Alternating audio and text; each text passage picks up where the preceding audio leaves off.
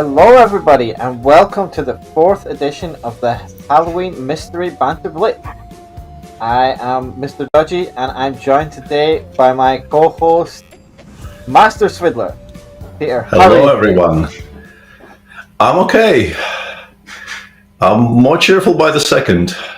Excellent. And what are you dressed as? Because it looks like a very high-effort costume. I mean, Absolutely, yeah. It is obviously a bunny, but it also is a kind of a Batman towards the end of his career. So I'm calling it a Rabbitman or Rabbitman, or I'm unsure on the pronunciation of the word, but I know the word. Yeah, it should definitely be pronounced. Okay, so what are we doing today? We're doing Banter Blitz with a Halloween twist. It's 8 titled players. There are some grandmasters. There are maybe some other titled players involved in the tournament, and they are all dressed up in classic as classic Halloween monsters. And it could be anyone in the world. Previous winners, we've had some very, very strong players, including you. I think won 1 year somehow. I did win 1 year and was no longer invited, which is just how things should be. Okay. But you did commentary last year. You did commentary this year. It's not that bad. No. But okay, so we do have, we've got a bunch of people, and this is the bracket, which is very useful for people to see this bracket, because, people they obviously know who all of these people are, and we've got Scream against Dead, and Skull against Chucky, Vampire against Crazy Zombie, White Walker against Joker Zombie. So again, very diverse group. We've got a lot of good coverage for the zombie community, which we like to see in this tournament. I think it's very important that we cover as many different types of zombies, which I've noticed at Halloween there is a lot of zombie costumes available, so that does make it easier. It does, yeah, it does. I, on the other hand, went in the whole other direction, and I should be applauded for it, I feel. Yeah, you definitely don't look like a zombie. You look like, well... Yeah. Yeah. We'll leave it at that. We'll absolutely leave it at that. But we do also have a guess the player contest, which I think is very important, and I think everyone should get their guesses. And I've seen some of the guesses. I've actually seen, I don't know if I can find it again, but I've seen like the top guesses, and there's a lot of people are very wrong. So if you've used things are processing working as intended. Yeah. If you use exclamation mark guess in the chat to fill out the form and submit your guesses, you can win some guessable vouchers. And there are clues on the form, which I may or may not be involved with some of the clues. So some of them, if you can figure out how my brain works, you might actually be able to guess some of the people quite easily. And you can win, pretty decent prizes. But I did notice that a lot of people are guessing way off. So, all to play for. Absolutely. As an additional layer of, things to consider, there's the Grand Swiss going on right now, but very considerately, the organizers made today a rest day. So that doesn't narrow field in any way, shape, or form. People currently on the Isle of Man could be playing in this tournament. They might be identifiable by the fact that they keep on flagging because they're lagging on the hotel Wi-Fi, but apart from that, no real clues. Well, there could be other clues. There could be in a hotel room and a cat could walk past without a tail, or there could be wallabies somewhere. Lots of clues. There are wallabies in the Isle of Man. Really? Yeah. I thought they were. Would I lie to you? We haven't spoken for a while, but would I lie to you? Uniquely Australian animal, aren't they? No. You can get them on the Isle of Man. You're thinking of kangaroo. I could be thinking of kangaroos, but I'm not. I'm definitely thinking about wallabies. Anyway, before we get too far into the weeds about the animal kingdom. Yeah. So our first match is coming up very shortly, and it features Scream. And we've got some clues about Scream. He has appeared in dozens of movies. He's a former world chess champion, and he's a 2-time Tata Steel participant. He's also 26 and from America, which I think if that's the Scream character, then it might be difficult. But if it's who the chess player is, that kind of narrows it down a bit. I think it is, regrettably for the guessers, I think it is actually the Scream character. So that should be taken as a bit of a red herring, meant to lead you astray. And Scream is playing against somebody who is supposedly dead, but looks very spry. Yeah, that's true. And Dead has been quite clever, I think, and disguised their background, made it blurry. So there's no clues there. But do we know anything about Scream's background? Does this look recognizable to you? Not necessarily, but it does look very uniform as we have the game progressing. And Scream on the white side is playing the Catalan, which also these days means pretty much anybody in the chess world. One of the more ubiquitous openings known to man. As I have my dog demand treats, you might have some visit. Although with this lighting, he probably won't be visible at all. Yeah, the opening doesn't really tell us very much. The background does seem like it's possibly a hotel room, but it's not a hotel I immediately recognize. Okay. What if... Yeah, I guess you can't tell from the Catalan, but... Not really, no. Are we supposed to talk about chess at all, do you think? No, you're supposed to talk about chess. I'm supposed to talk about... I'm not talking about any. The difference between these two bishops is very, very pronounced here. White is enjoying about as ideal a Catalan as can be enjoyed these days, but it's a 3-minute bullet game, so too much should probably not be read into it. Is it a 3-minute bullet game? Isn't it 3+1? Possibly even 3+1, which makes it even. This is like classical. Easier. No, it is not. It's an incremental. White would very much like to make 2 moves in a row right now. Those moves being a3 and e4 to stop Black from having the knight b4 reply available. But Black has some things to say about this. The first critical decision of the game, I guess, coming up. We can go knight a5. We can go knight e3. I suspect knight e3 is a stronger move of the two, but you have to calculate exactly what you're doing there. And reading things into tempo of play is also a thing we could try doing, but we will not because it requires effort. Who would you guess this is by the tempo of play? Because they're both on the same amount of time. Yeah, and one thing I will say, while the guessing is still available, the guesses will be. We will still encourage you to guess, dear viewers, and I am reading the guesses, and somebody's suggesting it's the victim room, but not necessarily, no. But prizes will be sort of disabled once this match is over because people will start getting unmasked.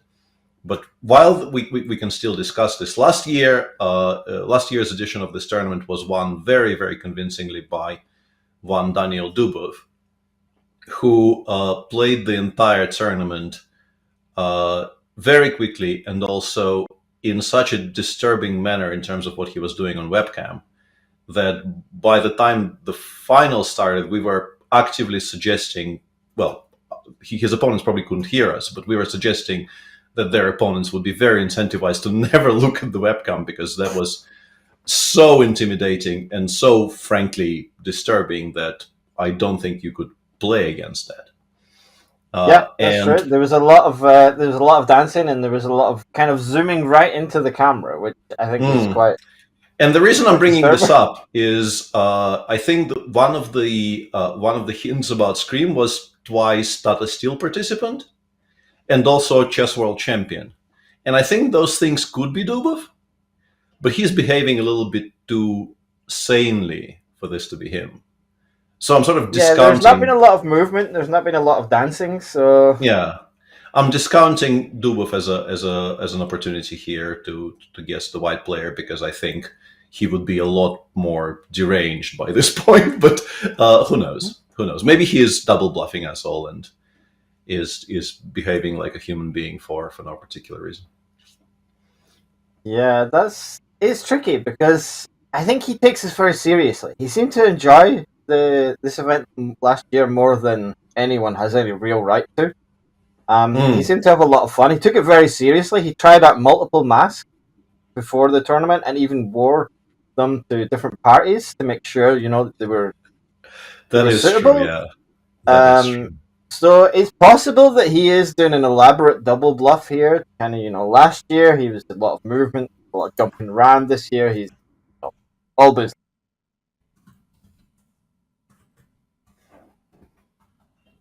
Yeah, and White's position is. I'm not sure I understand the move bishop takes d4 because now the knight, if the knight goes anywhere, we have bishop b4 winning a full exchange. I guess queen c5 was an attempt to justify it, but I still don't really understand how we're reacting to, let's say, simply rook a1. Yeah, seems like White is just straight up winning here. This is a very, very poor position for Black. Things have gotten, while we were discussing Dubov's behavior on camera yesterday, things have gotten badly, badly out of hand here for Dead, whoever Dead is. See what I did there? I'm actually sure who Dead is. Do we think Dead is... I'm not sure if Dead is a man or a woman. Yeah, that was Looks like also a that woman's was also costume, unclear. I guess. Yeah. But... It's creating a very androgynous first impression right this moment, but we might know soon enough because I don't think this position is savable, and also Scream has a minute up on the clock, so if White fails to win this position, he or she will be severely disappointed. Yeah, this looks tricky enough. So there's still one more game at least. So. Absolutely, yeah, there will be a chance to strike back with the opposite colors, but yeah, this one is headed firmly in White's favor. Yeah, a minute 30 against 11 seconds, and a position which is dead lost. Dead lost. Dead lost. Very good. Yeah. E takes f6. Yeah. Flourishes coming left and right. None of this is required. White is very clearly just showing off by this point, but why not on the other hand? Yeah, now f7, and this is a queen. Yeah. Whose choppers is it? Yeah. It is dead. So that is the end of the very first game. Scream beats Dead in a pretty convincing manner, I would say. So this, if you want to enter the contest, you have to join now. You have to fill out the form as quickly as you can because this is going to be the last game, quite possibly.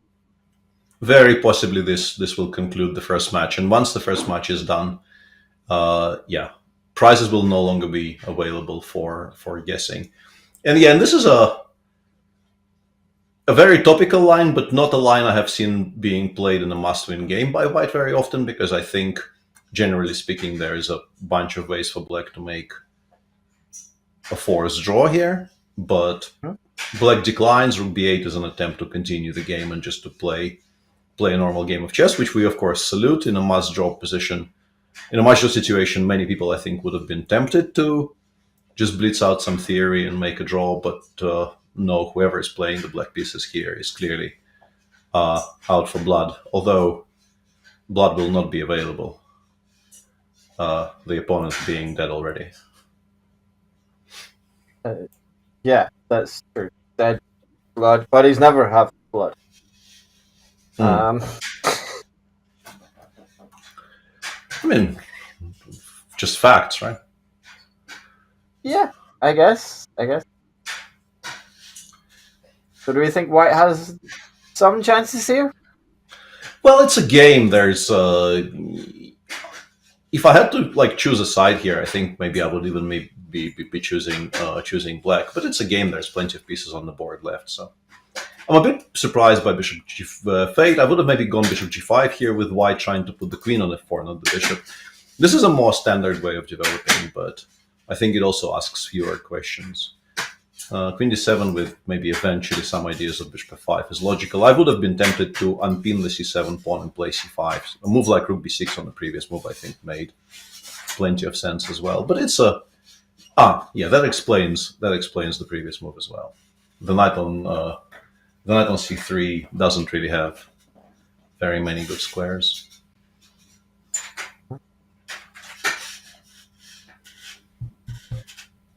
Although, if there's no immediate follow-up, forcing black to play d5, d4 is arguably maybe in white's favor a little bit because play becomes much more clear-cut. The knight will go to g3. Once again, bishop g5 is always something that you could consider doing at some point in the game. And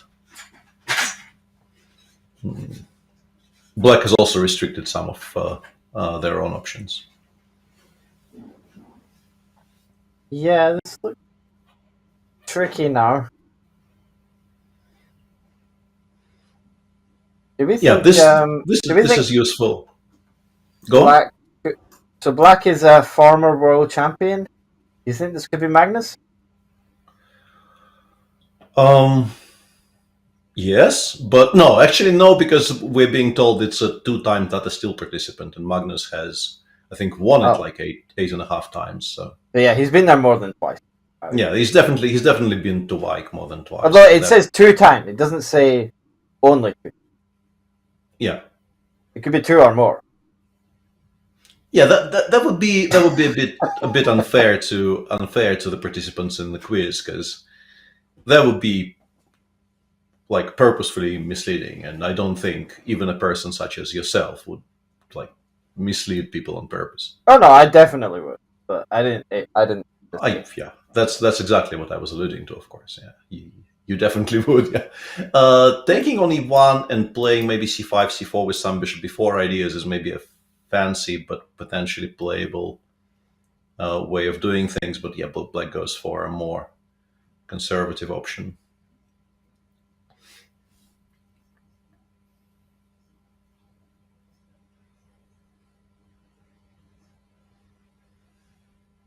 Yeah, this is still a playable position. Yeah, I don't know. If, yeah, I guess Copy doesn't like it.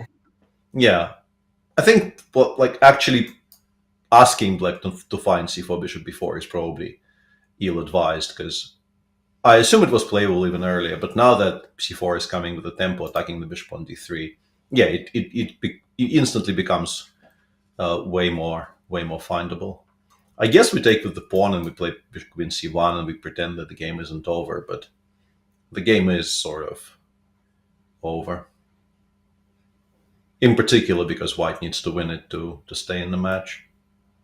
Okay, who is your guess for who dead?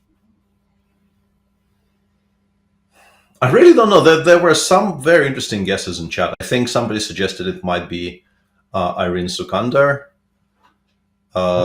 which would be a good thing for this tournament, but I don't know enough of her about her playing style to be convinced of this. Honestly, this is just such a low sample size, and without a single hint, I'm very hesitant to offer an opinion. We do have a hint. There is a hint. Give me a hint. I've lost the hint. I should have had all the tabs up. Oh, the hint for dead is... Okay, yeah, we should have done this at the start of every match. The hint for dead is they won a chess game in front of 1 million live viewers. Okay, then actually I understand what some of the things in chat were being referred to. And this actually does make it likelier that this is the one and only Alexander Botez. Interesting guess.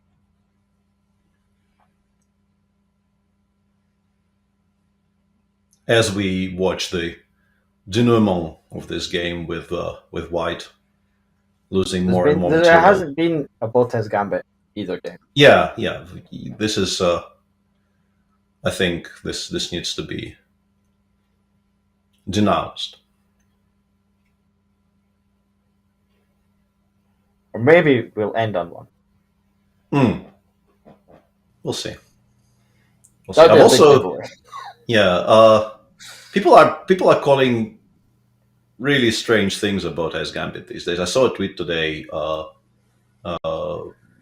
which basically called a move which was the only move that wasn't allowing a mate in one, but did lose a queen, a Botez gambit, and I thought this is just completely unfair. It's the best move in the position. That's not the same thing, I guess. Okay, so the game is over, and Scream wins on time. We have a clock gambit. So we're gonna we're going do to some stuff. continue. Yeah, pretending to chew the fat while the interview is being queued up. We are going to be joined by Dead for an interview. I don't know how long this will take, but we have to kill time until they appear. Yeah. We'll see. People say Botez's posture. That's very well studied. So Scream goes through to the next match, and Scream will play either Skull or Chucky. I think Chucky is the most interesting one to guess. Because it could just it could just be Chucky. Yeah, it could just be Chucky. Yeah, and that would be one for the books because, the negotiations that would have been involved with getting Basil to mask up and do all the other things that are required for this tournament. You don't think he's a fan of Halloween? I'm not entirely sure. I don't think I've ever discussed Halloween with Vasily Mihalich. Okay, fair enough. And I think we're about to be joined, just in a minute, by the player known as Dead. Formerly known as Dead. Maybe still known? No. Probably formerly known, yeah. Okay.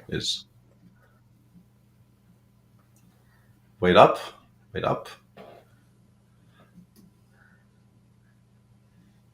The English cricket team is playing a Botez Gambit.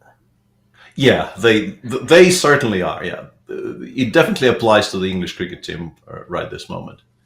Okay, and now we're going to be joined by Dead. Welcome. I think they're going to appear now. Welcome. How was your match? Hello. I think you can reveal yourself first before we can hear you. Yeah. Okay. You can take your mask off now. Right. So, who are you? Hello. Hello. Oh. Welcome, Okay. Erwin Sikander. How was your match? Yes. Hello. Hi, everyone. I think I was badly. I don't know what was happening today. It's just I played some, and I'm actually curious who was my opponent. I know. I can't tell you yet. You have to wait until they get knocked out. Yeah, you have to continue watching the show. Do you have any guesses to who your opponent could have been? Of course, I will. Sorry, a second.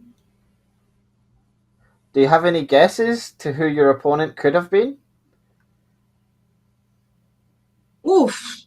I mean, I only saw the hint that you guys posted on X or Twitter that he or she was a world champion, but we have so many world champions these days. So no, I have no idea for sure. Like no idea. Okay, fair enough. Yeah, so it's tricky from just 2 games. How was your prep? Were you very involved in choosing the mask and? No, I was not very much involved. Actually, I was on my way from Katomasis when the staff from Chess.com or Chess24 contacted me. That I was like, okay, let's do it. It sounds like fun. And I saw also the recap of, and it was also looking fun. I didn't have any involvement in choosing the mask. It was just being sent to me. But when I got it like a few days ago, I really liked the mask. I even had a good scare to my sister just now before the match. She was just really shocked. So it's good. But the thing is, it's very hard breathing. It feels like we are back to the pandemic year again because it's literally wearing a mask. So during the game, I was like, okay, I have to breathe. Yeah, but we should be all like well practiced by now at wearing a mask. So this tournament should get easier every year with other things that happen in the world. Yeah, exactly. But how did you find? Mask doesn't really. No, he didn't. He's not very dedicated. I'm not playing in the tournament, so it's less required for me to hide who I am. And I thought I will go for a conceptual mask, sort of deconstructing the whole Halloween genre. And I can see I'm entirely successful with that, because people obviously understand what I'm going for here. Yeah, exactly. Yeah. We all saw it immediately. That was your plan. Yeah. Did you find it easier to play against an anonymous opponent, or was it more difficult for you? I think it's easier psychologically. It's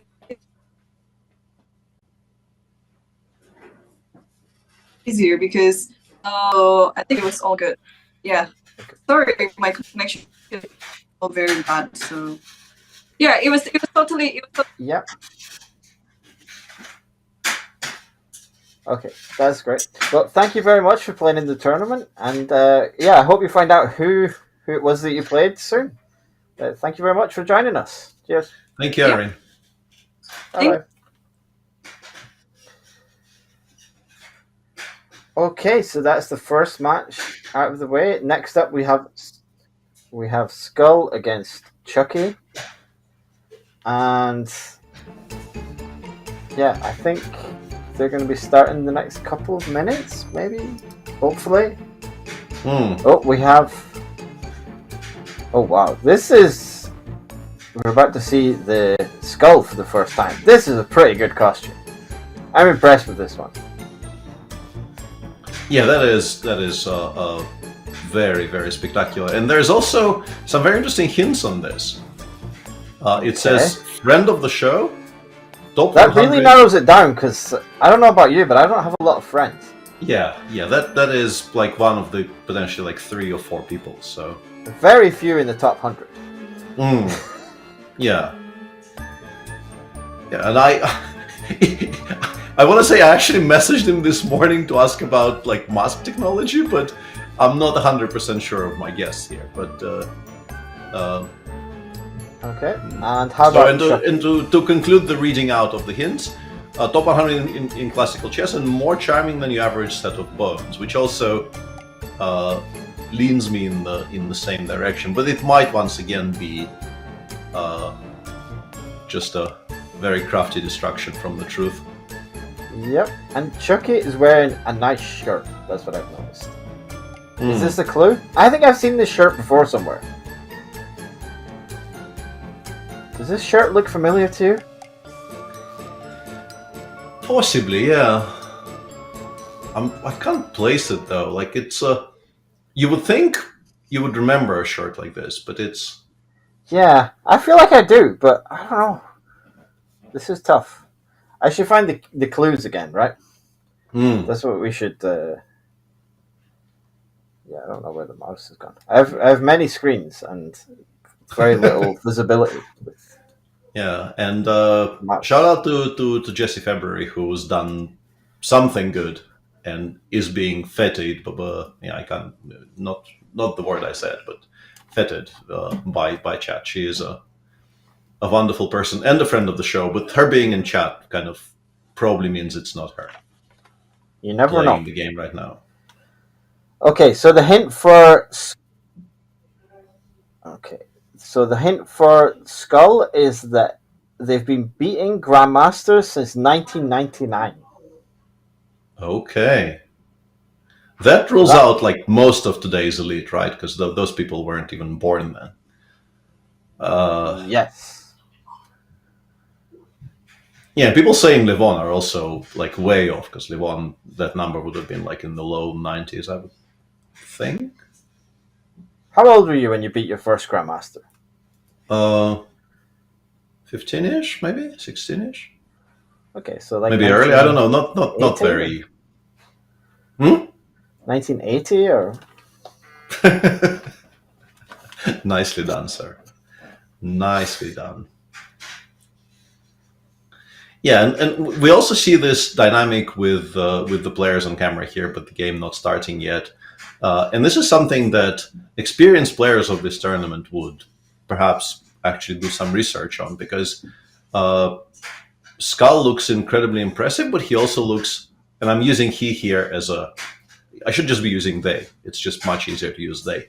They do look like they might be struggling to find things on their screen, which is sometimes a drawback of some of the costumes you see. Like they look incredibly impressive, but they also make you play like at half your normal speed. Yeah, I'm not sure if I could play in this mask. I could maybe. Yeah, and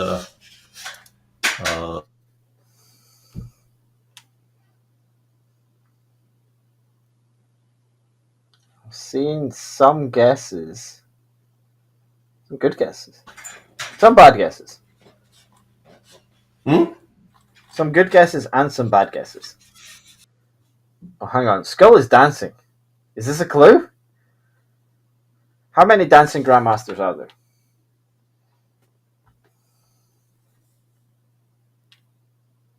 That was a serious question.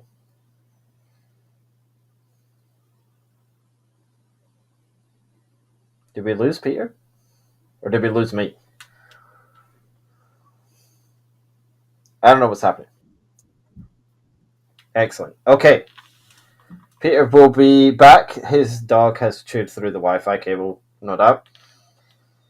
But if there's one person who can commentate on Grandmaster Chess alone, it's me. So I'll read chat instead. Okay, what did we have here? Is this a Scotch? Interesting. It's not that many people play the Scotch. I don't know what this move is. Is this a good move?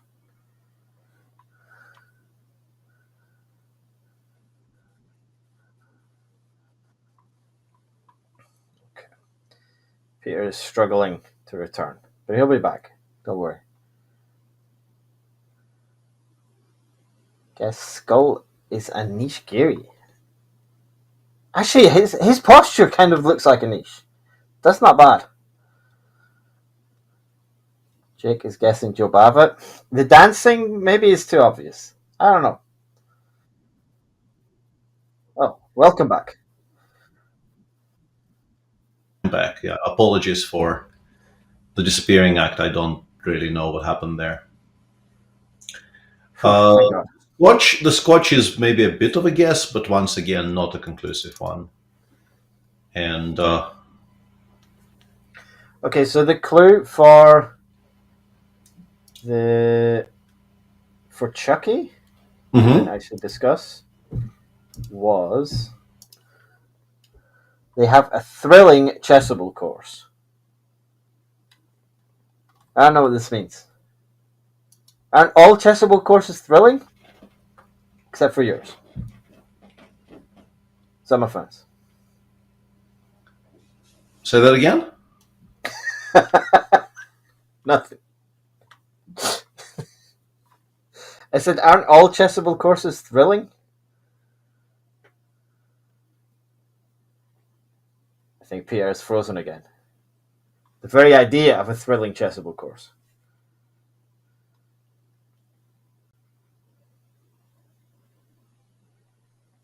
They're taking a lot of time in this game.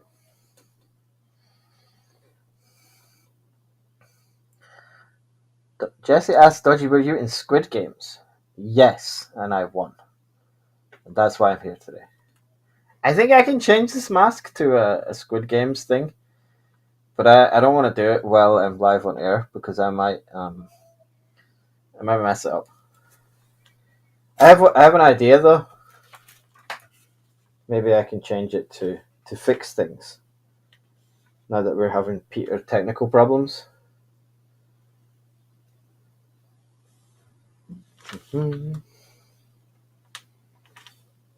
Maybe not.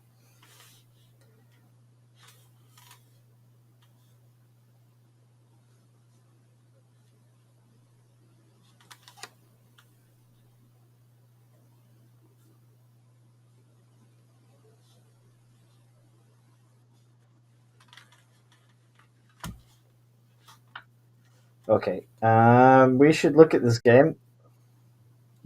So, This actually looks pretty good for white. Like, I don't really know what happened here, but how did we end up with this?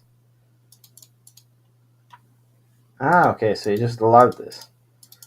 This pawn is dead. Although, what happens after knight takes e4? How complicated does this get?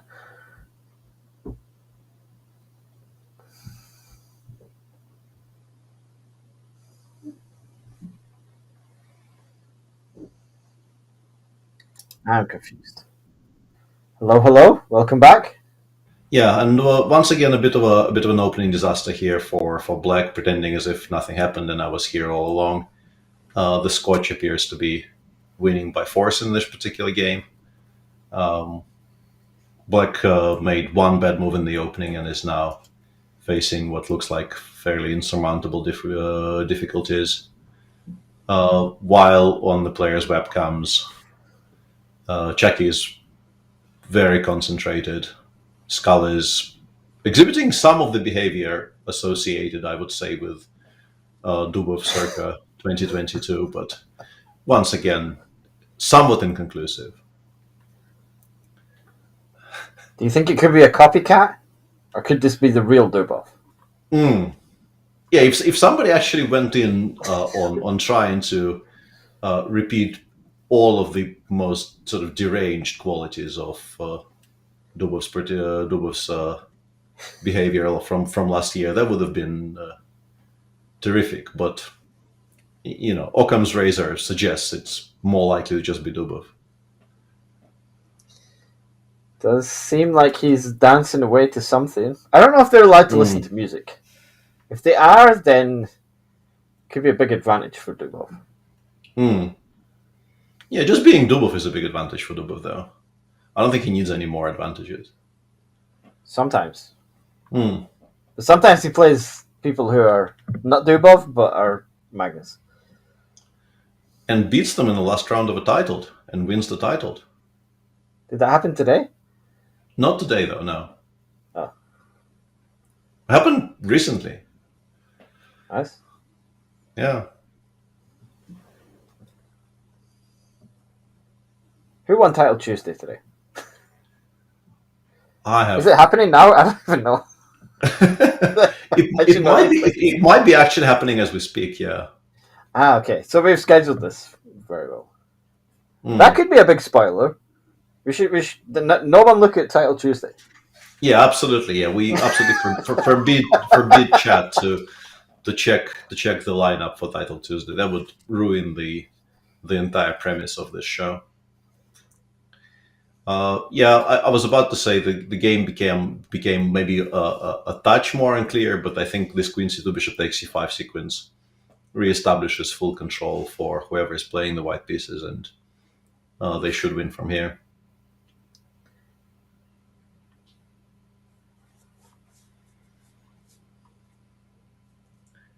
And looking more confident, having more time, having the full body costume compared to just the mask, just like winning on every count.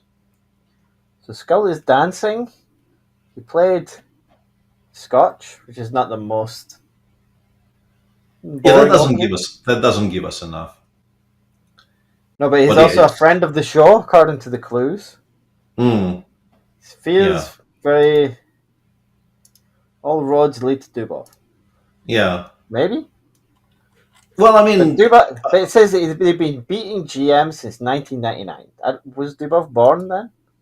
Yeah, he's 30-ish now, I guess. So but that seems early. That seems very early. That is actually making me question my life choices as usual. Interesting. Yeah, and very confident blitzing behavior and honestly just flagging behavior demonstrated right here by white. That casual king h1 thrown in is very much a move by somebody who has played a lot of blitz in his life and just doesn't want to. And he's definitely ramping things up now. Okay, so that was a pretty clear win. Yeah, that was very convincing. And in the previous match, a win on demand with white did not happen. We'll see. And then Akara. I'm thinking maybe this is Bador. Which would, of course, invite somewhat uncomfortable questions regarding whether he is, whether it's possible for Bador to be playing in this tournament. Yeah, I don't have answers to those questions. But yeah. Oh, yeah. I think Bishop takes b1 was blundered here. So black is more or less winning now, I would say, or at least much better, because the pawn on e5 will get picked up, and there will be some compensation maybe, but it's a very healthy central pawn, generally speaking. So we could see a reversal here in our first Armageddon. No. No? White needs to win. What? Yeah. Okay.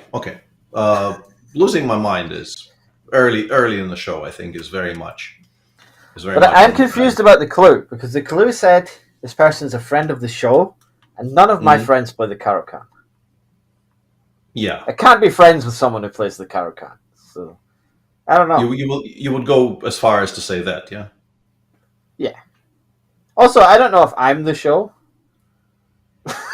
I don't know what the show means. You're the big show, yeah. You could be the show. I don't know.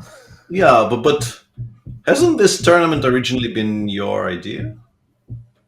No, it wasn't. The first year, it was actually commentated on by Anna Rudolph, and I'm not sure who came up with it. I guess someone at Chess24.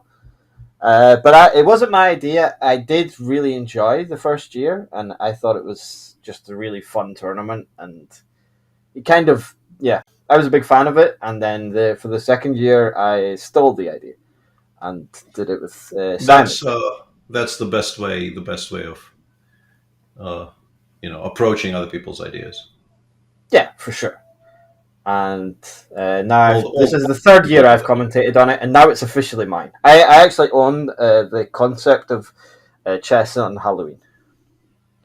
I copyrighted it, so it's just all mine now. Yeah, the game is. If we are to return to the game for a second there, I think this is a fairly unclear position now, because white will have very good diagonals for the bishops. I think this bishop eventually will be on d3. This bishop could conceivably eventually find its way to b2, and you can play like g5 and start kicking the black pieces away from good squares. And this is nowhere near as clean as I would have expected. Although I don't quite like these last two moves, because after, let's say, queen d7, black is very ready to play c5 next move, which will...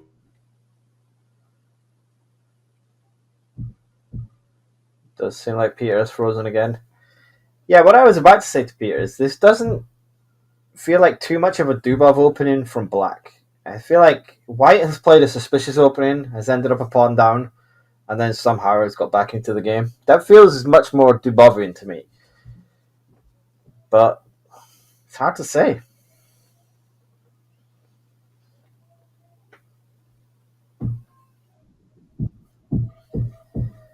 Okay, so we're back to me discussing chess, which is always goes well.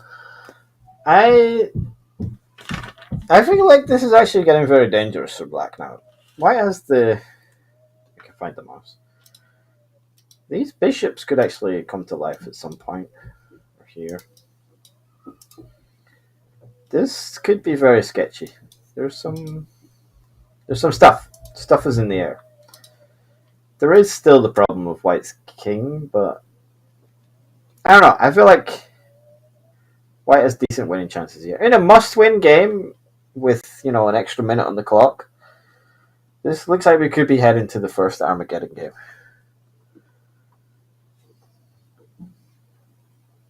People are guessing it could be Levy with black. I think black is very hard to guess. Oh, sorry, Chucky, not black. Chucky's white in this game, I think. Chucky is not giving us a lot of clues.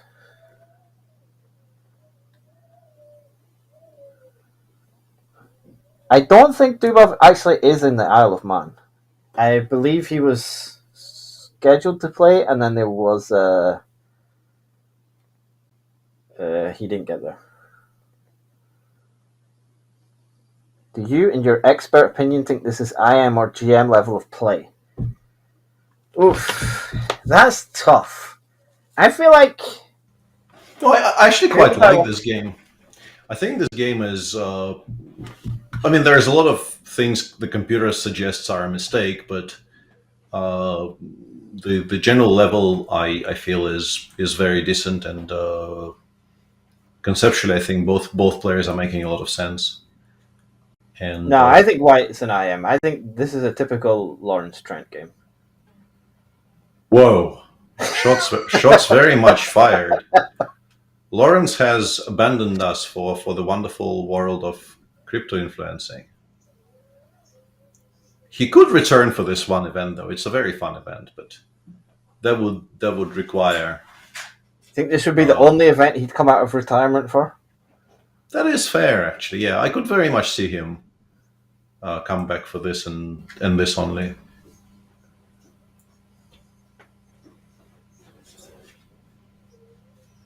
He did just play in the I'm Not a GM tournament, so...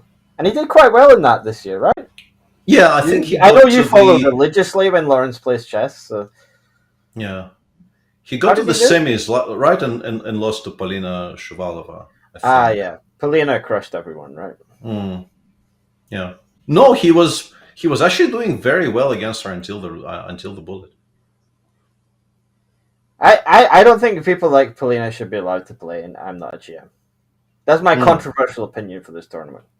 Because I feel like she isn't old and past it, and will still likely become a GM at some point. Yeah, whereas I think she is very much odds on to become a GM at some point. Yeah, I would exclude anyone who has some hope of ever getting the Grandmaster title. Shouldn't be allowed to play. So shots fired at many people. Yeah, we're all about the shots here. In the meantime, Black is down to very, very little time, and apparently there is something very good for White. Possibly the move that White actually... Whoa. Something has to be wrong about this, but I don't... Yeah, we can take on e6 and then take on g6 and we win material, right? If we take the queen and then after bishop takes d4, we take on g6 and we win the piece back. So we do probably get an Armageddon here, because White also has half a minute against 8 seconds. Probably wins from here. Okay, but Black, yeah, Skull is still dancing, even though they're in trouble. I don't know what that means. Yeah, I'm not sure either. Just somebody who is a cheerful sod. Once again, rules out a whole bunch of people. I don't know any of the friends of the show or friends of ours who I would ever describe as a cheerful sod. But so I'm Lawrence.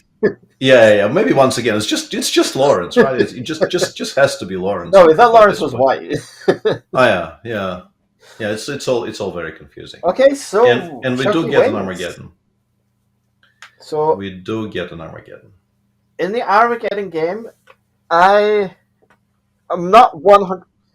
Oh, sorry. It's not. Okay. Oh, yeah. It's best of 3. Sorry. Yeah. Sorry, we're completely wrong.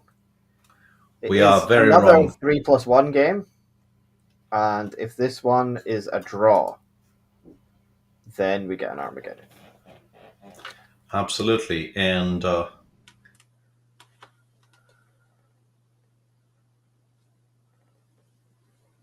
Black once again said, "No, I would very much like to play the neither thing."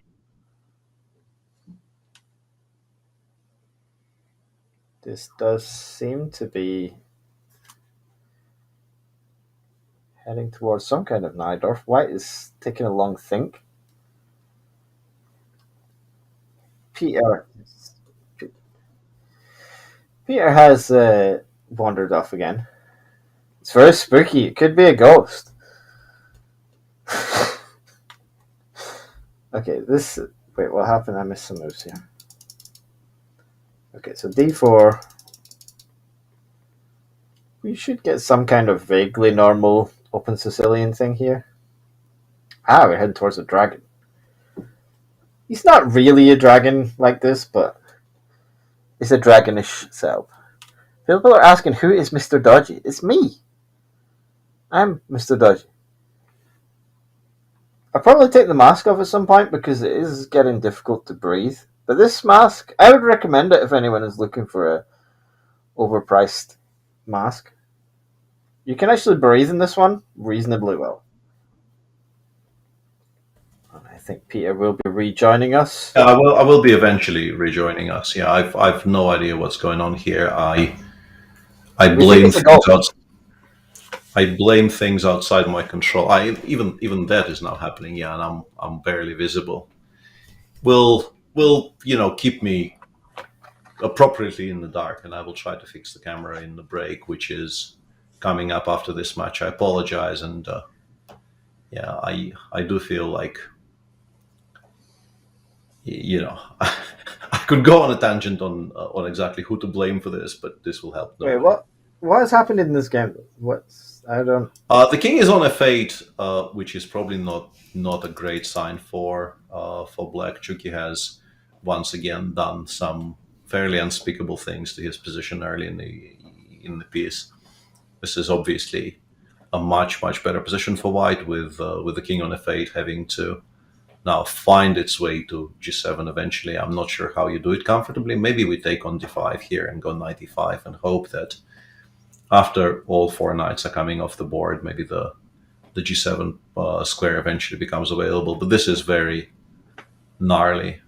I don't like A5 though. A5 is like you're dreaming of playing knight before, but White can stop it by simply playing A3, I guess. Yeah. And I don't think Rook A6 is a good idea. So this just seems like you've burned the tempo for not very much. And he got into trouble with A5 in the last game as well, in a completely different position. Yeah. Issues with weakness. Yeah. Is Doggo eating the cables? Doggo is entirely blameless here. I shall not hear a word spoken against the Doggo. He could be big enough to be blocking the Wi-Fi. Just physically, standing in the way of the waves. Mm-hmm. Yeah, he is a large boy, but it's all fluff, and fluff probably is quite what's the word? Not transparent, but it lets the wave through. It probably lets the waves through. Yeah, this is actually coming back to chess for a second there. This is improving a little bit for Black because it feels like with the threat of bishop f4, we're forcing White to make a bit of an awkward move there with g3, and maybe we have enough time to play king g7, although f4 followed by g4 is extremely awkward. Yeah, this is still not fun at all. Nah, this is...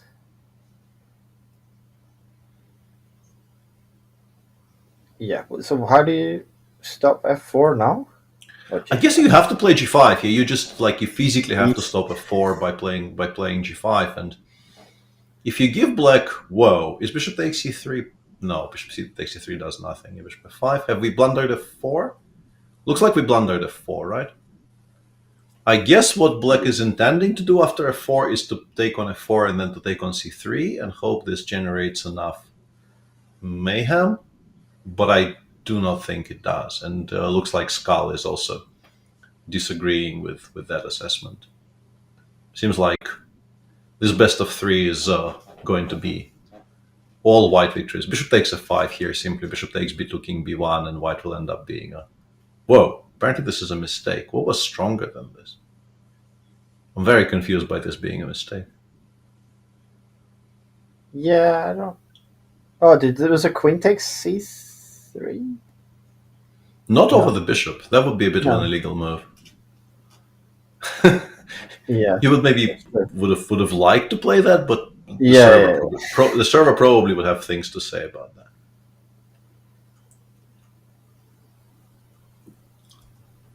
Yeah.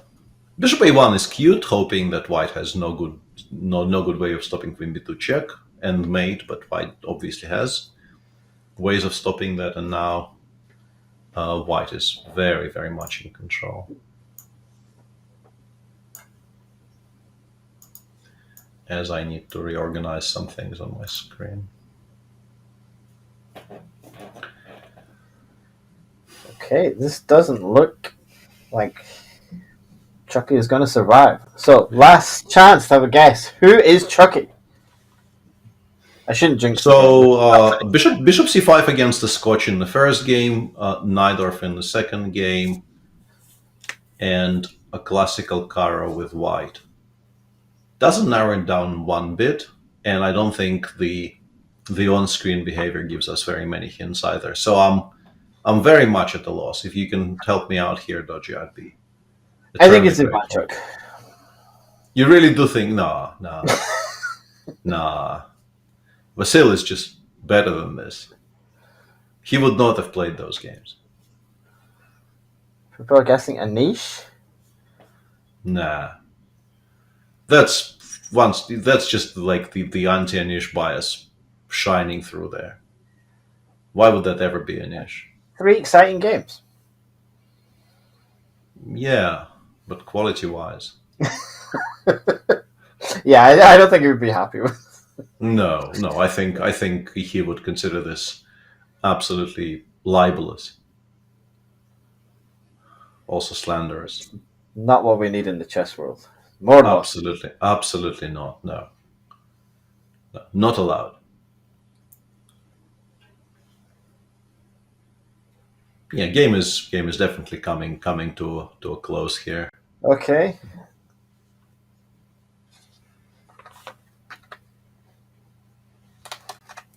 And Skull has won by resignation, and Skull is still dancing. That's it.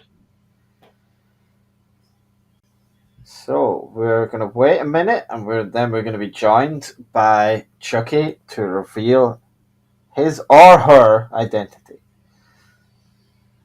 And Skull will face Scream in the next round. Which is an interesting matchup, actually. Absolutely, there's some good clues I could reveal about that matchup, but I don't think I can. Yeah, you actually knowing who people are is very unfair. You also could have known who everyone was if you were better prepared. So really, it's. And by better prepared, I assume you just mean I could have asked you at some point. You could have asked me. You could have turned up to the meeting where we discussed everything. You know, there was a lot of options. There was a lot of things you could have done to acquire this knowledge, and yeah, it didn't happen. Absolutely didn't happen, no. A lot of people are guessing Chucky now. Someone's guessing Jan. I feel like Jan would. I feel like he's a Chucky fan. I'm not sure, but once again, I feel like those black games would not have happened with Jan. That's true. I know I'm behaving in an incredibly boring and like on-brand way by bringing it back to just how horrible those black games were, but it does disqualify a bunch of people, I feel. That's fair, or is it? Okay, and we're going to welcome Chucky in now to the call. Hello, Chucky. So I'm sorry to see you lost your match. Can you please reveal your identity? Hello, Seth Thurman. How was your match? It was terrible. Yeah, the way I played with the black pieces, I just got worse right from the opening. I think I just played terrible. Yeah. But it was fun. Yeah, that looked very tough. Do you have any guess at who your opponent was? I think I saw the picture, so I don't think I should reveal it here. So Okay. uh, Thank you. That's fair enough. Yeah, well, there's always one or two get leaked somehow, but yeah. Okay, fair enough. Was it? This isn't the first time you've played in one of these, right? You've played in one of the previous editions. yeah, last time I lost with Peter in the semifinals. Yeah. Ah, yeah, yeah. Yeah, that was. I think I got very lucky in that one. Yeah, but yeah, you're too I fast, have, and I I have just lost 2-0, I think. But possibly. Yeah, I don't know. I have this memory of this match being one I shouldn't have survived, but maybe that's not entirely true. Okay, fair enough. So how do you feel playing in the mask? Do you think it makes it a lot more difficult, or is it just okay for you? yeah, it was tough somehow. I don't know. At some point, it shifted to Zoom, and then again, it was going back and forth. Yeah, sort of. There was some technical problem, I think, but I think my operator also lost some time in the beginning. But yeah, wearing the mask, it's not that easy. Of course, it's not easy to breathe. Yeah, Yeah. yeah. I think I feel like people with glasses, because I have glasses on underneath as well. I think that makes it much Yeah, more difficult. And your I feel like thing looks really cool. at some point, Yeah. thanks.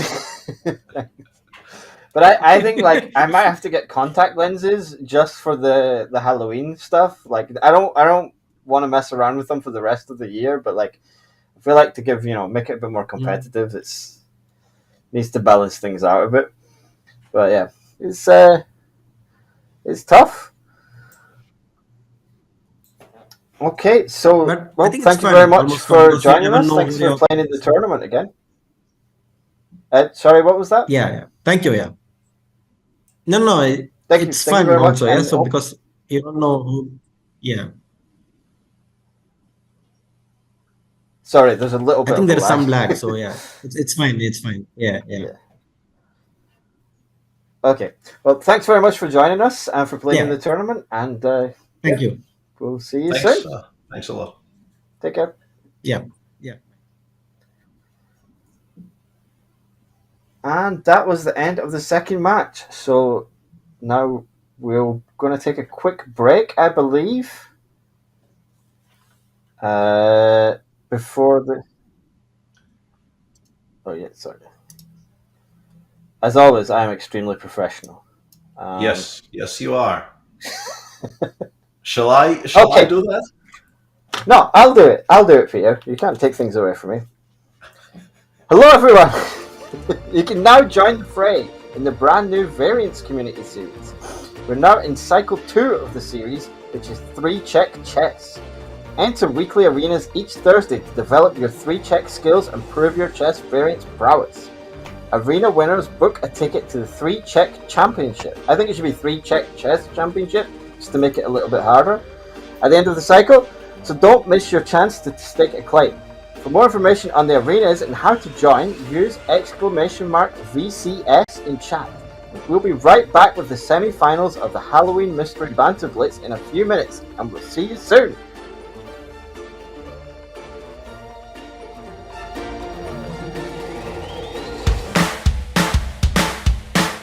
We developed a knight out to f6, and after nearly any of white's moves, for example, short castle, we play b5, bishop to b3, and bishop c5, and this is the introduction to the Archangel. My name is Fabian Caruana, and I'm a chess grandmaster, and here I welcome you to my course, Caruana's Ruy Lopez Dark Archangel. This course will provide you with a full repertoire with the black pieces against Ruy Lopez. So let's say after h5, white plays h3, because white can always take on b6. Black plays h4, bishop h2, g4. We've seen this idea, we need to open up the king side. We need to play for the initiative. Take, and we take with the knight. And the idea is to play h3. We also always have the option to take on h2, and if knight takes b6, rook b6, it doesn't really change anything, because we still have many attacking pieces. Knight on g4, knight on g6, pawn h3 coming, and rook h8 coming. All of black's army is actually concentrated at white's king side.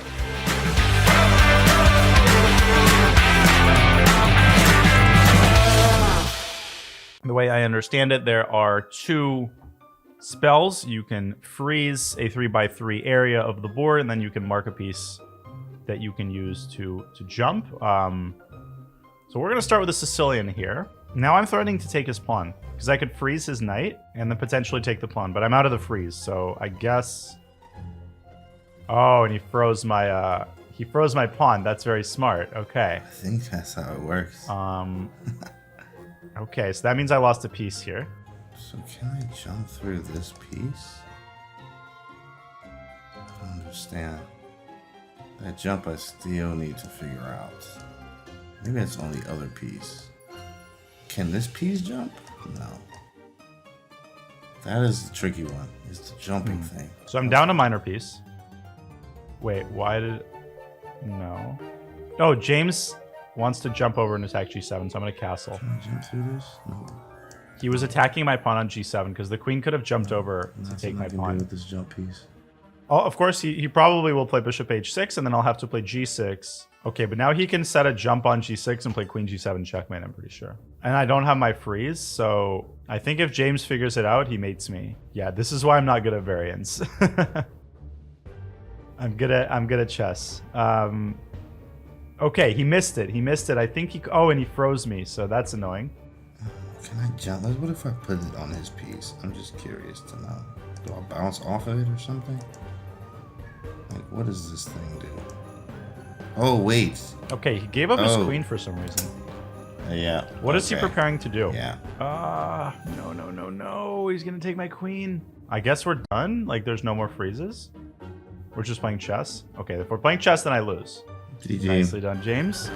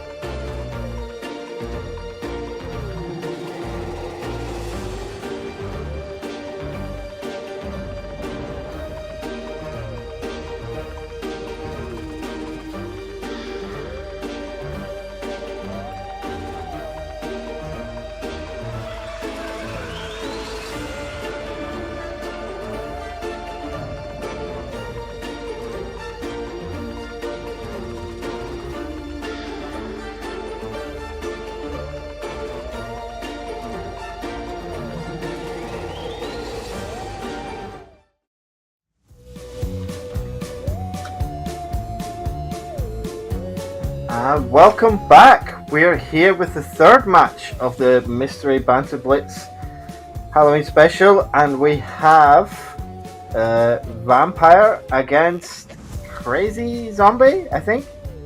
Absolutely. So, and here are I some, definitely knew all the names. Yes, and here are some facts about the Vampire. Sucks the life out of the position. It says only player in field to have won Bullet Brawl, impressive past performances in European Youth Championships, and mainstay of chess.com Blitz and Bullet scene. And he also has the Transylvanian flag. Yes, but that's to be expected with this being the Vampire. Yes. So we've both changed masks now because why not? Yeah. And I didn't want to use this mask when as one of the players who also has the same mask was using this mask because I thought it would be confusing. But also, maybe I've taken this mask from that player. Yeah, in kind of a there can be only one scenario. No, I mean they could be playing from my house. We don't know. Yeah, we never know with you. So what do we think about those hints? People who have done well in European Youth Championships and also are mainstays of the chess.com Blitz and Bullet scene That suggests That should someone narrow quite it young. down pretty well. And the other clues we have are... Let me find them. The vampire... The clue is that they're pretty good at bullet. So that's not the best clue. No, that's And... Crazy zombie?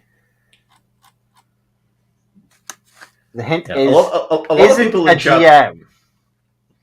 What? Isn't a GM is the clue. Isn't a GM. Yes. That also is, if anything, a widening of the gyre. I mean, One of not- them not is good the at gyre. bullet, and the other one is not a grandmaster of chess. So they could both be me. Hmm. We do have Yeah, and moves. we have liftoff. Okay. What do you know about this opening? This is an opening that everybody and their dog seems to be playing with the black pieces these days. Extremely fashionable. Magnus himself has played this a bunch of times, but that's probably not Magnus, this not being a grandmaster of chess. So yeah, Maybe it's the super grandmaster of chess. yeah, maybe once again we've gone with the old double bluff. And Vampire staying very much true to the bio there by playing extremely quickly, up 40 seconds on the clock by move 15 in a heavily theoretical opening, which is not easy to achieve. And also probably a very good position, although the engine doesn't seem to be as in love with it as I would have suspected. This seems very risky, though. I'm extremely tempted by all kinds of piece sacrifices now, but Vampire decides against. Yeah, why didn't the sacrifice work?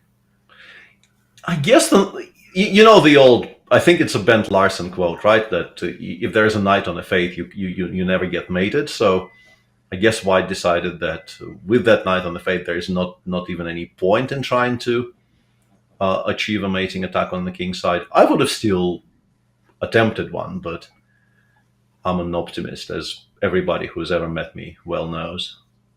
Yeah. Nobody more optimistic than me. That's very true. You are a ray of sunshine in an otherwise dark world. Thank you. It's nice to be appreciated for what one is. Once again, are we not considering this the same piece sacrifice now? We can take on h4, go back to h6, go gf, and then try to play king h1, rook g1, and say this is mate. But perhaps it's not mate. Perhaps there's just no mate in chess. Maybe. So, you want to just take here? Yeah, G5? yeah, clearly doesn't work. G5, go back. They take our bishop, we take with the pawn, and we try to play king h1. Ah, okay. But I guess it's too slow somehow. Maybe f5, knight g6, queen f6 works out. Okay. Fair. Yeah, so let's perhaps not be... I think the sane approach here is just to take on h4 with the pawn and say we're now a pawn up and prove you have something for it. But I can also very much understand White not wanting to do that. And yeah, bishop h... Whoa, h5 played. Very interesting. So White actually went with a version of a sacrifice I didn't expect. Yeah. So what's a good move here? Just take the rook or no? Yeah, take the rook and then do something clever. But what that something clever is not immediate overall. Yeah, that appears to be a bit of a howler. I'm not entirely sure why though, because it should still be possible to take the rook next move. So why is that so much worse than bishop takes f1? I don't really know. Very It confusing. is a very interesting game, and perhaps the closest game we've had so far when we consider the the 3 game ones we've had. The previous 2 were extremely one-sided. This one might not be.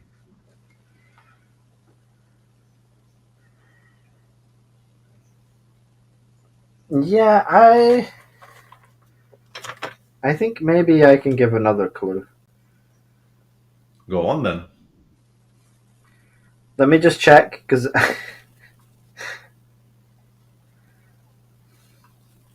I'm not 100% sure.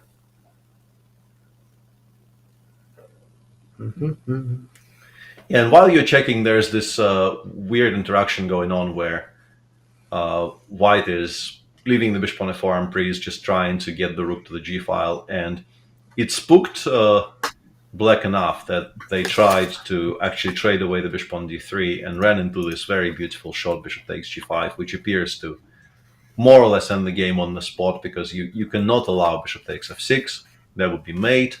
And if you do take a bishop on g5 here after queen takes g5, white wins that bishop back with interest and has a crushing attack while also being up material. So once again, game 1 goes decisively in favor of the player playing the white pieces.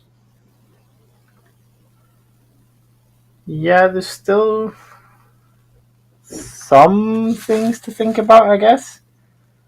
Yeah, bishop f6 wouldn't have been my choice, because I think it could have gone back.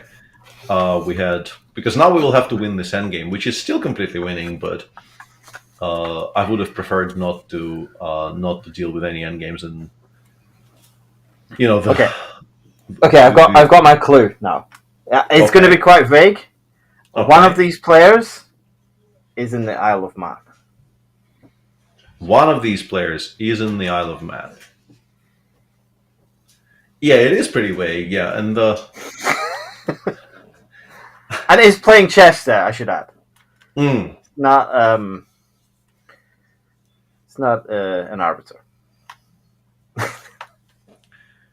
Still pretty vague. Yeah, the position in the meantime is completely and utterly winning for white, so I've not really been paying as much attention to it.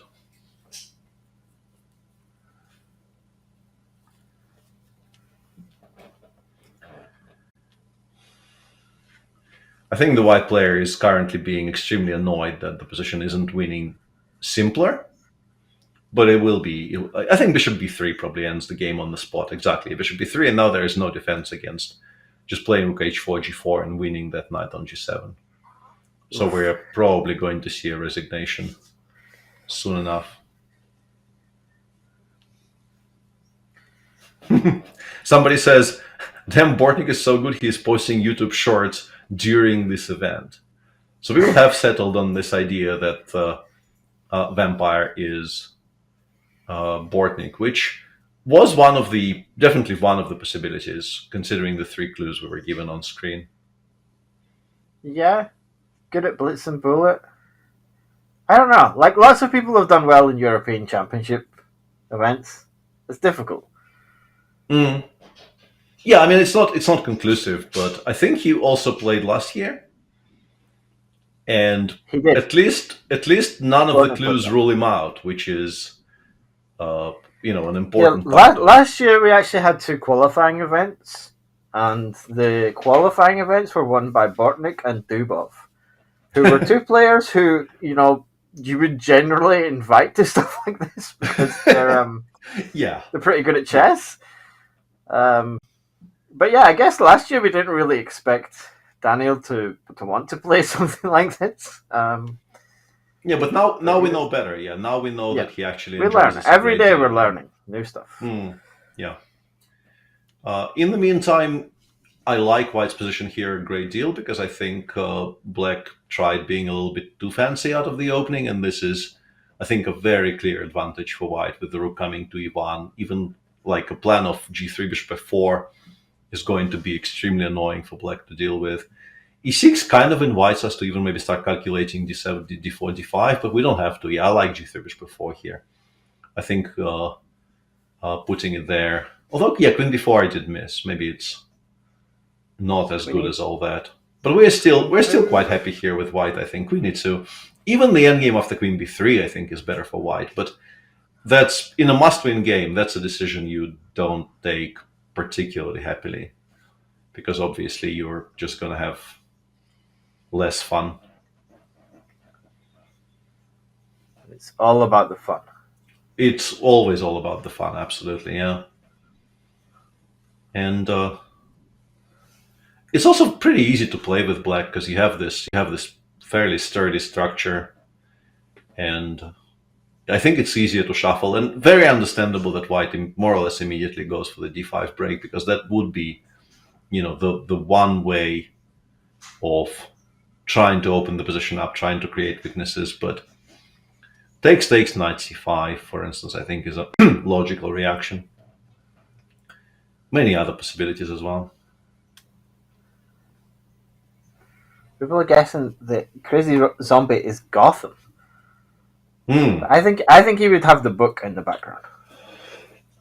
Yeah, people were very much suggesting that a book would be in the background if that was Levy.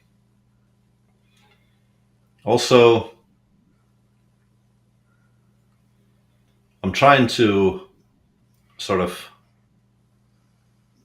imagine the relative size of Levy as a man here and map it onto what I see on my screen, and not coming to any conclusive results.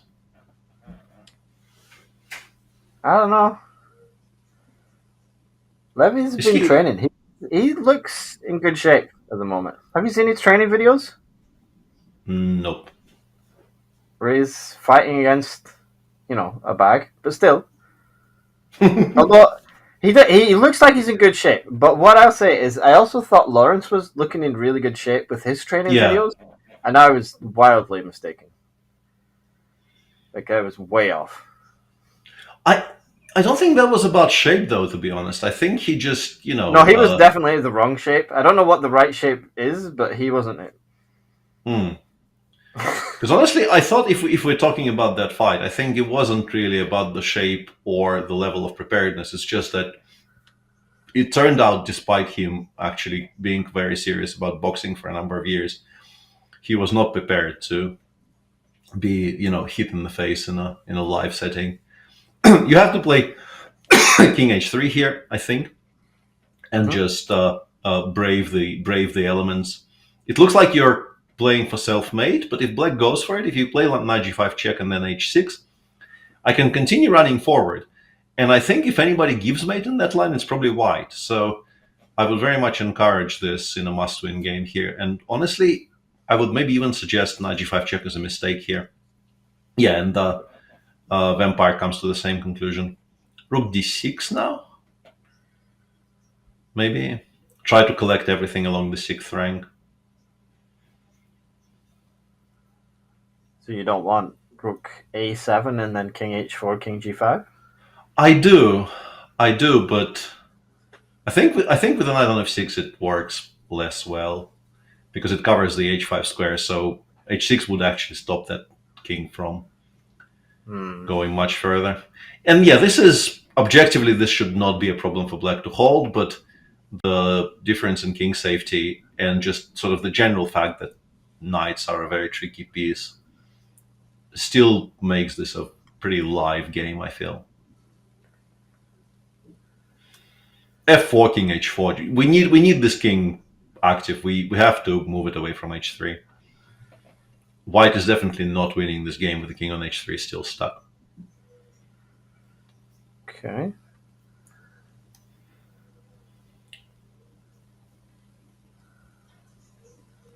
A lot of people are guessing is Tyler won. There aren't any untitled players in this tournament, but how dare you? Maybe next year. This time next year, who knows? Yeah, how dare you? What do you mean untitled? He doesn't have a title yet. Must have some title. Mister? Oh. Yes, maybe Mister though. I keep trying that one. No one believes me with that one. So. Knight x4 is a kind of an interesting choice because I think objectively probably makes your job a bit harder, but in terms of simplicity of play, I quite like it. I think black just needs an active rook. Like you start by playing rook c4. Exactly, you don't let white settle. You try to attack the knight whenever possible, just to make it hard to stabilize. And now you go king g5 and you start giving checks. And the problem for white is that if that pawn on h2 is picked up, it is a theoretical draw. People still lose rook and knight against rook ever so often, but they shouldn't normally. And you can't really avoid all these checks without giving up on h2. The only way the king ever runs away from checks is by abandoning that pawn and giving it up. So that should be not a draw, but it should be a position that normally leads to a draw if played well. But this can go on for a very long time. Yeah, this could. Yeah, considering there's increment, this could be a long one.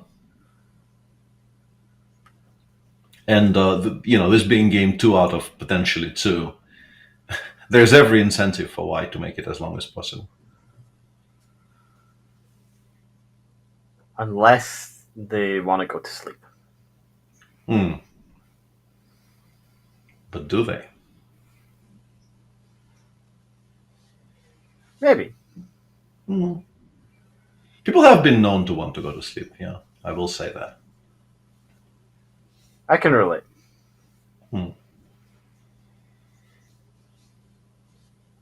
Yeah, good decision to put a lot of clear sky between the king and the rook so that you don't blunder it with a fork.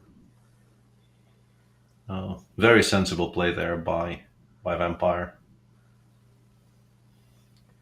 So far, I would say that Vampire is actually kind of outplaying their opponent in that, a lot of activity has been achieved and the pawn is now on h3 when it was on h7 a moment ago. But eventually, in all of these types of situations, the pawn does get picked up. Rook g3 now wins it. Yeah, that's a good move. And now we can start counting down to 50. Or counting up.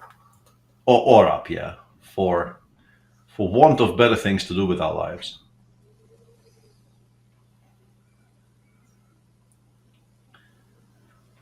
We're at about 7 right now.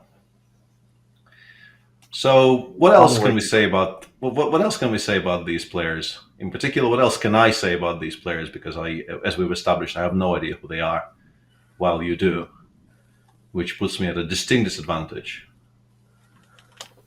When it comes to guessing who they are, yeah, that certainly does. Yeah. So Crazy Zombie not being a grandmaster of chess and playing against somebody who I assume is a grandmaster of chess. Crazy Zombie is a very, very strong non-grandmaster because these were hard-fought games. They were not one-sided by any stretch. I mean, there was a bit of eventually the Cara was very decisive, but I think it was played very sensibly by black. And this game, I think white was sort of distinctly ahead for much of it. So good player. Yeah, one horse ahead at some point. Yes.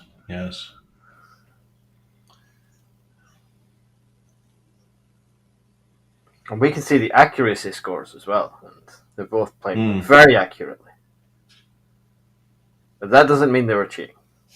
No, as I've learned. No, it absolutely does not mean that. No, it actually never means that. I was thinking about this actually. There's been a lot of talk about cheating in the chess world. Yes, and I think the masks. This could be the future because I think it is much harder to cheat with the mask on. That is true. Yeah, because I'm actually struggling to watch this and read chat, and I have a very very light see-through balaclava on. Mm-hmm. And imagine playing in a full-on mask and having to also consult additional screens. It's just not going to be able to do it, as my good friend Jan would say. So I think this could be the next anti-cheating technique that chess.com introduces. Hmm. Is that everyone Just is a speed send chess championship? like however many millions of users Chess.com currently has, just send all of them a mask. Yeah, 150 million masks. How expensive could that be? Yeah, how expensive can that be? Yeah, like it's what, like 150 Okay. million. So a draw And was agreed, mm, claimed, I guess. But so that is the end of this match, and Vampire goes through. to the semis. Oh, it's the first of 2 points wins. I still don't understand the format of the thing. Yeah, so there's a third game. It's a very confusing format. No, I just failed to and we understand it. and we as the people hired by the As you can tell, I did invent this. this format. yeah. Okay, so game 3. White Game needs 3 and a draw. I need to draw to win the match, and Black needs to win to tie the Absolutely. match and go to Armageddon.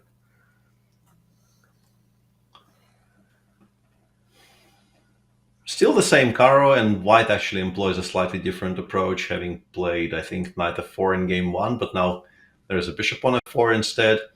A kind of very classical approach, which we would have been taught in school, where you would look at this position and say, White has a majority on the queen side, Black doesn't really have a majority on the king side. Trade every single piece and win the resulting pawn endgame. None of that actually works exactly like that, but there's some wisdom to it. Is d4, d5 playable here? Because if d5 was playable there, I would have been, I'm not an enjoyer of this approach. I think unless we actually win the h4 pawn. Yeah, winning the h4 pawn makes me more of an enjoyer of this approach. Yeah. I've still seen a lot of guesses. Honestly, I haven't seen the correct guess for who Crazy Zombie is. Not one. I don't think I've seen a single one. Okay. Some people are saying Vampire is Bartnik because he's wearing the same jacket that Bartnik wears, which I feel like is a bit of a rookie mistake if that is the case. Or an excellent double bluff. Or, just watch a lot of Bartnik streams, eventually figure out exactly the make and the cut of the jacket that he wears on stream. Buy that jacket. Yes. So that could be possible, yeah. but I haven't seen anyone say who Zombie is. And it seems like we might have a no. Nobody actually repeats here. Exactly. You play Queen e7 and then you suffer because even after Knight c3 you're worse. You can also start by playing Queen takes h4, I assume, and go for some mating attacks again, which White doesn't need, being a point and a half against half ahead and only needing a draw, but it's definitely something that you could do if you, once again, prioritize fun over expected value.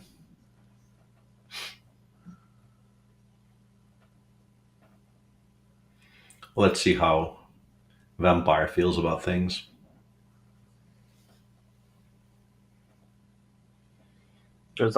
I'm very, very much in favor of it. Just go Knight f4 here. Let's go.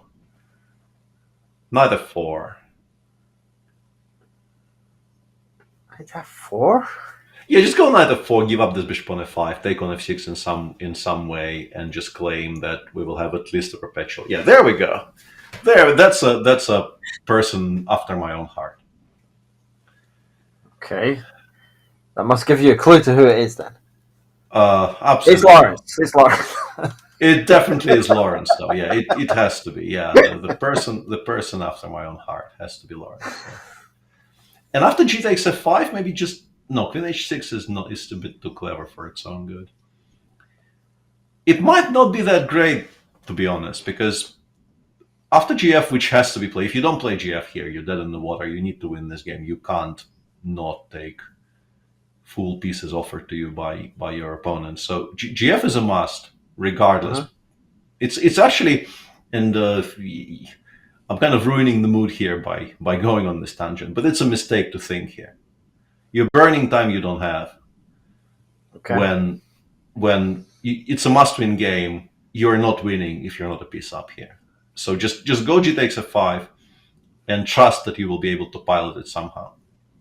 Nothing else makes any sense. Anyway, yeah, I was going to say that a man after my own heart is just like it's a null array. Object not found. Still thinking. Yeah. By this point, I'm hoping this is a connection issue, because this is just not how you approach this position. You just snap take on F5 and go from there.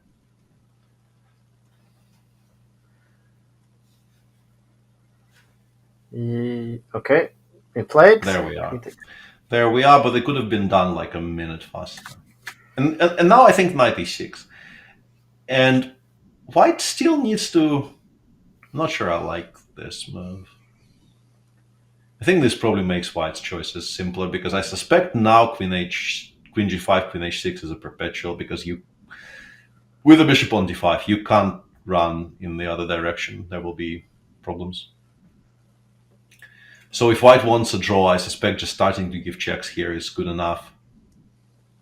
Mm-hmm. This may have been a miscalculation, because I think black can take with the knight, and after queen takes e6, rook d8, the position becomes quite sharp.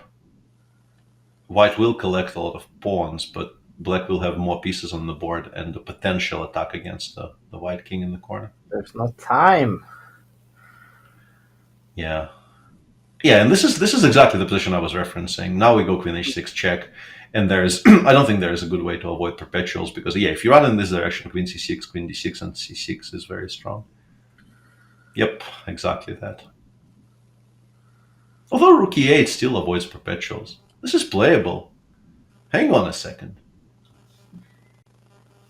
This has been very well played, I think, by black, even though they're probably going to lose. Yeah. Keeping it going was not easy. So no, and this is where we come down to once again, like, if black has a minute here, this is a game, but black has 5 seconds. And it's going to be just so much harder. Whoa, very beautiful. Very, very beautiful, that. Yeah, and this concludes the proceedings. It's the same position we had just a moment ago, but with black having one fewer rooks, so it's... Okay, final guess. Who is Crazy Zombie? Eric Rosen. You couldn't be more wrong. Well, I probably could if I tried, but...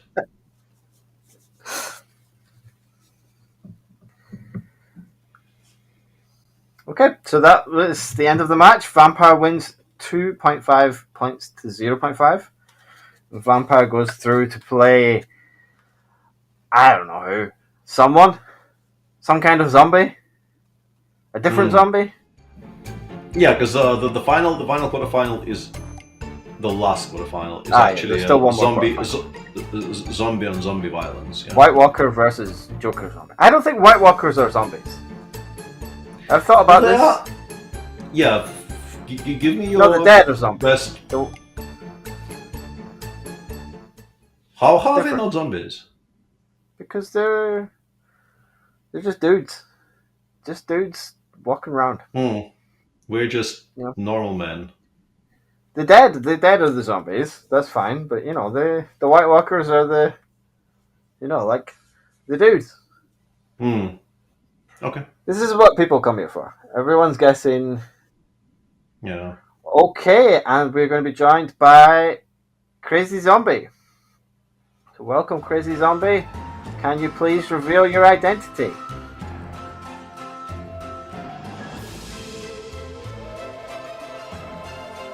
Hello. Hello. And yeah, I could have. Peter, you could have guessed. Paulina. Hello. How was your match? Hi. Yeah, it was cool. It was interesting. Yeah, I suffered effort in this Caracan stuff. But my opponent is very creative and very practical. I think I know who it is. You are very much encouraged to tell us who you think it is. So who do you think it is? From the first seconds, like we were in Zoom, I thought it was Bortnik. Of his Okay. posture and the color of skin. So yeah, and also I wrote in the chat that it is someone who is a good bullet player. So I think it is him. And in the style of play, it also looked like it is Alexander. It's a popular guess in chat as well, yeah. Yep. That does seem to be what most people are guessing. So, yeah. So you're at Isle of Man just now, right? Yeah. We have a rest day today. Okay, that's great. Well, thank you for joining So, yeah, on the rest day I'm of just, a very important tournament. Yeah, thank you. Thanks Yeah, we are for honored invitation and to have you. thanks. Yeah, I think it's And I very, guess good very luck. interesting Good luck in tournament. the.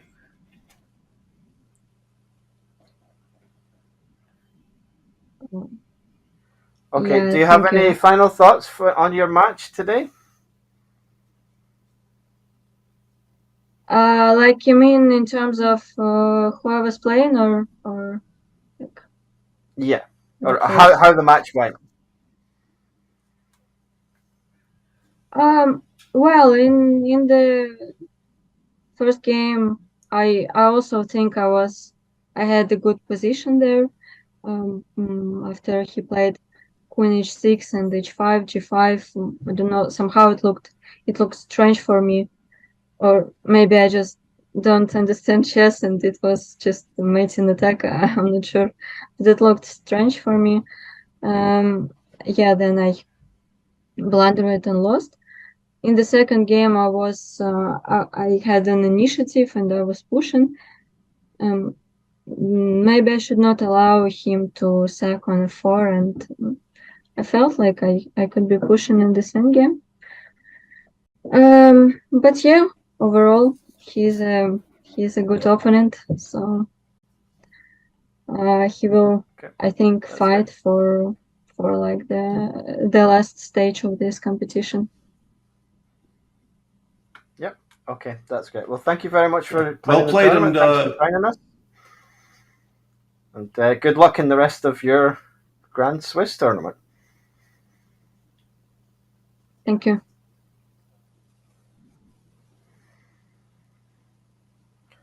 Okay, so that was Polina Shovalova. How badly did I pronounce that, Peter? that was okay. Okay, that's good. That was happy completely with that. fine. Nice. Yeah. So we have the final quarterfinal coming up next, which is White Walker against Joker Zombie.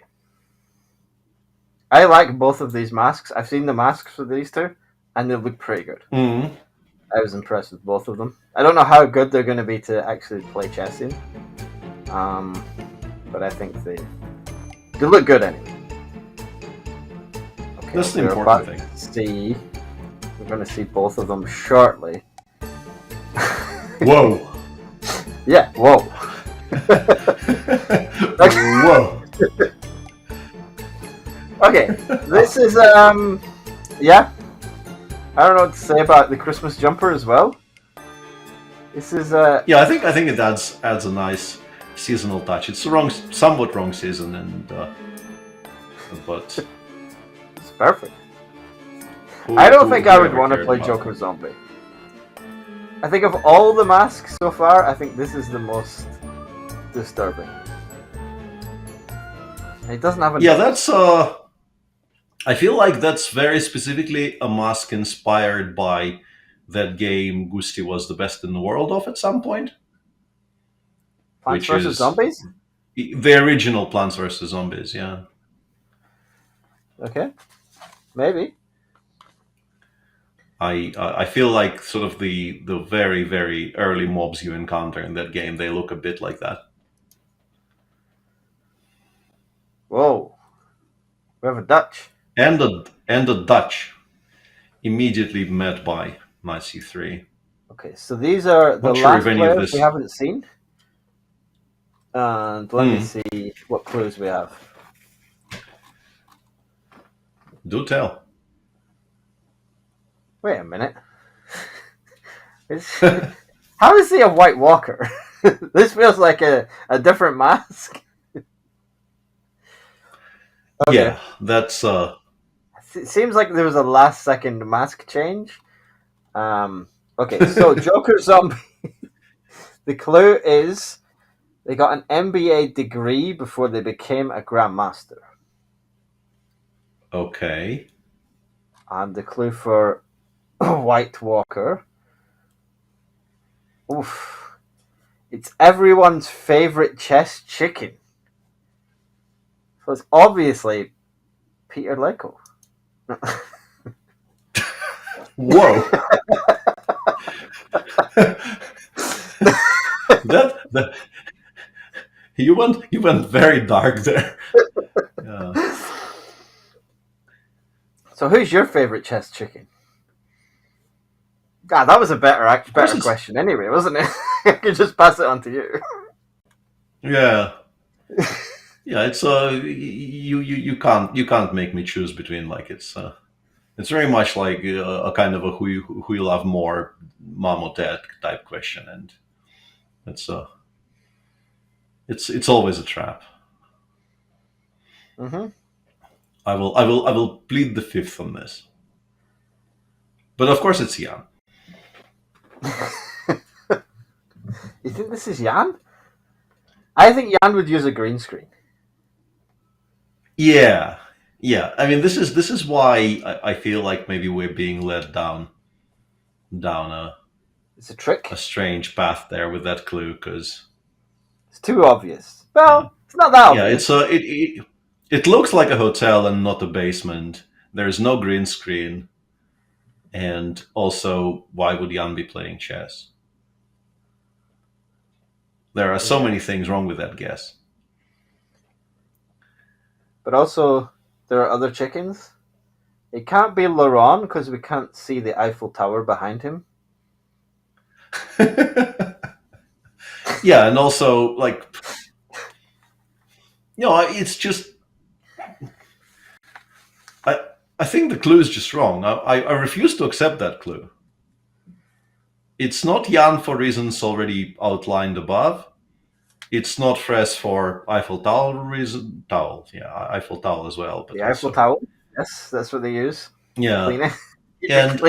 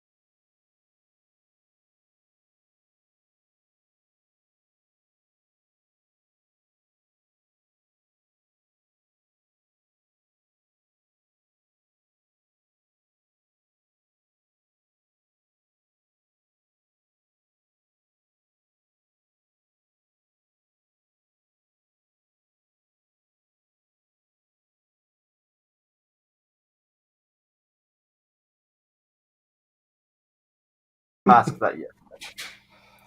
yeah. In the meantime, we're finally having a game in which Black is enjoying much the better of it. That horse on b2 is a bit of a pitiful creature. It will take a long time to get to anywhere. Yeah, and in the meantime, Black has sort of all the time in the world to figure out how to improve. It probably involves launching some kind of an attack on the king's side, which so far looks far away, but I can definitely imagine. A lot of people are guessing Dubov, and the stream appears to be having some issues. Okay.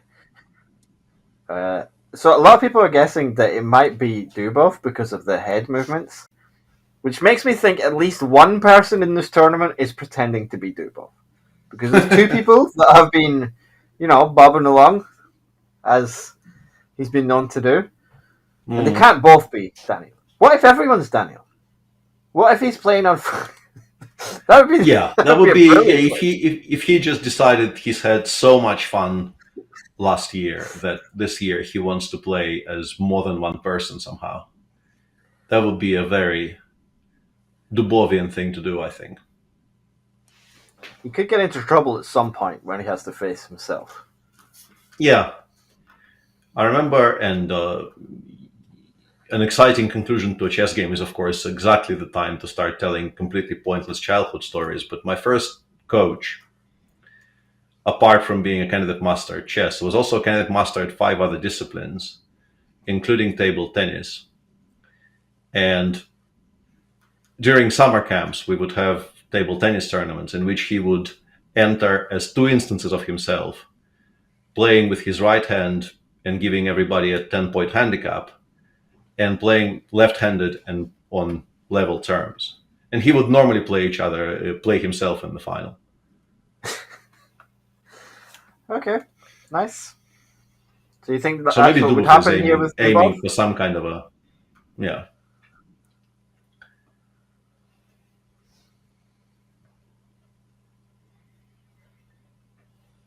By the way, I was looking at the previous winners, because I know we've mentioned that you've won this tournament in the past, but the other winners were Duda and Dubov. Mm-hmm. So we have quite a good pedigree of players winning this event. You have to be pretty serious. Yeah, I think. it's for an event which tries to pretend it's not very serious about its chess, it does end up attracting a lot of attention. Yeah, this is an interesting endgame where Black will be a pawn up here, but the bishop is kind of poor, and the knight is somehow, despite me suggesting it will never get behind the chain, but it is now very much out of its cage. So I'm not entirely sure if Black is even better here, despite having a very healthy extra pawn on e4. Yeah, I guess somehow Yeah, one of the pawns falls, at least. Yeah, your queen side is very, very endangered here with Black. Yeah, e5 is a kind of a very committal decision. I guess what he wants to do is follow it up immediately by e3, bishop c2, regardless of how white reacts. But yeah, b5 and then knight d7, knight b6 looks like Black could be in trouble here. I can very easily imagine this being a very risky position for Black. Okay, but there's maybe the e5. Although maybe king f7, king e7, and the knight runs out of squares. Yeah. Ah, okay. This is very sharp. This is very sharp. I thought maybe e5. It will have to go to some. Yeah. Also e5. Yeah, I think Black actually ends up being much the happier now, because you have to calculate e5 here. e5 with the idea of continuing to break down, like d5, d4, and then c3, but he decides against. This is still very sharp, though. Mm-hmm. Okay, white is just better now, I guess, right? Because, yeah, the a pawn cannot be allowed to leave, but now the knight escapes, and white is just a very healthy pawn up and should win eventually.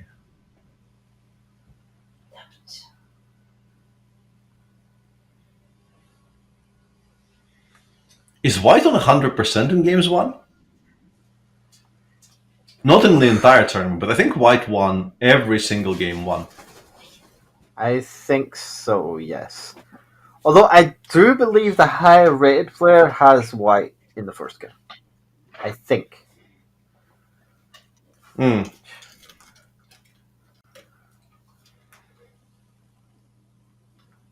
Whoa, what happened?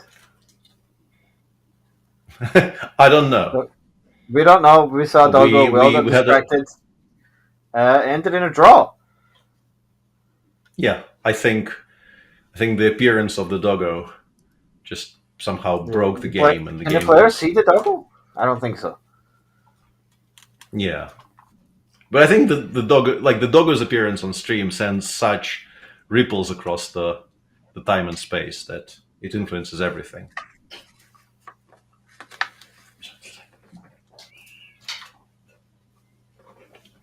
An Italian in game 2. Dutch in game 1. So you should be able to guess who that is. And a Dutch in game 1. Yeah, I really don't know.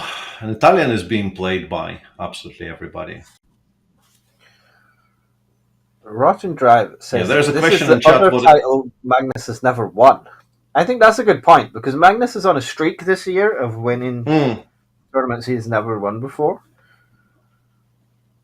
So maybe we should have invited him. And yeah. And those are sort of very quickly disappearing because now with the World Cup crossed off the list, it might only really be the Halloween Blitz that is left. There's always something. There's always something. Like he's not won, I don't know, Paikovsky or I don't know, of the things that still exist. I mean, do you think he'll get to the point where he has to start bringing back tournaments so that he can win them? Like he'd probably never won Linari. Yeah. Tilburg? Yeah. How many times has he won probably, Tilburg? Nothing. Terrible. Yep. Yeah. No Tilburg, no Linares, no Dos Hermanas. Although he may have won some Dos Hermanas qualifiers in his youth, which maybe counts, in the old ICC days. He has Could won actually no be Russian Magnus Super because Finals. Yeah, that is. There are good reasons for that. Because you've won them all. Yes, precisely. There are none left to win. You wouldn't have stood a chance. Yes. That is exactly the reason that I meant. In the meantime, we're having a bit of a quiet one there, with players perhaps coming to grips with the emotional ups and downs of that previous game ending in a draw. Mm-hmm. The highs and lows of it. Mostly the lows, because I think the player playing black there never really... That's not true. Definitely had winning chances out of the opening. But then was dead lost at some point. Yeah. Someone did say that endgame could not have been played by Magnus. So that's reasonable, I guess. Yeah. I think that's fair. I think that rules him out.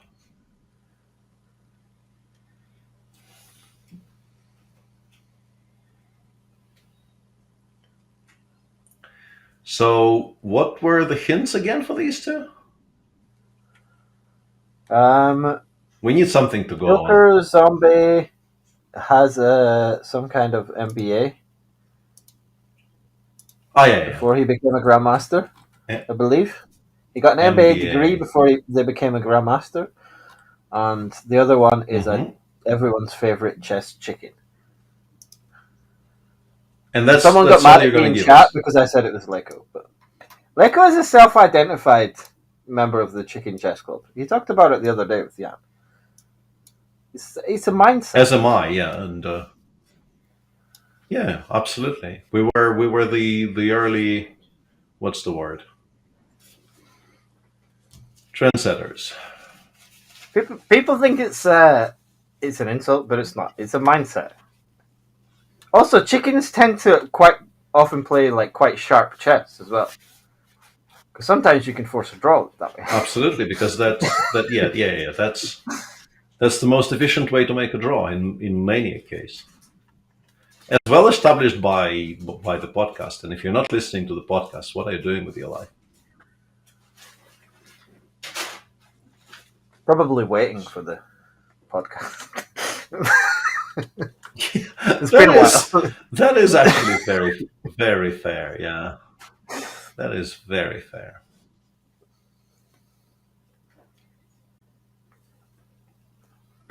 Feels like White is making some sort of progress, but the position is dry enough to begin with that I'm not at all certain of that assessment. And it's also the type of structure that, if you imagine the Black Knight on b6 being on a better square, you can definitely start preferring Black.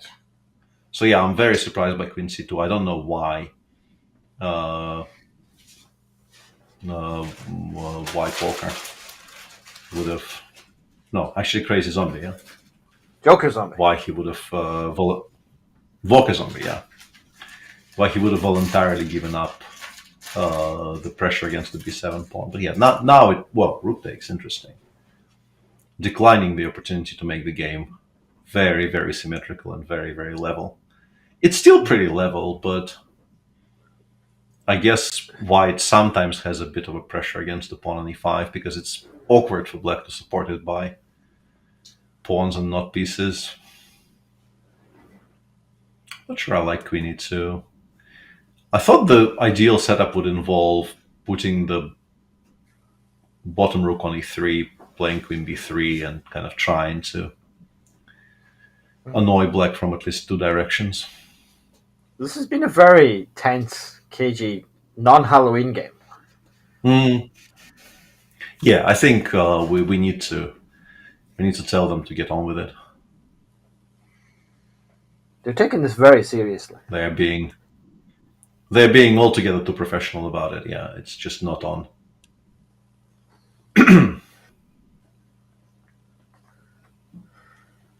I think we should do one of these It's one just year not where on. there are just no grandmasters. It's all just amateurs completely. And see how long we can pretend that, maybe Magnus is playing, maybe.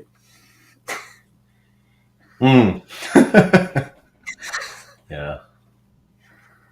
I think with Bullet you could maybe get away with it for quite a long time.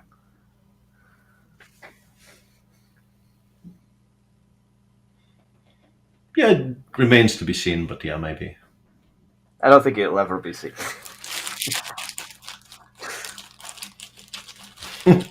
Also true. In the meantime, yeah, White has definitely made some progress now because yeah, you can imagine White going 92, 94. Even that definitely has been missed. The pawn e5 has fallen. White is making very significant progress now. It might just be outright winning. This is a clever try. It looks like a very complete non sequitur, that a5 move that Black made, but now it's being explained by the move rook b6, and White no longer has access to b3, b4. That was extremely quick thinking by Black, by the way. These are very good players.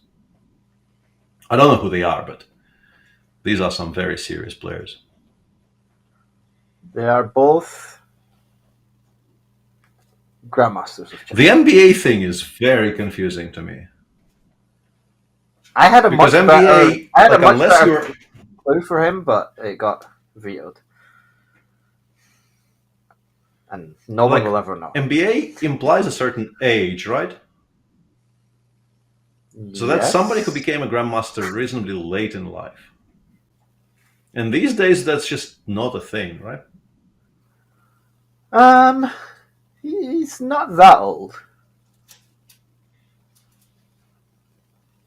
No, clearly not. But I mean, compared to, like, by modern standards, if the assumption is like he became a grandmaster in his 20s, that's like way older than you would expect any good player to become a grandmaster. And this is clearly a very good player. In the meantime, White was a full pawn up, but no longer is. And it feels like Black is maybe playing for a win, although if they are, I don't entirely endorse the way it's being done. Yeah.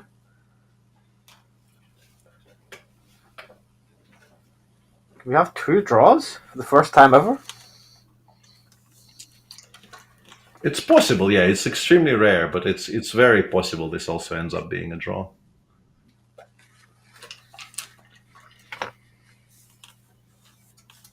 And whatever happens in this game, we will have a third game. Yeah. Then we absolutely do know that yeah. Now it's going to be a draw for sure. Yeah. This one isn't very exciting. Okay. Yeah. So 2 draws. This is a very tense match. Do you think both players can't really believe how tense this match has been, considering they're both dressed as things?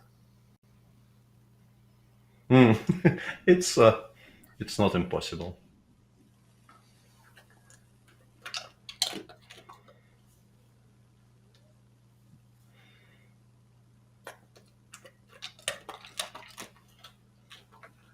People are confused and think this player was in the NBA. Done.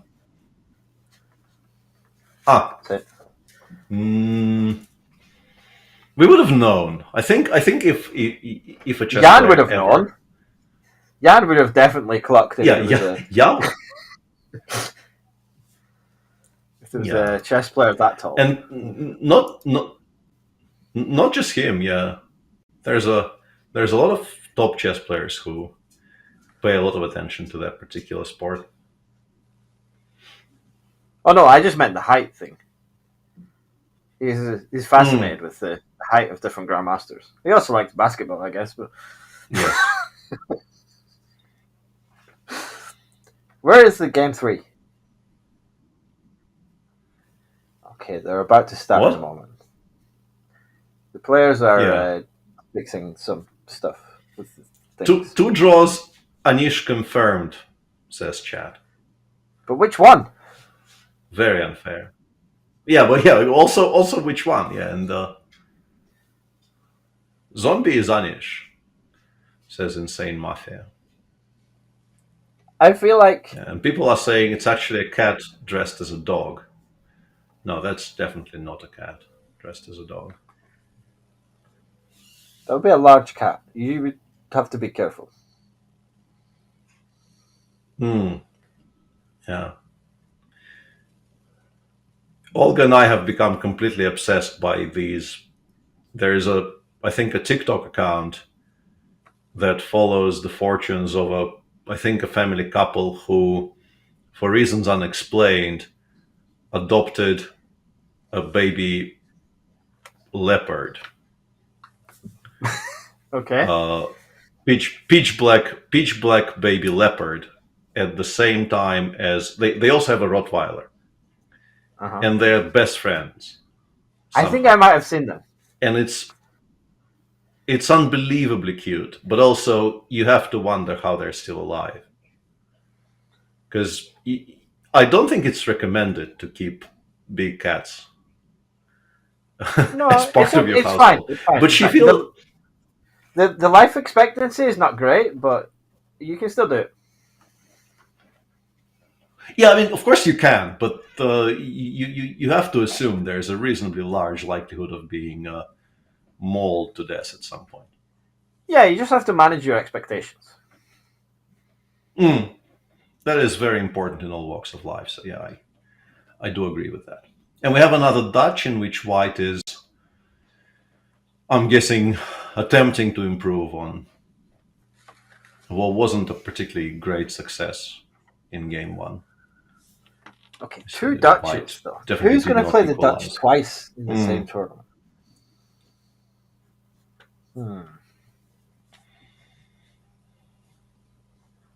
I did see some people. There really aren't very many.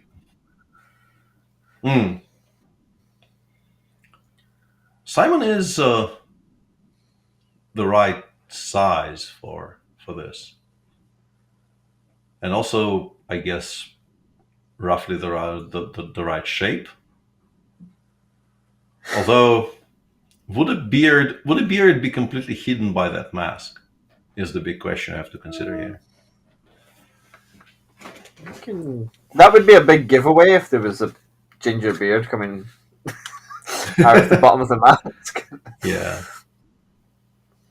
But Yeah. I don't. This is Okay. not Simon's kind of Dutch, right? He likes kind of Leningrad Yeah. Dutches, I think. Yeah, I mean, mostly. Leningrads weren't really allowed very much because White played knight c3, bishop g5 in both games, which does a very good job of not allowing the Leningrad. But yeah, generally speaking, this is not the kind of a Dutch that Simon loves to play. He's also winning again, so it could be. Yeah, queen a5, and the knight will have to go to b1, and then maybe we can even lock it in with like c3 and b4, and it never makes a move again in this game. White is kind of really struggling in the early phases of this. Yeah, I'm very surprised queen a5 wasn't played there. Why aren't we forcing the knight to be on b1? So you don't That is think the first. White is in... I think that this is like. Go on. Sorry. So you don't think White is an opening specialist? It's not even that. It's just like this particular structure appears to give that player pause, and Like very the leopard. large pause at that. Exactly. Those are some very, very serious pause. I encourage the viewers to actually try and find that account, because like the videos are stunning.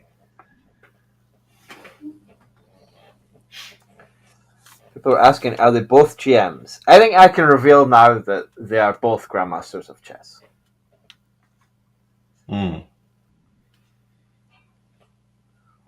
Someone's asking if White Walker is Duda. That's not a bad guess, because Duda has played before. He is playing in the Grand Swiss. Mm-hmm. So, depends how much he values his rest. But Paulina played, so...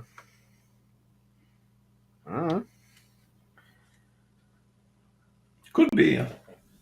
Definitely could be. And with the first two being drawn, this is basically a sudden death situation with draw still continuing the match. But yeah, whoever it's not a sudden death. I guess you would describe it as a golden goal, right?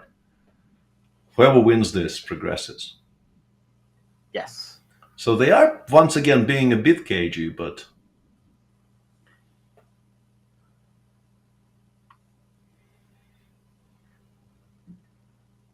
So I wonder if...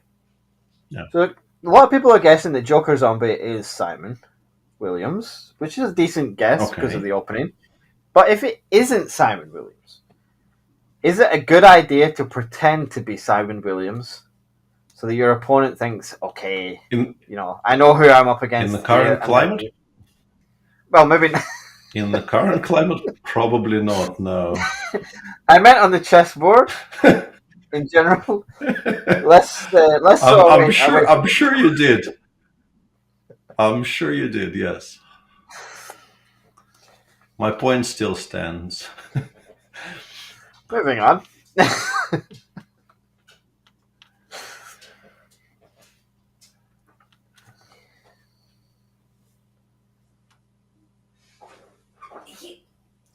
Yeah, black is still very comfortable. It's you could make an argument that this is a bad bishop on e8, but the one on f3, despite supposedly being the better of the two, with the white pawns being on dark squares, just has no future whatsoever until the game opens. And how do you open this game is very, very unclear to me.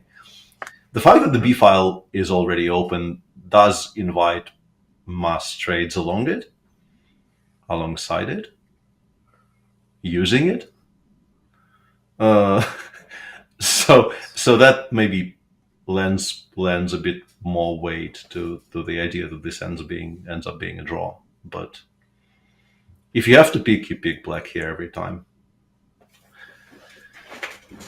Yeah, that's a decision. I wondered if this is what black was planning, and I don't really agree with this. I like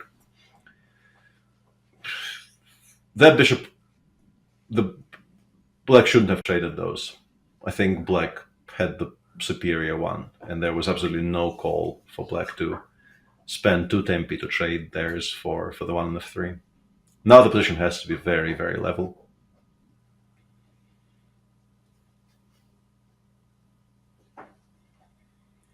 People saying any player playing the Grand Swiss is not possible. Today is a rest day, so it is actually possible, and we have had at least one person already who is playing in the Grand Swiss, at least in the women's section.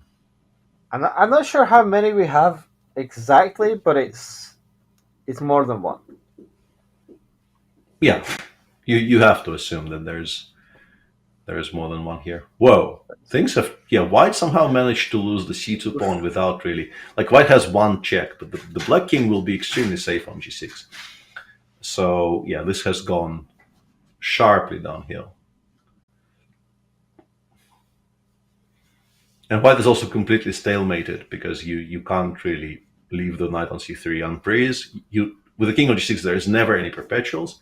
So Black just has a choice of, Black needs to find a way in, and once they do, queen d2 is a very good way in, because now the threat of knight e4 is more or less completely unparryable. Yeah, knight e4 resigns.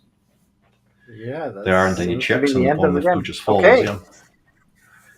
Joker Zombie wins on time, but the position was kind of over as well. So Joker Zombie goes through to the next round to face, I don't know, they all look the same to me. Vampire. The other zombie, yeah, I think. No, Vampire. No, not the zombie, Vampire, yeah. So no zombie on zombie. The sole zombie representative. Yeah. Okay, so final guess. Which chicken? Come on. Come on, Peter. Really you have to know. guess. I think it's just not a chicken. I refuse to believe it's a chicken. Okay, it's Fres. You just saying that's Fres? No, I'm not calling Fres a turkey. I'm saying it's Fres, yes. Okay. It's not a bad guess.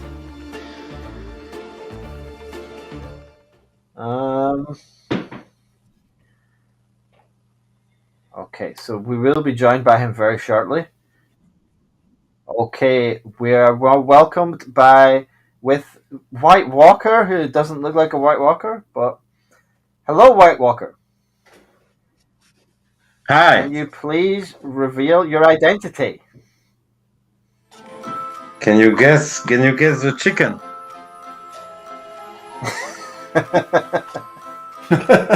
Now we can, now. Yeah. Hello, Laurent. Welcome. It was very easy to recognize, no? So- My style. My passive style. Yeah, we didn't guess. Can you hear me? Peter No, struggled. I actually wasn't sure at all. Really? Okay. Yeah, okay. I don't know who So is how- my how was your opponent, match? actually. Well, I couldn't pre-move the first two games because it was a new nickname and I didn't log in before to check the settings. So that was a big mistake on my part. But I think he was playing a bit better than me. That was my impression in both games. Outplaying me a bit, but not enough to win. And the last game he outplayed me, he played very well, I think. So I don't know if he played very well, but he played better than me. So Game 1, you had very definite just a good player. Sorry? Yeah, do you have any guesses So on who do you it have was? any? No, it's difficult. When I saw the picture, I thought. I mean, when I saw the guy, I thought Dubov first, and also he's not playing in Isle of Man. So Okay. and then, if he knows that many details in Dutch, I'm not sure. I mean, this knight bd7 c5. I mean, was very.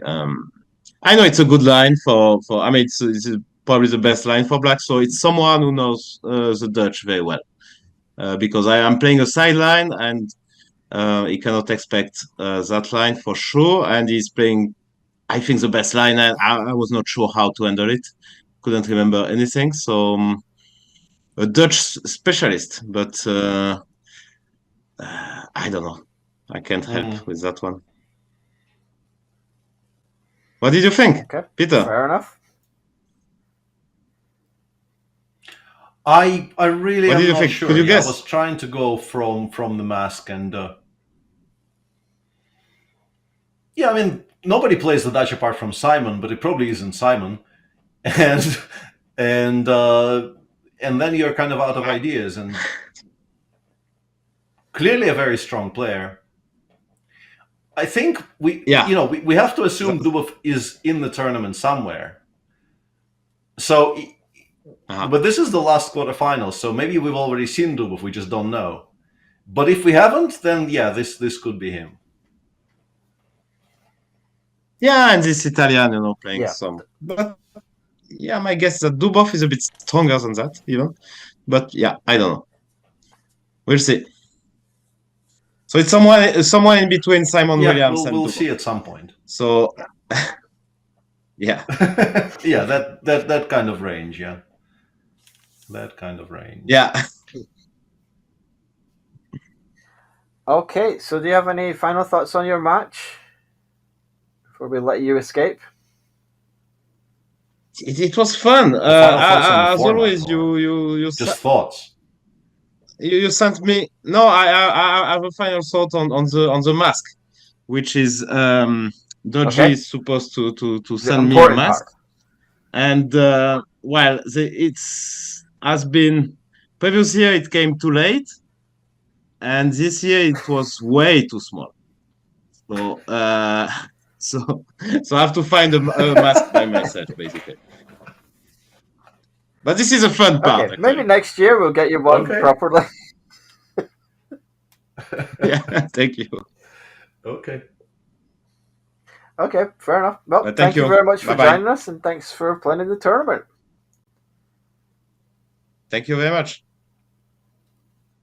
Take care. Okay, so that is...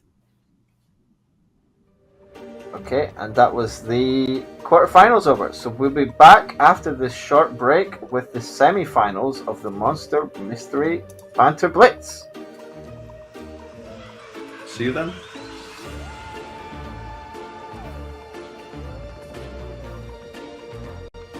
With Chess Kid's new live classroom feature, coaches can do so much more. Easily create or preload games from your library and invite your class in seconds. Teach face-to-face interactive lessons without having to leave the site. Teaching chess online has never been easier.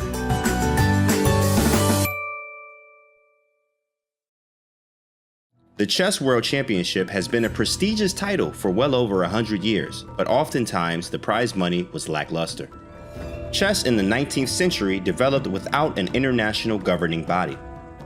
World championships were negotiated between players, with challengers expected to raise large enough stakes to entice a title holder to compete. The first official World Championship in 1886 had a substantial prize purse, fitting for an inaugural event. Subsequent championships failed to generate substantial purses. It would take 35 years for the World Championship's prize purse to surpass the amount raised for the first championship. Something magical happened in chess. A new challenger from the United States pierced the Iron Curtain and threatened to end Soviet dominance of the sport. Bobby Fischer won the candidates matches in 1971, earning him the right to play Spassky for the world title. Fischer was different than other players of the time. He didn't just want to be the best player, or the most dominant, or even the most famous. He wanted to be paid. Fischer grew up in abject poverty in Brooklyn, New York, and was highly motivated by money and earning what he believed chess players were worth. The storylines were interesting and diverse. USA versus the USSR. West versus East. Capitalism versus communism. The world was ready to see these two superpowers battle it out on the chess table. Fischer's demands continued to impact almost every variable of the event, including the location, the chessboard and pieces, and of course, the prize purse. Fischer even had the audacity to demand a share of the ticket sales and broadcast royalties for the players. At one point, it looked like the event might not even happen. Fischer claimed the prize money was too low, despite it already being the highest in history. Fischer's calculated moves paid off when a wealthy business owner doubled the prize purse, raising it to $250,000 or $1.7 million today. Fischer and Spassky shared a prize purse bigger than all the previous World Championship prizes combined. After their match, Boris Spassky stated to the press how grateful he was for Bobby Fischer and how the money from this event was going to change his life. Bobby Fischer single-handedly raised the profile and catapulted chess into a mainstream sport followed by millions of people. Fischer had ensured that not only he and Spassky, but every World Championship competitor after them earned a deserving prize.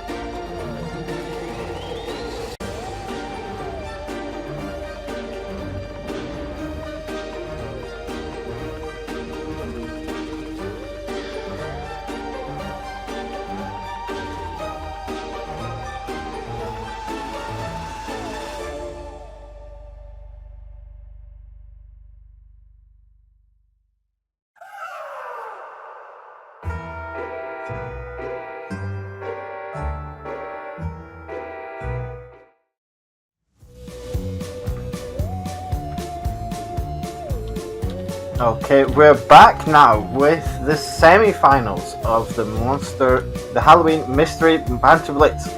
And the first semi-final is going to be Scream against Skull. Two players we have already seen. Peter, where did you get that mask? That's my first question. It was brought to me in the break, and I'm very grateful for it. Okay, fair enough. I also have a new mask. Where do you think I get it? I don't know. This is kind of what the mask kind of style that Peter Heine Nielsen had in the first version of this, where it just didn't. But it wasn't deliberate. That he didn't cover half of his face. It was just, there was some beard escaping. So yeah. Well, I don't expect to be well hidden, so it's all good. Cool. So we're on to the semi-finals now. So who were your guesses for Skull? Yeah, and it's between the. Oh, we have some moves. We have a move, not some moves. Now we have a move, yeah, and they both won reasonably convincingly. It feels like, wasn't Scream playing 1e4 in the quarters? I think it was, yeah, and I think that makes it much likelier to be Dubov. Like, we but we expect somebody to be Dubov, and that I think very much makes us suspect everybody. You don't want someone to be Dubov? I want someone to be Dubov. No, I mean, someone is Dubov. Dubov is someone. True. And I'm glad. Both of those statements personally, are true I'm glad in that their someone own is Dubov. Yeah. And if Dubov is white here, Dubov is doing really well. I really like white's position here. It looks very kind of weird with the pawn on g3 when normally it would have been on g2, but it's very well compensated by white having a very beautiful pawn center. And yeah, I'm guessing b4 will be met by e5, but that doesn't quite work. Bishop b3 is an interesting choice, and it also is, yeah, and there we go. This is a pawn sacrifice, though, because I think black can take the knight, and then continue taking, because that particular race ends up in black's favor, question mark, maybe not. We'll see in a moment, because if black doesn't take on b2 after white takes on f6, white is just, I think, much better. I think it's very clear that white is in control. Okay. We're seeing some head movement now from Scream. This is very difficult. I'm starting to think everyone is too well. Wait. Yeah, I think it's very easy to. I'm not sure what you mean. He's just there. Which one? I'm only watching the player cameras. I don't really care about the board. Oh, okay. The skull is, he's having a good time.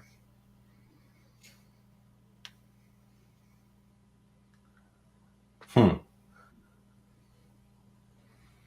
would enjoy this? I, on the other hand, if you give black one more move to stabilize, black will be just a pawn up, but I have a feeling that move will not be provided, and white will do something violent here. I think you start with bishop a3, and then you try to sacrifice something on f7, but it doesn't quite work. I'm curious as to what exactly Scream is planning to. Immediate d5, interesting. I thought including bishop a3 was clever, but Scream clearly disagrees.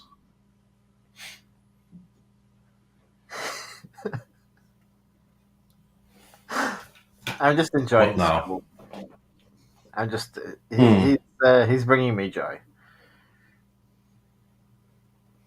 He's slightly worse, but he's happy about it. Yeah. And that honestly, I think that was one of our potential guesses anyway. But yeah, once again, we don't know if that's even allowed. But somebody who is clearly enjoying playing chess, even if he is not doing that well, that has very big Badur energy. That's possible. Someone said he moves like Jobava. I agree with that. I think the movement is very. I've watched a bit of his streams. Yeah, and on the board, a very nice practical decision there to give up the exchange, but to stop the immediate threats to the king side, because allowing d6 and then bishop takes f7 threats would have been very, very dangerous. And white needs to prove something more or less immediately, because if black gets the rest of the queen side pieces into play, I think black will have enough for the exchange here very easily.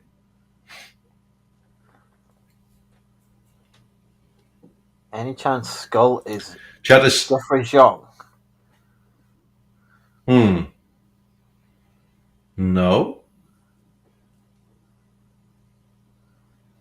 I don't think so, no. I'm not sure what the evidence would be, but yeah. I mean, it's possible, but why? Larger person?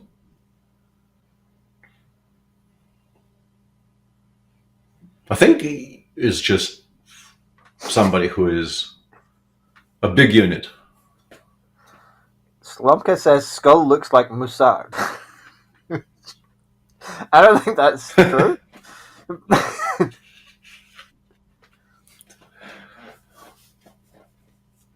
Yeah, I don't know. That's not very clear to me at all. On the board, though, the knight had to go to a passive position on c7, and this is clearly now quite good for white. Scream is in control here. He does look in control. Yeah. This is very clearly Esserman, says somebody in chat. And it's being confirmed by other users saying you're onto something here. Queen d7 seems like maybe not the best square. This might be a bit of a blowout now. Okay, but this is a 1d4 game. With black losing the d5 pawn, not for very much, yeah.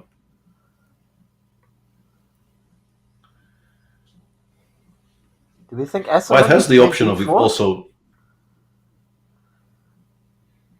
I don't know, to be honest. I'm not up on my Esserman lore as much as I probably should be. Nobody is. As much as they should be. Yeah, I think with that qualifier, nobody is. Maybe Esserman himself is, but even that is unclear. Plot twist, Skull is not wearing a costume. That would be a big plot twist. Yeah, that would be a massive, massive plot twist, yes. I've been thinking about this as well. I think the winner should refuse to reveal their identity. I think they should hang on till next year. They should just be like, nope, I didn't lose. You'll never know. Yep, solid plan. Let's see how it works out. Can I adjust the rules in the middle of the tournament? Of course you can. Nobody's stopping you. Yeah, and as for the position, this is clearly winning, but not as simply winning as you would have hoped with white, because you kind of need at some point to leave the safety of the king side. You're not really winning this position without the king, I don't think. And that involves abandoning your... Or maybe you are now, because a5 and the bishop runs out of good squares. Maybe you are now. You're just a5, bishop c7, rook c5, and eventually some bad things will happen. Yeah, just like a6 here, maybe. And now rook b5, rook b7.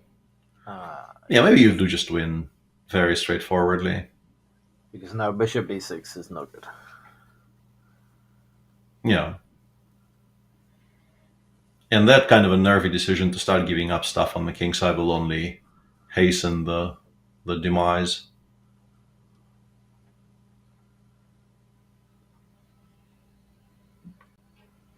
Yeah. Nicely done technical game by Scream here. Still some conversion left, but not a lot of it. It's now a very, very comfortable win for white. I think a resignation is very much in order. Yep, there we go. Okay, so Scream wins the first game. And Skull is still pretty happy about it. And we have another Scotch. And Skull played the Scotch already, right? Was Scully played the Scotch? Yeah, I think so.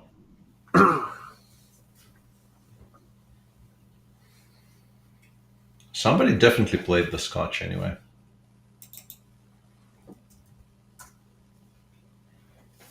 But that was a bishop c5 Scotch, and now we're seeing a kind of a proper Scotch with knight f6, knight c6.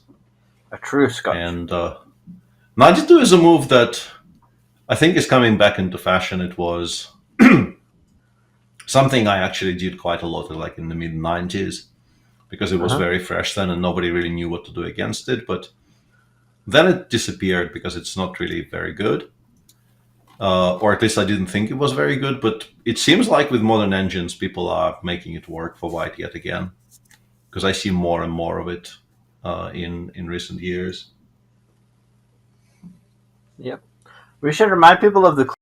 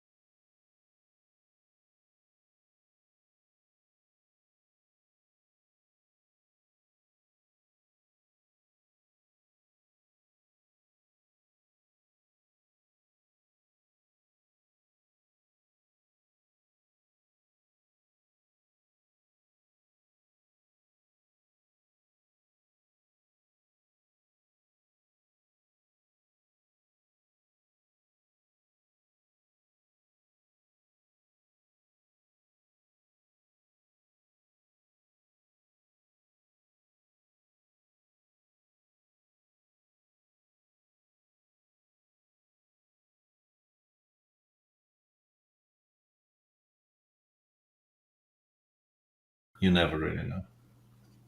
It's a good generation. It is a very good generation for sure, yeah. But 99 is very early for most of them. So it's probably the previous generation somehow.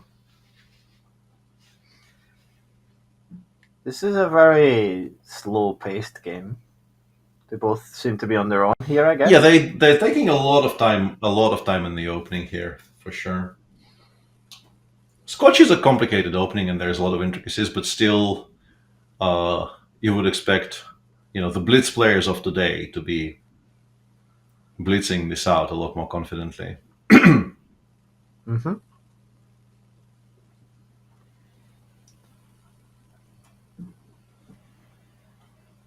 But this is definitely an important decision because White has to figure out if they want to castle queenside or kingside here, and those would be two very, very different games depending on that decision. I would assume it's queenside because it's just much easier to make happen. You have to prepare castling kingside, and you might never have time for that. Knight of 3, yeah, I'm dubious about that. Of that. In regards to that. Yes. Having said, yeah, like if White gets bishop b4, it's going to work out fine. So the big question for Black here is there a good way for Black to stop bishop b4 from happening altogether? By either taking on f3 or, yeah, exactly that. I was very much wondering if f5 was something you could do here. Stopping bishop b4 mechanically, and if en passant is played structurally, I think it favors Black a great deal. But en passant must be played. As you can see, no. It can be avoided. But then you're stuck with this structure because the bishop on d3 is kind of stupid, and you can also very easily just get mated on the king side here. Like g6, g5 here is, yeah, exactly. You just go for it. You play g5, you play g4, and that bishop on b7 is an absolute monster. I really like how Scream is approaching this game. And I'm not a huge fan of the last 5-7 moves by Skull. Yeah, this is just going to hurt a great deal. g4, knight d2, queen h4. You just get mated. Even f4, f3 here. Oh no, f4, queen d3 will stop us momentarily. So I think we do start with queen h4, yeah, as I said. Skull is still dancing, so we could find out who this is very soon. Yeah, chat is... Yeah, it's very possible, yeah. Chat is telling there's a 5-time world champ Bookert says, I'm telling you guys, Skull is Hans. My money is on that not being Hans somehow. I do not believe in that particular theory. I'm not sure if Hans Although the would play... position improved, f4... Sorry, go on. Go on. No, I mean, I was going to say something boring about the chess. Nobody really needs I was that. just going to say something boring in general, so it's fine.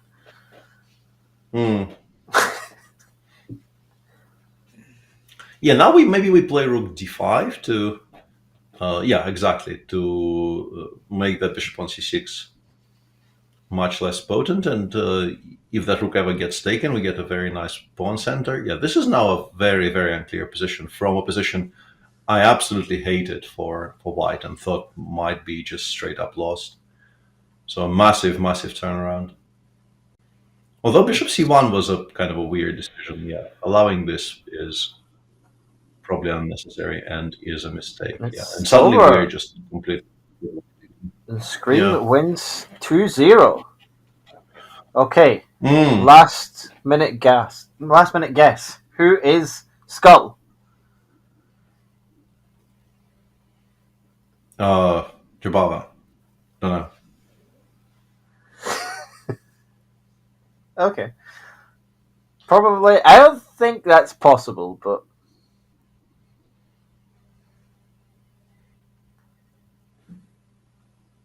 We should find out very shortly. We should find out momentarily, yeah. Chess Master Christian says he bounces kind of like I've seen Nizhnik do. That's a name we haven't heard in the context of this tournament yet, or at least not on air, and a name maybe we should have considered more seriously. It's not a bad guess. He would only play if first prize was some fouls.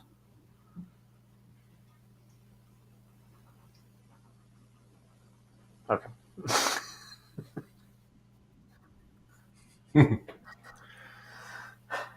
Okay. So we will be joined very shortly by the Dancing Skull. And yeah, that was a tricky match. A lot of people are saying Scream is Dubov, but I don't know. He didn't dance. This feels out of character. Yeah, it feels like if it is Dubov, it's not a letdown on the board, but it definitely is a letdown on the webcam compared to his efforts last year. Okay, and we're going to be joined now by Skull. Welcome, Mr. Skull. Can you please reveal your identity? Whoa. Hey. Welcome, David Howell. Hey. Oh wow, it's How nice was to your see. match? Why, hello there. I'm so sweaty. Hey. Oh, yeah. I got destroyed. That was tough. Yeah, that was a tricky match. Who do you think your opponent was? You have any guesses? Someone good. I think maybe a friend of yours, Peter, Alexander Grishuk. Maybe. Okay. That's an interesting one I haven't Maybe really considered, yeah. We keep trying to place Dubov. Yeah, we keep trying to figure out who Dubov is because we assume Dubov is playing. He enjoyed it too much last year not to play, but we can't nail it down. Yeah, but you don't actually, think it's my him, first thought was Dubov. I don't know. He played a bit slower than Dubov normally does. There was no theatrics, dramatics. I was trying to take inspiration from last year where he crushed me as well. We did think that you might have been Dubov. We thought you might have been trying to double bluff everyone with the dancing. I mean, it's an honor you would think that, judging from the slightly lower level of play, to say the least. No, yeah, your first match was pretty good, and yeah, definitely had some chances in the second one. Yeah, I mean, the second one I was too slow. I'm in the Isle of Man in the smallest hotel room you'll ever see, and there's literally no table, so I'm playing on the bed, and the mouse keeps slipping and sliding. I'm just too slow. I won't lower the webcam or show anyone around because it's that's maybe no. That would be a Halloween treat too far. Giving an additional handicap in this field is maybe not the wisest decision ever. This seems like a stacked but it was field fun this year. I enjoyed it. Yeah. Were you surprised about who your first Did you enjoy the costume? Yes, I was surprised, and yes, I enjoyed the costume. I could see this year, which was an upgrade on last year, but tough to breathe, maybe. But yeah, I enjoyed it, and I was trying to play some fun openings to entertain you guys. I was trying to switch things up rather than just grinding away every game and being boring. But it was a nice way to spend Halloween. Not much else to do when it's raining outside in Isle of Man. That is fair. Okay, well, thank you very much for joining us and for playing in the tournament, and hope you have fun in the Isle of Man. Cheers, guys. It's been a pleasure. Enjoy. Happy Halloween. Cheers. Thank you. Bye-bye. Thank you. Okay, so that was David Howell losing to, I guess, someone who is very strong. Do you think it was Grishuk? Because he didn't have a lamp. So that's the one thing we know that... Yeah, that's what Sasha is known for when he plays online. That gorgeous lamp, but maybe he's finally learned to hide it, to make identifying him a bit harder. Yeah, that's possible. You've got to play the game. Whoever that is, it's our first finalist, and Yeah, that's true. And Scream very is well into the deserved. final. This is going well today. It's going nice and smoothly. Has he dropped? I think he's 4-0 so far, right? He beat Yes. Irene 2-0, and now he's beat David Howell 2-0. So not a single half a point dropped in the first two. And matches. Very also, impressive. very, very importantly, 2-0 rhymes with Daniel.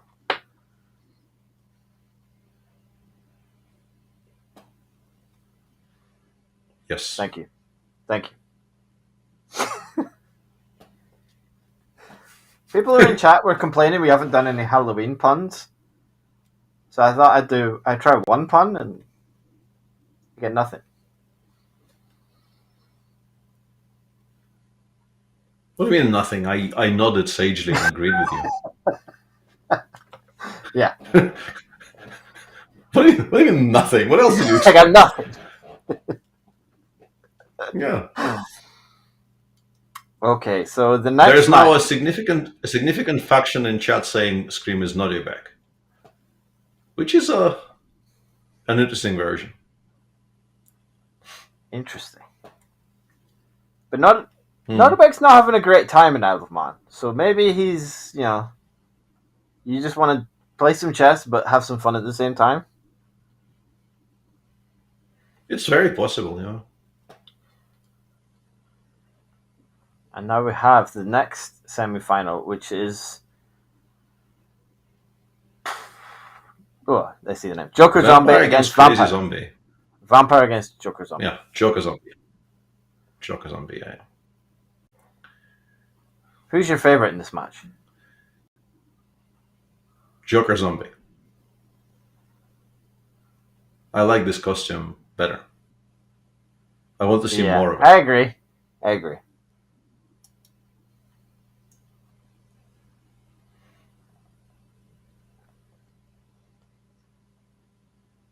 I like the Christmas jumper on Halloween. I almost wore a Christmas jumper today, but then I didn't. I don't believe I have a Christmas jumper, so I couldn't have supported you in your flash mob.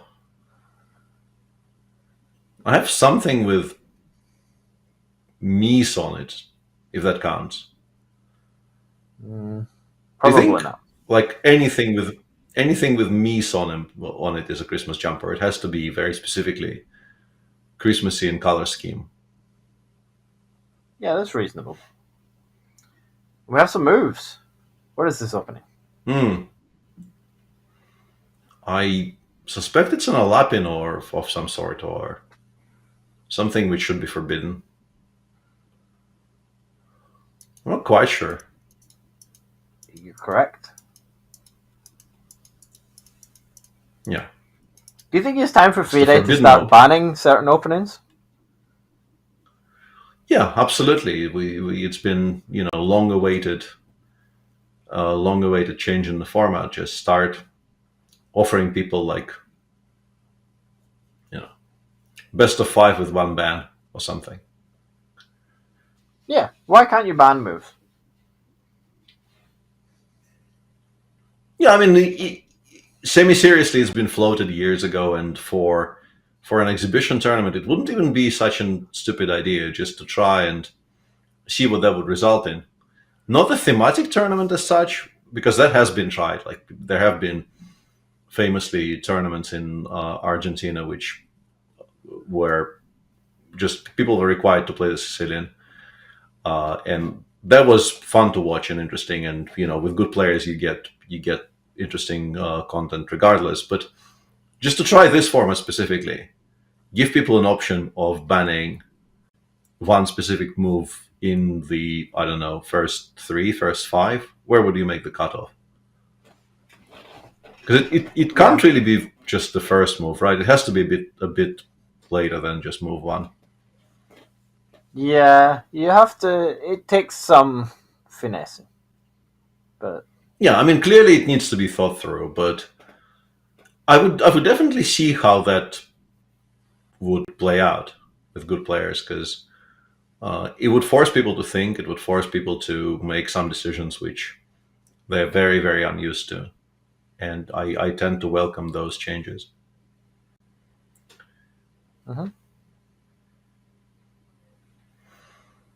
People Plural are of claiming that the moose plural is of moose, says. Oh. I should have known you'd jump on that Yeah, immediately. no. Yeah. I mean, this cannot be allowed to stand. This cannot be allowed to stand.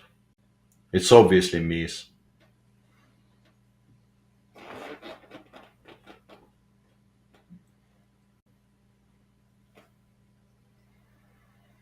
In the meantime, the Alapin went through some rather strange permutations and is now seemingly kind of comfortable for black, I guess, because white generally did not develop any kind of an attack on the king side, and black is very solid. The blockade on the g5 square is very, very solid, and I like rook e7. Rook e7 is a very, very good move here, just moving it to the c file.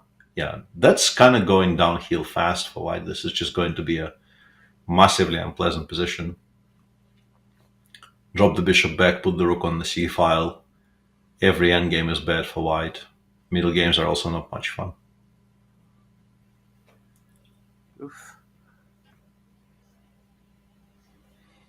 Yeah. I'm surprised that Joker not really giving us. See.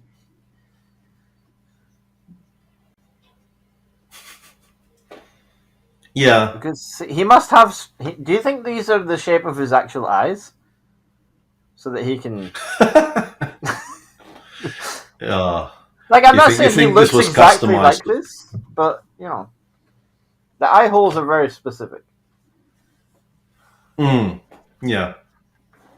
If this was a customizable mask which was adjusted to fit that particular person, I'd be very, very impressed. But something tells me it's probably not that. Yeah, and now you can see the variation bar suggesting that black is borderline winning. I think f5 maybe was winning on the spot, but the move chosen by Zombie is maybe slightly weaker, but he still should be enjoying a very pleasant advantage here.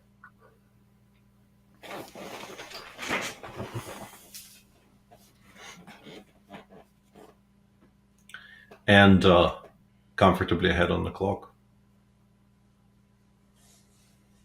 Who did we think Vampire was? I believe Polina guessed it was Bortnik. Yeah, Polina was very convinced it was Bortnik, right? And chat, I think, was also suggesting it might be. And interestingly, it looks like Vampire chose to get rid of that jacket, which was supposedly a giveaway in between the quarterfinals and the semis, which I think is, quick thinking. Mm-hmm. You got to respect the hustle there. And this is a blunder because I guess queen takes d4 just wins because knight takes h6 is just one check. I guess this is sort of the point, yeah, that it looks like you've blundered the pawn on h6 with check, but then you realize it doesn't generate any threats, and queen takes d4 does generate massive threats on the other side. Whoa, queen e7. That is now and now allowing knight e3. This has gone badly wrong for black.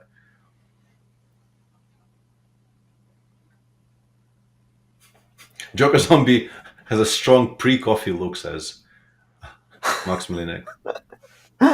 Yeah, that does look like somebody who is very much pre-coffee. People think Joker Zombie is Nakamura. I don't think Nakamura has missed a move like queen takes d4 in his entire life. In forever, yeah, pretty much in forever. He doesn't miss stuff like that. White is not completely winning though, yeah. Oof. Yeah, so game one to Vampire. Yeah, this is not going to go very long because rook c1, rook c8 effectively ends it. Actually, queen d1, queen takes h5 would be. Are you still winning with queen h3 there? You can and should actually allow it.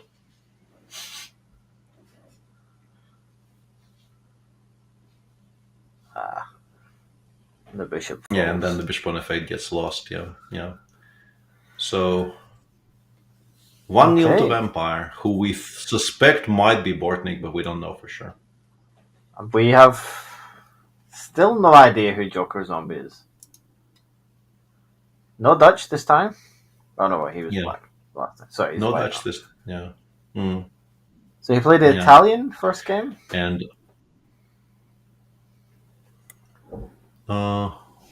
think so.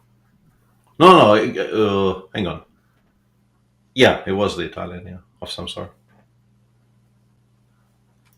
People Very are much guessing appreciate this somebody is bringing up the Simon's Buffalo. sweater. Does Simon does seem like a Christmas sweater guy. That does fit. Yeah, he must have a collection. Some of them potentially sewn by his grandmother. Yes. I don't know why I said that, but I feel very strongly about it. And I do want to specifically thank Cycle Math for bringing up the Buffalo thing, which is something that brought me great joy over the years, but I still stick with my firm conviction that the plural of moose is meese. Nobody can convince me otherwise. Because it's true. Because it's true, exactly, yeah. That would be the only reason for me to have that conviction.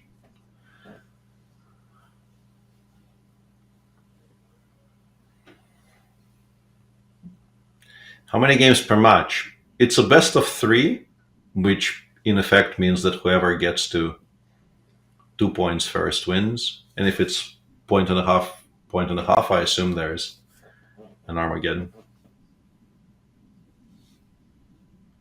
Someone says the real question is who the commentators are. But our names are on the screen. Yeah, but that just, like, I think it's still a very valid question because you can't just automatically assume people know who we are just by knowing our names. Speak for yourself. I am speaking for myself.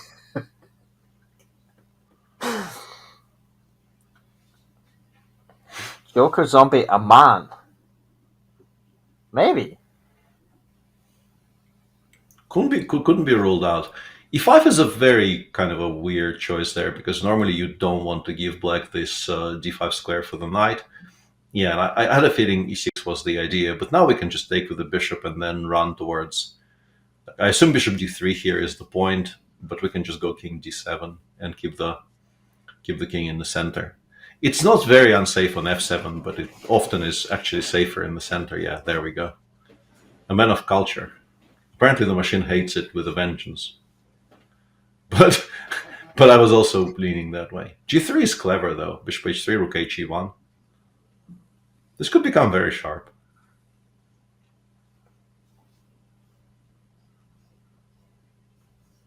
So if white manages to win this game, then they'll play a third game. Or if this is a draw, they will still play a third game. But if black wins, it's over. That is very true.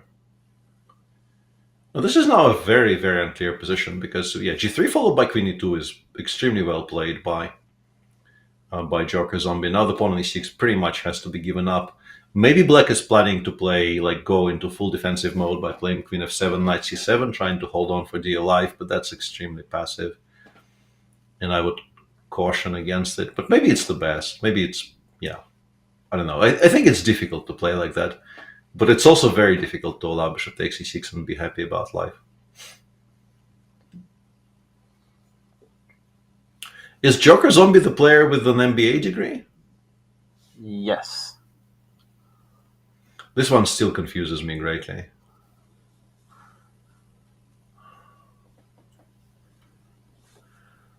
MBA degree prior to getting a GM title. Is that actually a man? Either a man or a woman.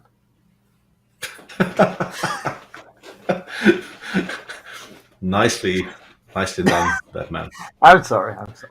Very nicely done, yeah. I enjoyed that. For a given value of enjoyed. It's time to play c4, I think. We can't really continue this game with a knight on b1, so I think it's time for us to, yeah, exactly. Break that thing open and go from there. I assume black wants to plonk that knight on b4 and make, pretend it, makes menaces towards the white king, but I don't think it actually does.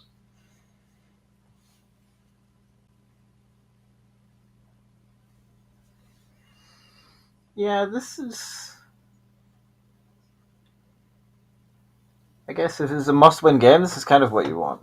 Rook c5, though. Rook c5, bishop c... Oh, yeah, I missed bishop c4 entirely. I thought for a second there was a massive blunder underway, but no. Things are being nicely controlled by Joker Zombie, who apparently has seen this.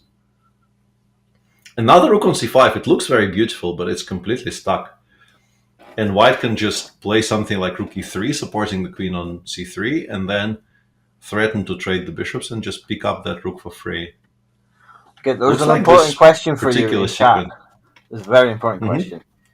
What is the plural of Magnus? Yeah,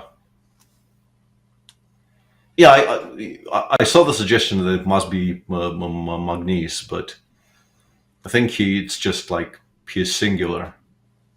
There is no plural.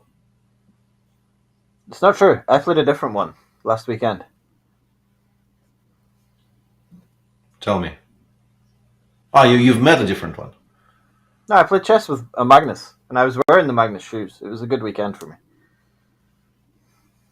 Oh, very nice. And now queen b3, I guess, is just mate, right? So we're going to see our first. No, was it? I think you need queen b7 at some point. Yeah. And then you need to find some kind of a killing blow. I guess rook b6 probably qualifies. Queen b7, king d8, rook b6, and there shouldn't be any good way of dealing with the threat of rook takes d6, question mark. I mean, we know it's winning for white. The question is just how do you get there the cleanest? He has 40 odd seconds to figure it out against, I think, single digits for black. So queen a4, very fancy. Yeah, now rook b7 will be mate. Yeah, I think queen a4 was a very clever move because I think it kind of assumed king d8 as a pre-move. And it very clearly does win against queen d8 as a pre-move. Yep, so this is a big comeback. G7 is this the first comeback we've seen today? I think so. I think it's the first win on demand we've seen. Some people have come very close, but I think this is the first one that actually was successful. And yet another Alapin. Oof. Can't have everything. Bishop d3, what is that? Yeah, Joker Zombie also making faces at bishop d3 and that's unfair. I think bishop d3 is that's not fair. He can't be held responsible for his face. Yeah, I think bishop d3, the idea is to provoke knight f4 and then go haha queen a4 check. You, sir, are now a full piece down, but that failed. That did not come to pass.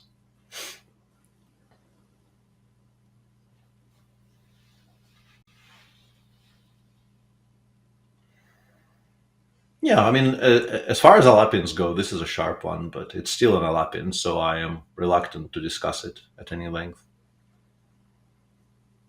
It definitely goes into my ban list if I ever play in that tournament with bans. The Banvitational.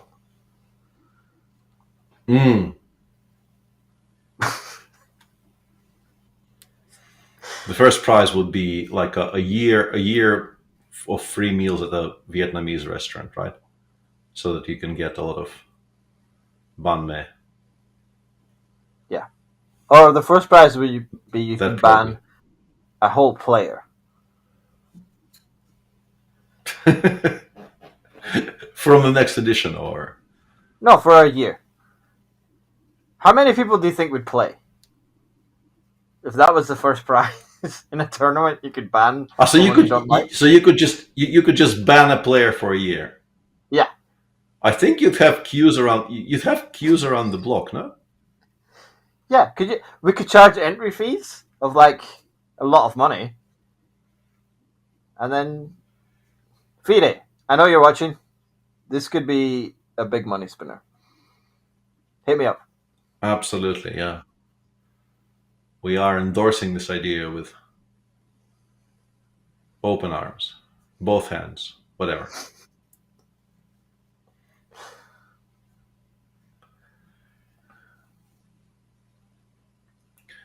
Wow, Svidler really hates the Alapin. Yeah, I'm not. Yeah, it's very high on the lists of things that make you much sadder the moment you see them, because like it just, in my career, it more or less entirely stopped me playing the Sicilian against the people who can play C3 against you. And that's just so many Sicilians I haven't played in my life. Very sobering thought. But Joker Zombie has had 2 good positions against the elephant, and so maybe he should do a chessable course on it.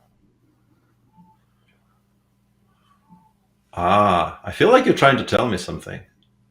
No, I. But I'm very illiterate. I was. Look, maybe. Yeah. I don't know. No, this is a very comfortable position for you. I can give that as a clue. I think that's a fair clue. I think Black is a chessable author. That doesn't give too much away. Yeah, these days it really doesn't. Yeah, these days when the current big promotion is Fabi's course on the Arkhangelsk, the Yurtayev. You have to assume that the list of people who have not done a chessable course is narrowing down significantly with every passing month. No, there's always new players. It never ends. Yeah, that's also fair, yeah. Next year we'll have 12 authors from Kazakhstan.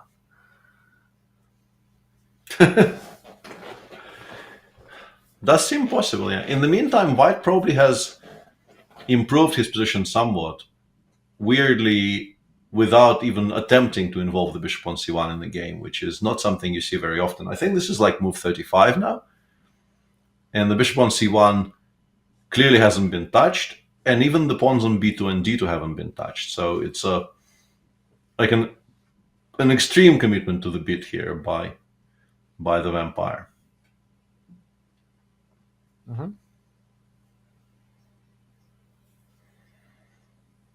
Do you think he can win without moving that bishop? Probably not now. Unlikely. I think that trying, would be no? unlikely. He is trying very hard. Yeah, he is fully committed to this project. But yeah, I can feel d2 d3 coming.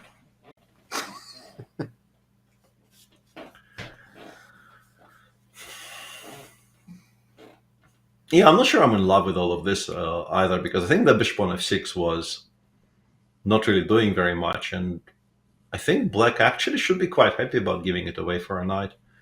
But Joker Zombie disagrees. Okay, we're only on move 26 now. That's fine. So I miscounted severely. Yeah?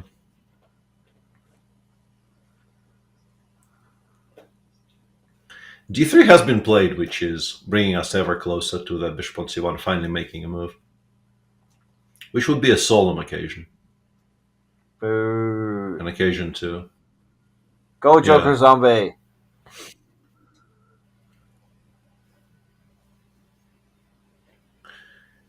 Whoever wins this is through, right? So this is yes, a very important game. If there's a draw, we play Armageddon.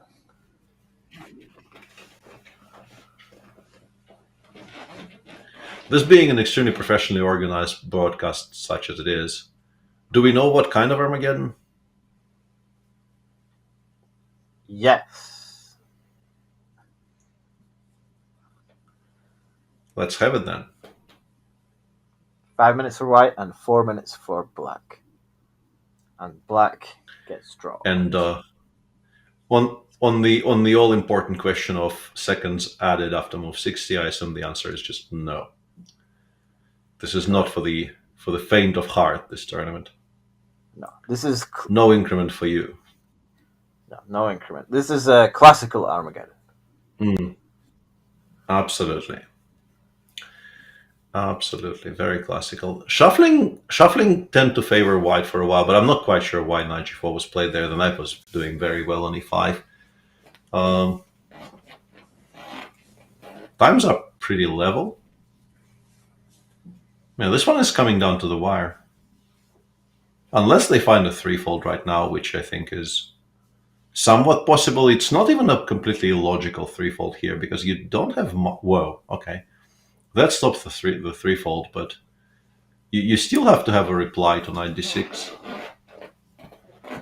But yeah, looks like Vampire is very much in favor of continuing here, as opposed to taking the draw on offer and going to the next game.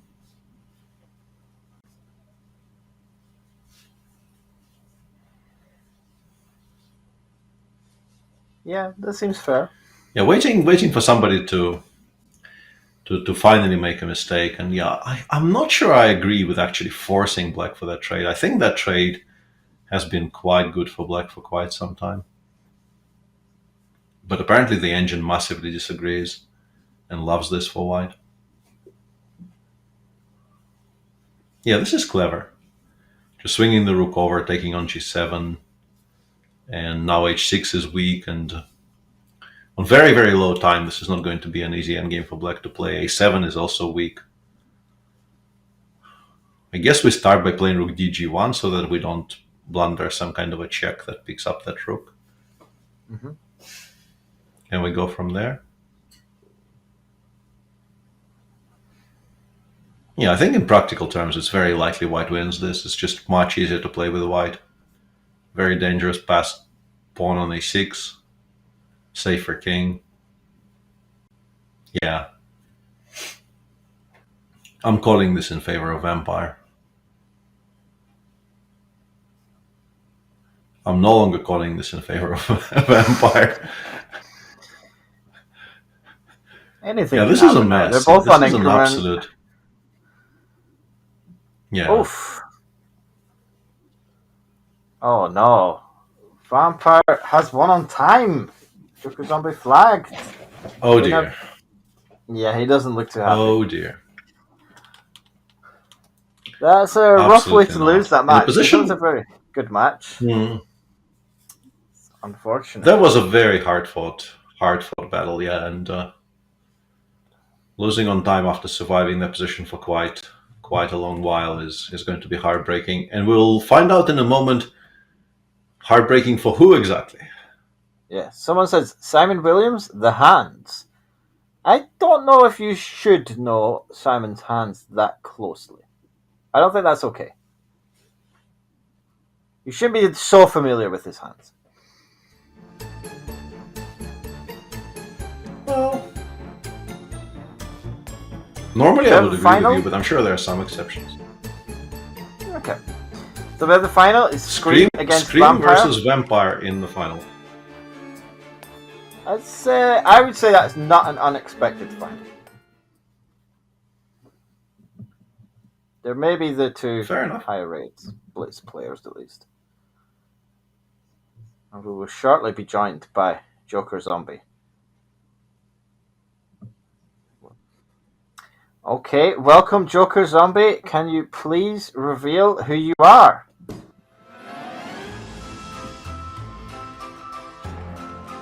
No? Okay. Maybe now? It's Arthur. Hi. Hello. Yeah.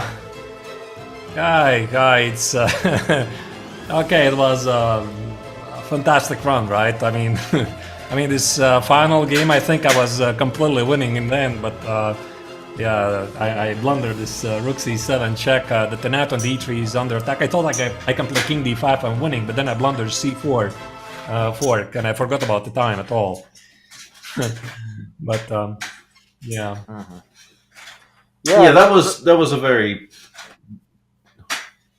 hard-fought match and a very kind of a heartbreaking way to lose it, because it felt like you were coming out on top just when it happened. Yeah, I mean, but okay. I mean, overall, I didn't really expect. Speaking about the first match, I didn't really expect it's Laurent. I mean, I looked at his eyebrows, right? He has those thick eyebrows, and I think I saw glasses as well, and I thought it's totally a niche, right? I mean, totally a niche, because I thought if somebody has those eyebrows, it's a niche. But then I started to outplay him a little bit, and I felt, well, probably I should not be outplaying Anish, right? It's somebody else. And apparently it was Laurent. It was quite a big surprise, because then I checked who it is, right? So that was quite unexpected. But I played rather well. About this opponent, I have no idea. I mean, can you give me some vague hint, or there's no hints? No, we have some hints. Well, Go on. I forgot what the hints were. The hints were that he's a very good bullet and blitz player online, and he has had a lot of success in European junior championships. And I'm not sure if there was a third. Oh, he's also won a bullet brawl, which I guess there's not that many people have won though. Yeah, that probably. I mean, I was thinking about Bortnik, but I had a suspicion, but that Bortnik is the guy in the jacket, right? I thought that was very obvious. There can't be more than one Bortnik, really. So, and there can't be more than one Dubov. So, I mean, yeah, maybe Andrew. I think he actually changed out of the jacket for the match against you. Oh, that's the same guy. Oh, okay. Yeah, I guess that's the same guy, so. Obviously. Okay, maybe it's Bortnik. Yeah, he had a dark jacket before. Yeah. Yeah, that's why. I got a bit confused. I didn't realize. But the way he played, I was watching how he was demolishing the first opponent. Was this beautiful queen sacrifice in whichever was his opponent's skull. I think. It was David. Yeah. And I felt it's probably Bortnik or somebody who is very, very good in bullet, but could be also Andrew Tang or somebody very good, obviously. But I had a feeling I could beat him. I had a feeling, but I mean, okay. This is still Blitz, right? I immensely enjoyed it. Yeah, no, well played. I mean, I think you're still the only person who won on demand. Uh-huh. Oh, yeah. I mean, yeah, after the first game, I thought that's it, it's over. Because, I mean, I had such a beautiful position in this Lapin, right? I got everything I wanted, and I was thinking how to trade queens. And I kind of missed this 9g4 idea completely, and I was so unhappy. But even after that, I think I was more or less all right. But yeah, I blundered the exchange on top of that. And then win on demand. Now, I think it's actually Bortnik, because I could be wrong. Because I think Bortnik plays g6, bishop g7. But then again, I think a lot of bullet players played, so could be Andrew. I don't know. Okay. If you were watching, do you have any idea who? Yeah, go on. No, you can continue. we should be timing this better. Yeah. Yeah. Do you have any idea who Scream is? The player who will be playing against your opponent in the final? No, I mean, he was pretty silent. Actually, I thought his opponent's skull totally is David. I mean, the way he was sitting, I think I've seen David sitting like that before, and totally had a feeling that's David. And also, obviously, doing it from a hotel room, and I was not really surprised. But about Scream, no clue. But since he outplayed David so convincingly, it's obviously somebody very strong. Okay, maybe not a super elite grandmaster, but obviously somebody very strong. So would have been a favorite against me if I would have made it to the final.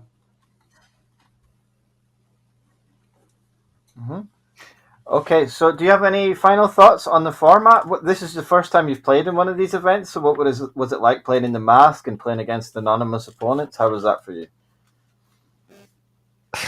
I mean, I this was my main event of this week. Obviously, I was so much waiting for it, and I got this mask, beautiful mask, and I was actually practicing quite a bit some of my gimmicks that I was producing. I tried to entertain people. And I love the format, I mean, the fact that you don't know who is your opponent and you can try to intimidate him a bit, making these funny expressions, etc. And also, I loved how David was feeling in the groove, even though he was not really playing so well in the semifinal. I enjoyed it, and I'm absolutely happy and honored that you invited me. And well, I would love to repeat it at some point, another year. Awesome. It's very difficult to breathe. Yeah, I mean, it's very difficult to breathe. I was I was suffocating in this. Yeah, so no fresh air. Yeah, so it's tough. Okay, well, thank you very much for playing in the tournament, and thanks a lot. Cheers. Thank you. Okay, it was a pleasure. Bye. Bye. Take care. Okay, so we've got our final coming up next, which is going to be Scream against Vampire. Should be very exciting. I think this is going to be a very close match. I think those two have clearly been the better players so far. Yeah, that does seem like it's a deserved final as much as we can tell. They all go in a bit of a blur, but if you had to pick, I think you'd pick those two. Okay, and also it's time to buckle up for the 2023 US College Blitz Championships. This premier competition will display top talent in American college chess as the rising class battles for dominance in high-speed chess. We're covering the action this Sunday on November the 5th at 12 p.m. Eastern Time over on twitch.tv/Collegiate Chess League. Use !CRB in chat to learn more, and we'll see you there. In just a few minutes, we'll be going to the finals of this year's Halloween Mystery Tournament, right after this very short break. See you then.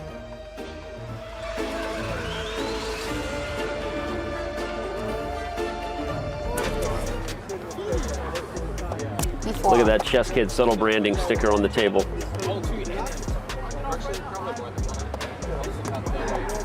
I forgot. Danny played this against me, and he won, so I'm sure you're in good hands. Yep. I think it was an accident. I think I blacked out for those first two games.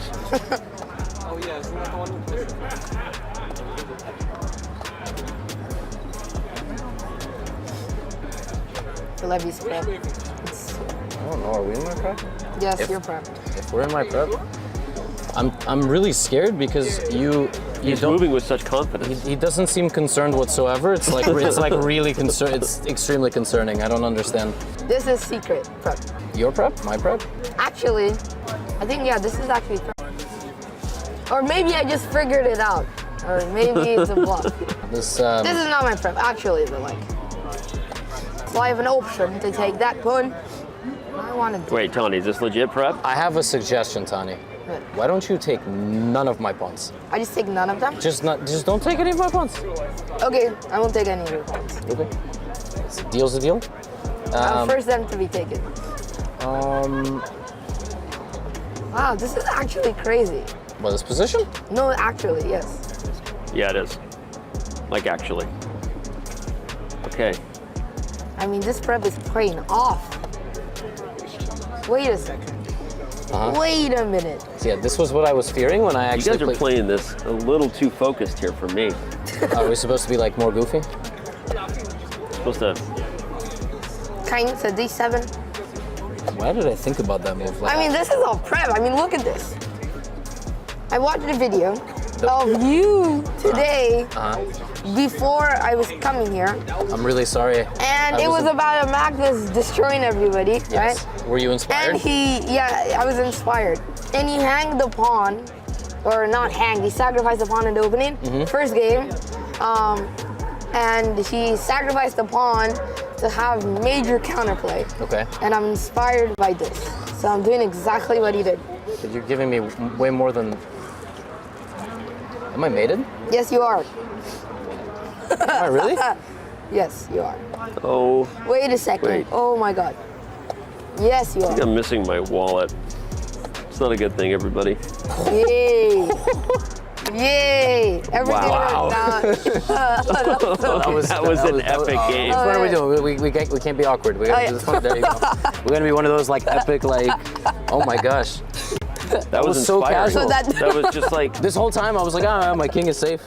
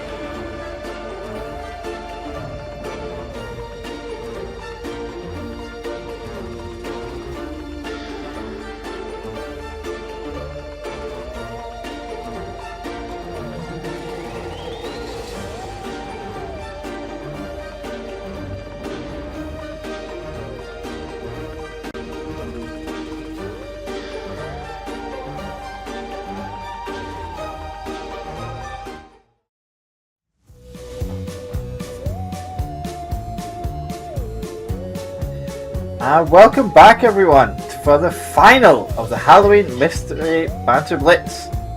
It's going to be Scream against Vampire in the final. And we still I've don't know changed who my that mask. is. We don't know who You that have is. changed We don't know who your I am.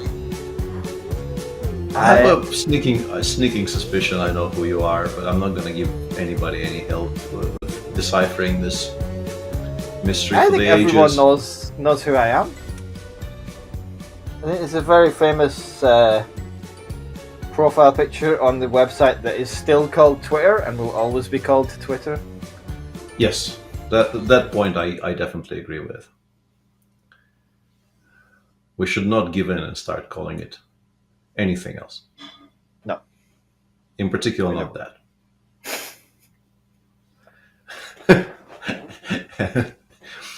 And on that, we will end the party political broadcast and start queuing up the final. The final, which features two of the best players in the tournament. At least that's our current thinking. And the two players who I still don't know who they are. Dodgy does but isn't saying, which amounts to the same thing. Scream so far is on a perfect record. That player has beaten Irin Sukandar 2-0 and then David Howell 2-0. Vampire has had a bit of a rockier road to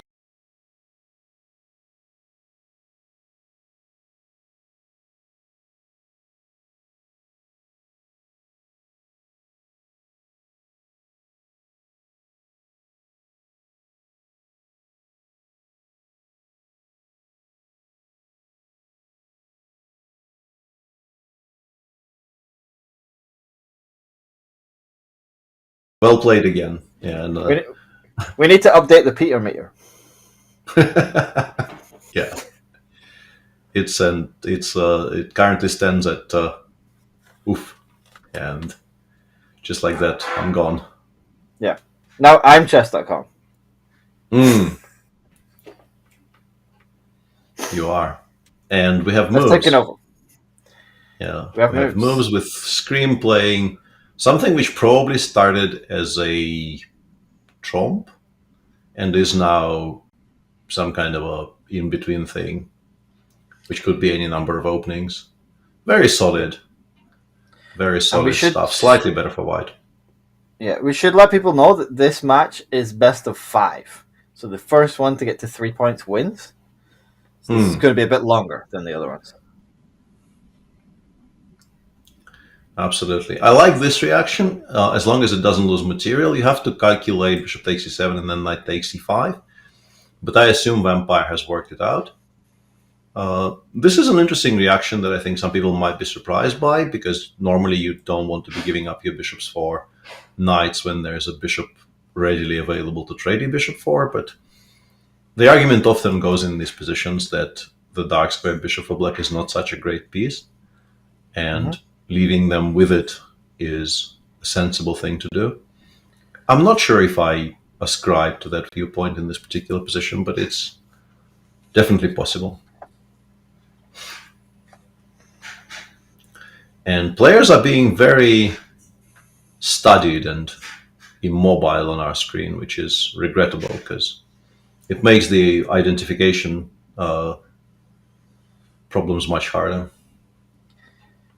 Yeah, this is hard to guess. I think I have a lot of respect for Scream, because I think if I was going to play in this tournament, that's the mask I would pick. Based on my huge amount of experience with many different masks, that's one of the easiest ones to be able to breathe in and also to see reasonably well. So I think he's taking this very seriously. Yeah, I was very close to actually buying this one today, and then decided not to, and went with my Rabatman costume. Rabbitman. The word that absolutely needs to be pronounced, as we've established. Doesn't really matter how, but it needs to be pronounced.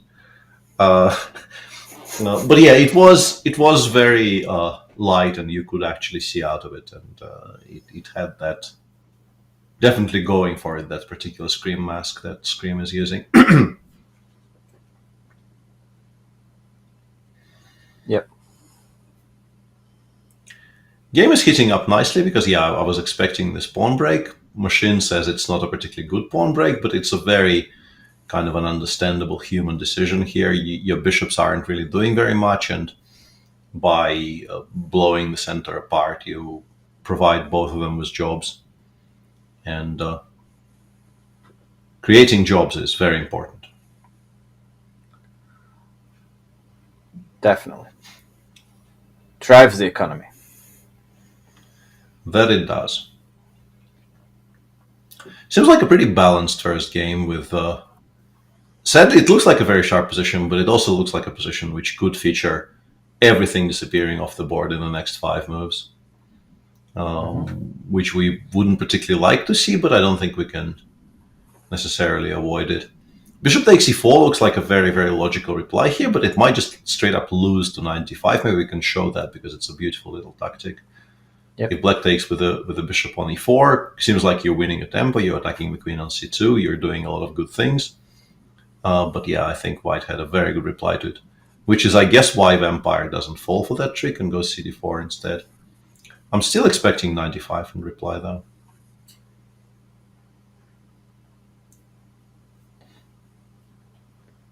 Interesting.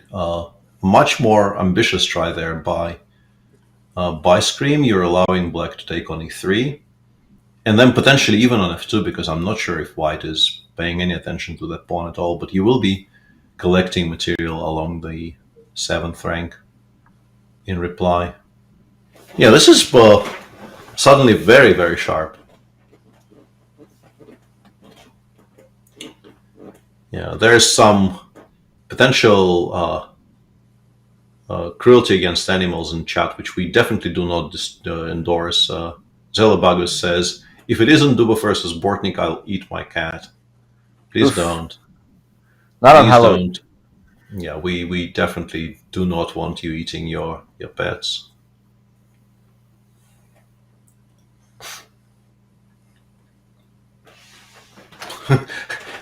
And people in chat asking what kind of cat. So I see we have some connoisseurs in chat, the people who know of which they speak. Yeah, this is the kind of position I was talking about. White managed to completely ruin the structure on the king side, but in response, we now have an outside passer on the b file, and potentially a very nice bishop if it can be put on, let's say, the d5 square. And black is a bit cramped, so not an easy position to immediately assess. Yeah, this looks like it's gonna get very murky once the clock gets low, I think. And that's coming soon. Yeah, I assume you have to play something like queen c7 to make, yeah, exactly, to make unpinning much harder for black here. And yeah, bishop f6. And now the job of unpinning will involve at least black trading queens, and that makes us feel safer about our slightly exposed king on f2.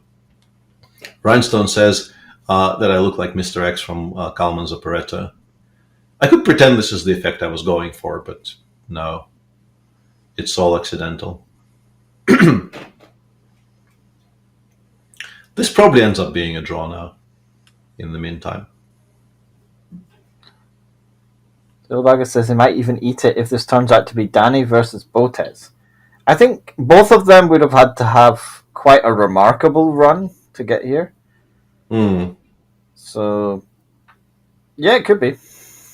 Yeah. Interesting that Scream is actually considering, yeah, and there we go, a proper ambitious player trying not to accede to an immediate draw and offer. I don't particularly like rook c8. I think we're playing with fire a little bit here. Black, I think, had an immediate draw in response by just taking the knights off and playing d6, d5. But this is still okay. I don't think black is worse. I don't feel comfortable playing on such low time, but I think both of these players are just much better at these types of time controls than I am. Bishop c2 was winning a piece, maybe? A move ago, which we kind of skipped, and now it will be a draw. I think white may have missed a win in one move at some point in this scramble, but mistakes are inevitable on such low time. Yeah, and there's basically no chance here to do anything, right?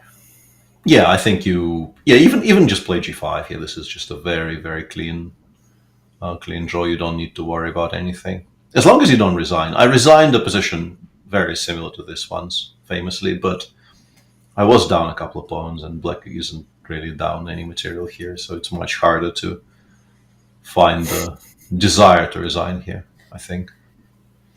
It's always a risk. Yeah. But there we have it. Starting with a somewhat cagey first game.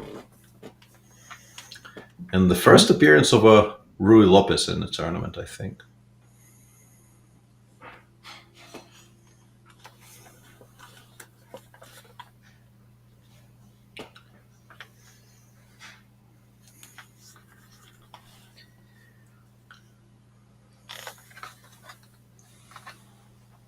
very fashionable line, but once again, I feel like I might already be talking about the chess component of this tournament away a bit too much, so I'm reluctant to indulge myself.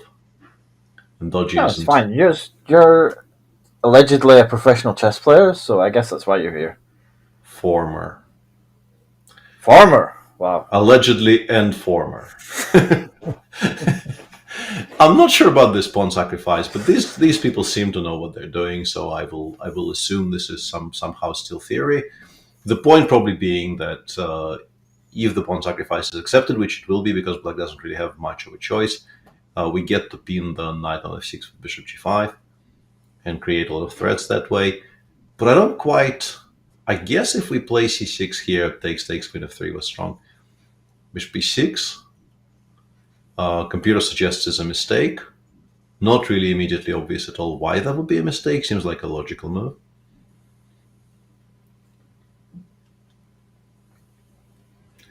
But yeah, a very sharp position in which, if we're assuming this is Bortnik versus Dubov, Bortnik is definitely winning the opening battle in this particular game, which is not the dynamic I would have expected. I think Dubov, of the two of them, is the more kind of universally recognized opening specialist, but clearly Bortnik also has a pretty good idea about his own lines. Wow, we're being criticised for the hints by Kramnik student. He said no one could guess it was Polina by just saying it isn't a GM.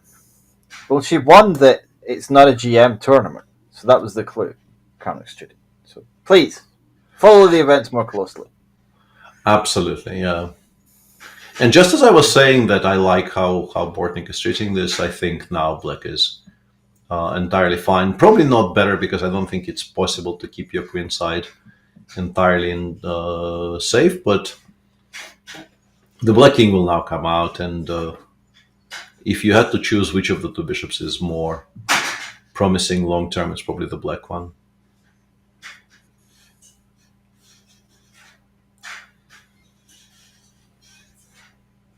Yeah, liking this for the supposed victor of the previous tournament, of last year's tournament, I should say, if they are who we think they are. And since do we still think this is Dubov? Do we still think he's actually playing in the tournament?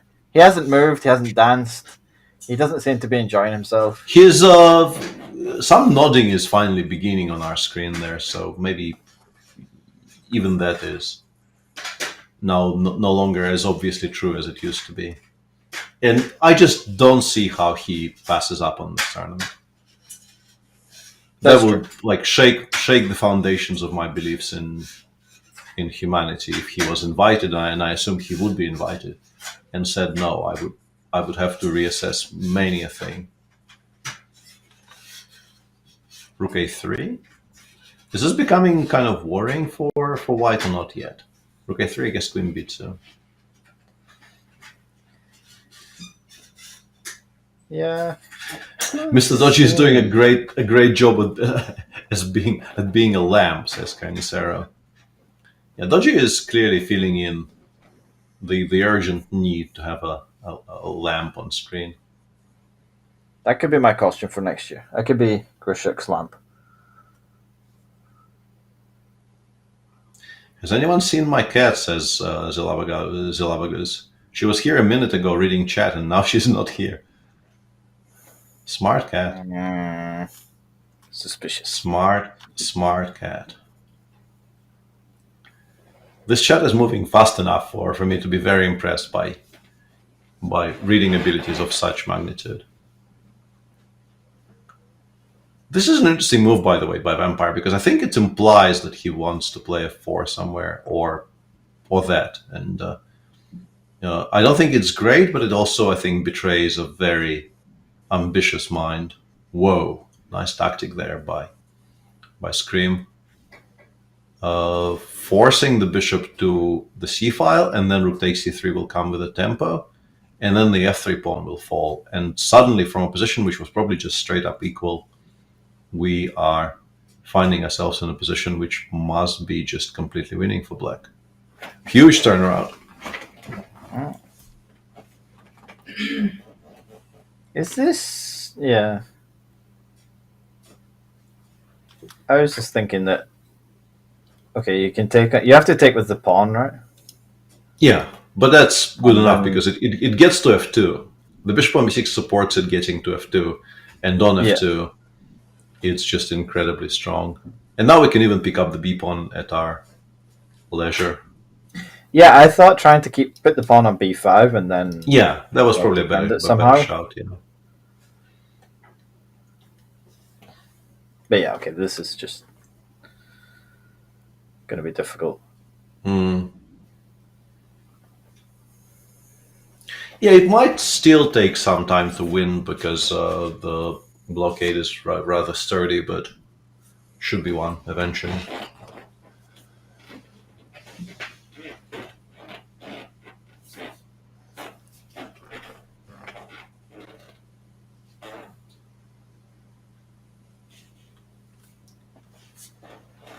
Yeah, and I also very much endorse the decision to remove the blockade immediately and start moving the whole bunch of our pawns down the board. I think it makes the conversion much easier.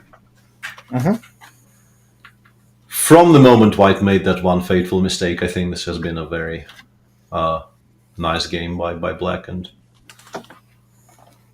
now the king on f4 just gets mated after king f6 and bishop c7 mate, I guess. So yeah, GG is... Well, not mated, but near enough to make no difference. Mated in spirit. Yes.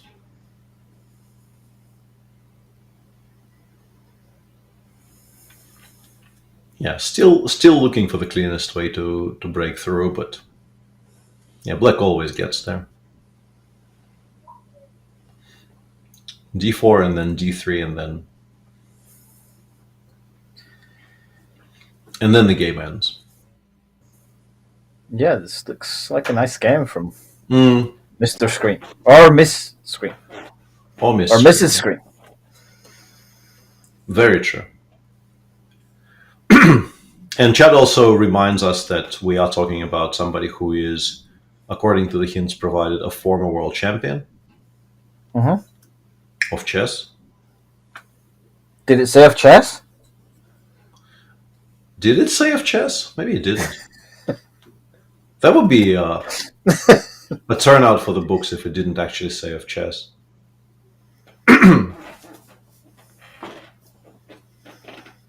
There we go. Scream wins. Scream wins. Wow.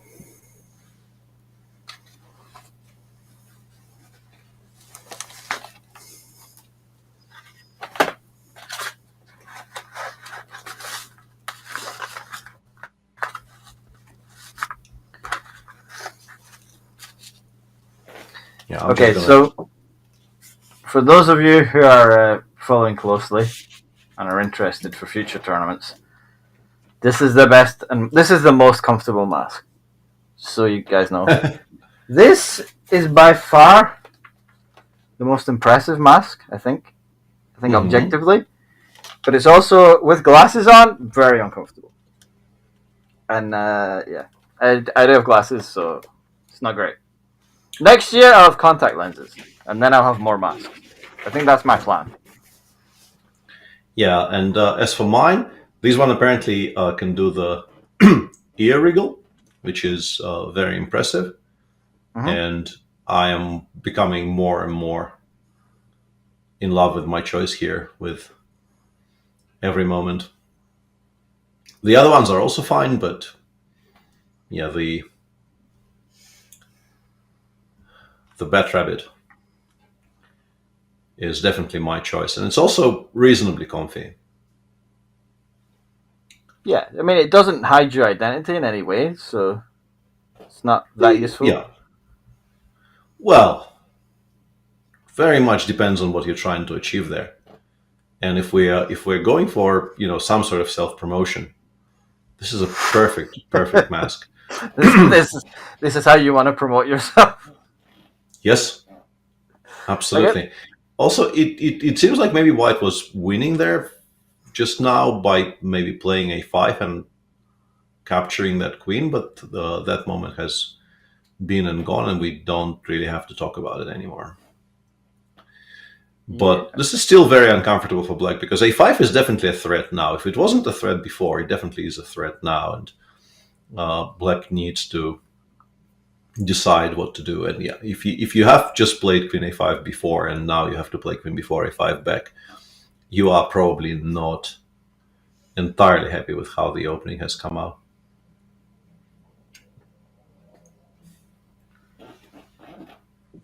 People are asking about the hints again. What were the hints? So the hint for Scream is that he's a former world champion of something, and of something, possibly chess.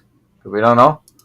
And the other one is for Vampire, and it's that they're pretty good at bullet. Has, I believe, won a bullet brawl. Yes. And was also very prominent in the European youth tournaments in, you would assume, their youth.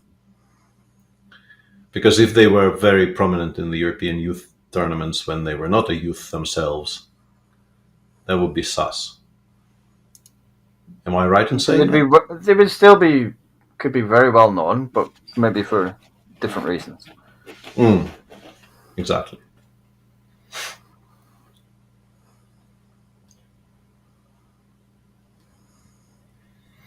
Yeah, black is reduced to this type of shuffle in their own half, which is not particularly fun.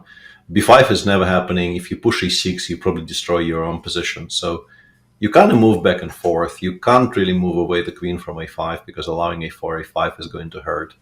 This is just not a very pleasant position. And Scream is already 1-up in the match, as you can see on your screen. So this is all boding quite well for Scream, I would say. Yeah, and if Scream does manage to win this match, then it will be into already possibly the last game in the next round. Yeah, that would be a... And Bishop b1 now. Bishop b1 is just like... Oof. Almost immediately winning, but black will be able to go back with the knight and provide some squares for that queen. I wonder if there's something even smarter that would actually win the game outright, but I don't see it.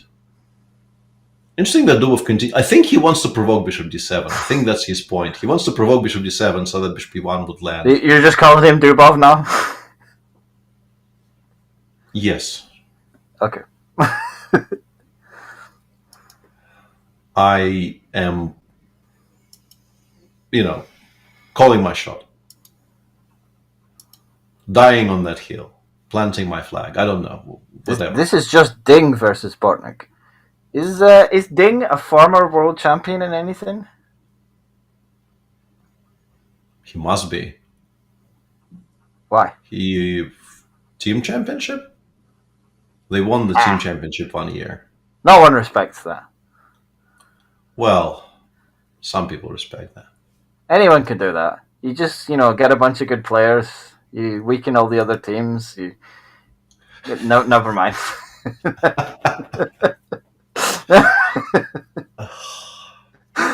Okay. Fair is fair. And this is a very understandable attempt to break free by Vampire, which I guess, is just met by a 5. And then there's just never any oxygen.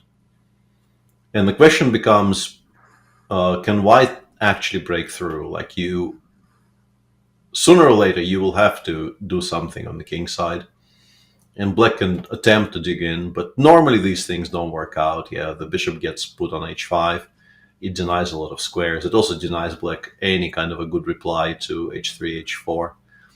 Yeah, these are kind of model games you see in books where white prepares h3, h4 properly and then plays h3, h4, opens the h file, and wins the game. Let's see if we will see one of those model games here.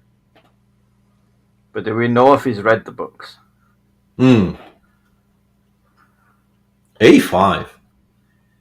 That's a very, very, shall we say, interesting decision, because I would have kept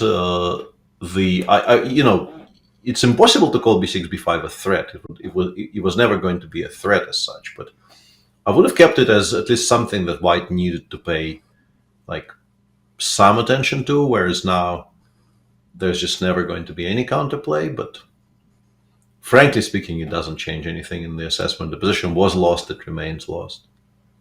I wouldn't trade those knights. Yeah, I would go knight c3 here. I think leaving black with as many pieces on the board as possible is sort of Max Payne quotient. But honestly, yeah, I don't know about queen c2. I think we probably already could have... that's very cultured. I like this. The second knight is going to g4. And there's really nothing black can do about any of this. And then things will start collapsing under their own weight. Knight g4, and now knight takes f6 must be mate. Is mate. Knight h takes f6, I mean, it just has to end the game immediately. Yeah. No way it doesn't. This is a very nice game. Yeah. I could call like the entirety of the rest of the game out, but we're not going to be able to show it in time. Involves bishop takes g5 check. Whoa! I will have a very, very stern word with that person. I mean, he wants to style it out, I think. He wants to go like rook 1, h2 and queen h1, which is also fun, and I can sort of understand why he would think this is like a more fun way of winning this position, but I still want to have a stern word with that person. There was like mate in 5 on the board. You should actually be giving mate in 5 when it's on the board. Big criticism for world champion Ding Liren. Yeah, finally it lands and the game ends. So all's well that ends well, but yeah. Yeah, and the vampire seems to be indicating something with his hand gestures that, you know, something was missed, but nothing really was missed. The position was just completely rotten. And it continues being completely rotten. And yeah, white is now really enjoying themselves, like creating an unsolvable threat of knight h6 mate, which is kind of a fun way to do it. So 2.5 in favor of Scream. Only needs half a point more in the next 2 games. Yep, so this is must-win territory now for Vampire. That could have been a Magnus game for white there. Could have been, yeah. Could have been.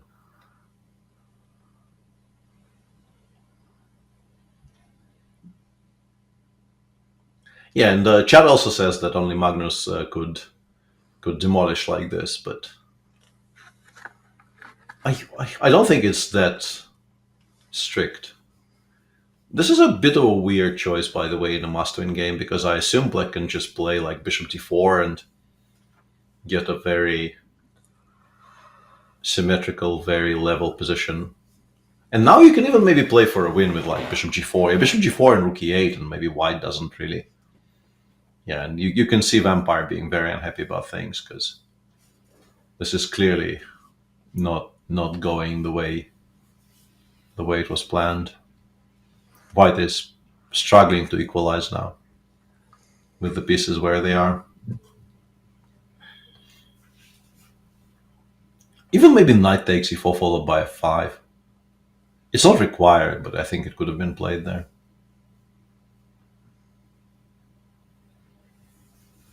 Hang on a second. Yeah, this probably shouldn't have been allowed. It's nothing dramatic, but it probably shouldn't have been allowed. Knight c5 still holds equality quite comfortably.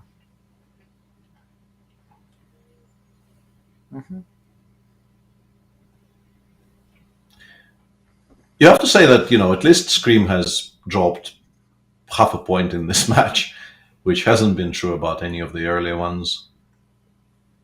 That's true. But seems to be unbelievably dominant throughout the event, just on a different plane to the rest of the field. Rook e2 now. Just a very, very comfy position for black. Mm-hmm.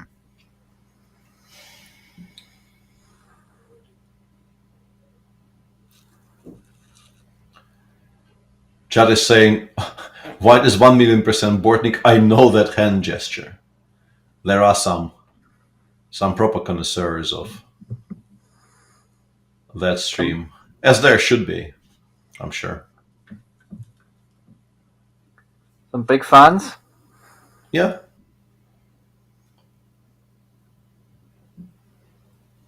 It isn't Magnus because of the room. Magnus's room looks so different. But I think Magnus, as the world champion, former world champion of chess, probably owns multiple rooms. Mm. Yeah, maybe even with several walls in each one. And the ability to travel, possibly. Is not as impeded as you would have suspected, yeah. I think Scream here is somewhat torn between the desire to just make a draw and end it all, and the understanding that the position is very pleasant, and it's, he might as well just play it normally and perhaps win one more game of chess. But I think calmer heads will prevail, and he will at some point start trading down. Yeah, but I guess you should just kind of play normally, right? That's the best way to make a draw, is just play good From chess. the start, yes. I think when you get to a position like this, where you're a pawn up, you also have the option on pretty much every move of playing rook e8 and just starting to offer trades along the open file. This is where those practical considerations do start playing a bit of a part, because it's not like you're choosing a strategy for the whole game. You're looking for a direct draw to end the game there and then. But yeah, until such opportunities present themselves, it is, I think, very well established that you're much better off playing a normal game rather than trying to beg.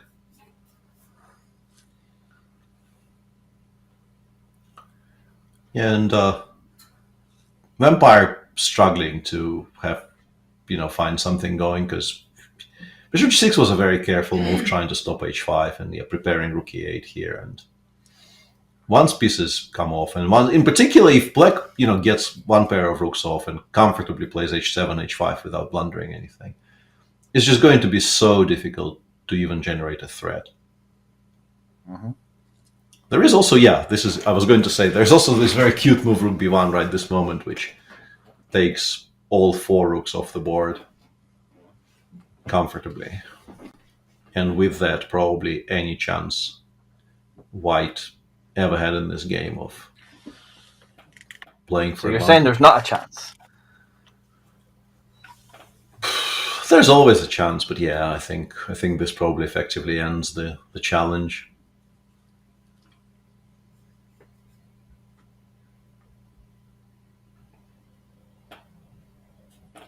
Bib Bib Bib says, bottom right is Peter Svidler, I think. Pretty bad disguise. In particular, considering that there is a name next to the picture. Okay, we've been talking about double bluffs for the entire event. This could easily be another one. Yeah, but then a lot of thought went into the question, right? Probably some plastic surgery as well. That would be a good twist. I wonder if Danya could do a good Peter Svidler impression. I doubt it. I'm sure he can, actually.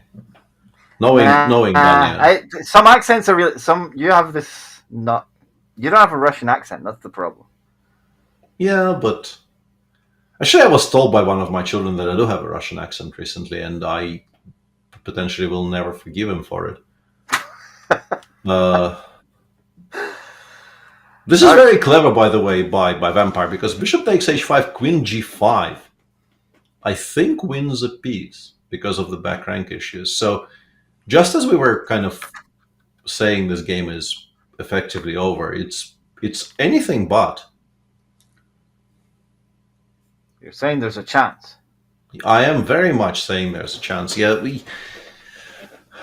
Scream should have invested into h7, h5 at some point, and now, yeah, I mean, black should still be okay-ish, but once your king side is as compromised as it will be in a moment here, in a position with opposite color bishops, you're never safe.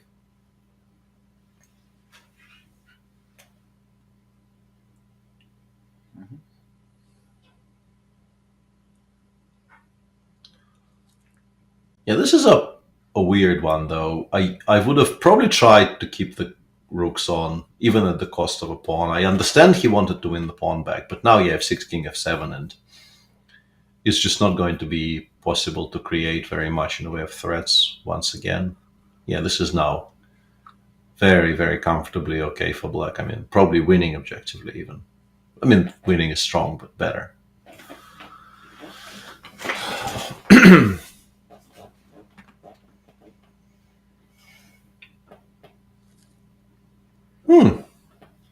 A bit of a sharp turnaround. Yeah, I'm not sure I like this by Scream, because you are allowing exactly this. Yeah, like bishop b4, and now you have to be very, very certain you're not blundering mate. If you, let's say, if you play b2 here, yeah, you have to.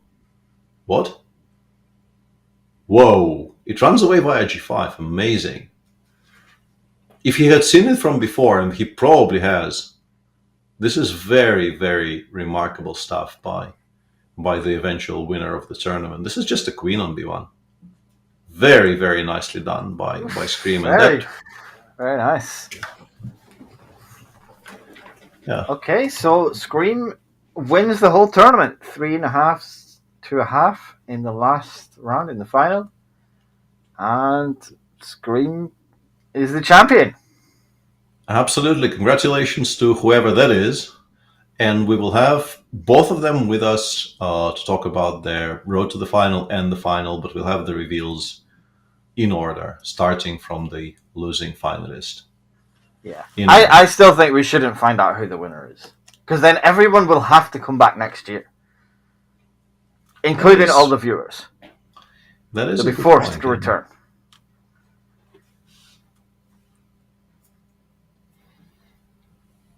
That is a good point. We should maybe give... changing the structure midway is never a particularly good thing, but we should at least give Scream the option of not showing who that is. By asking him a question and getting him to answer, we might figure it out. Yeah. Okay, guys, everyone watching, you've got less than a minute to get your final guesses in for who the two finalists were. I don't think you're going to change your guess, Peter. Probably not. You can if you want to. No, I'm very invested in that cat surviving. I think we need to be mindful of the life of an innocent cat there. That's fair.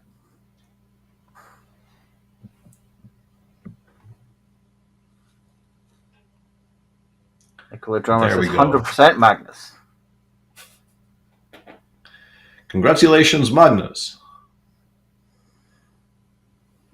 And RIP to the cat.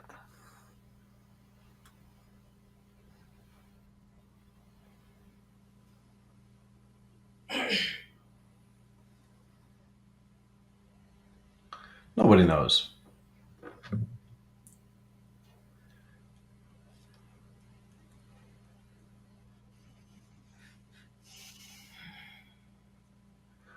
We also don't know that. Well, we might be. So we might be giving some things away here, but...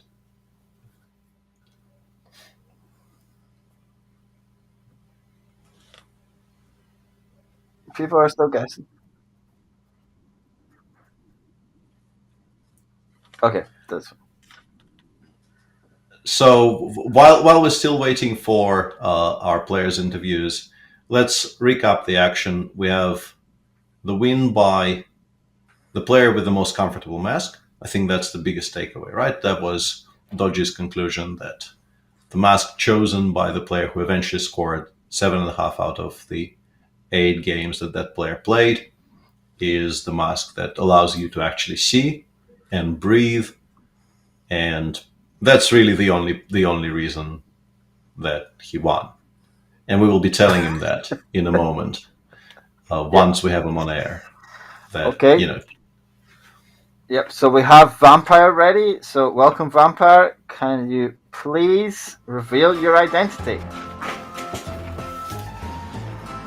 Yeah, hi. Hello? Hello. Hello. Yeah. Hi. Hi. Yeah, for people that wasn't surprised, it was me. It was the stream and my setup. Yeah. Wow. There was a lot of people did guess, I think, correctly. Yeah, I still in the shock at the last game. I didn't have winning position. Like I was absolutely sure I'm just winning somewhere around because too many threats after Bishop C1 when I moved. I had to threat the Queen C7, so Queen D7 didn't work. And he found just everything, like all protection. And even in the end, I didn't have checkmate there.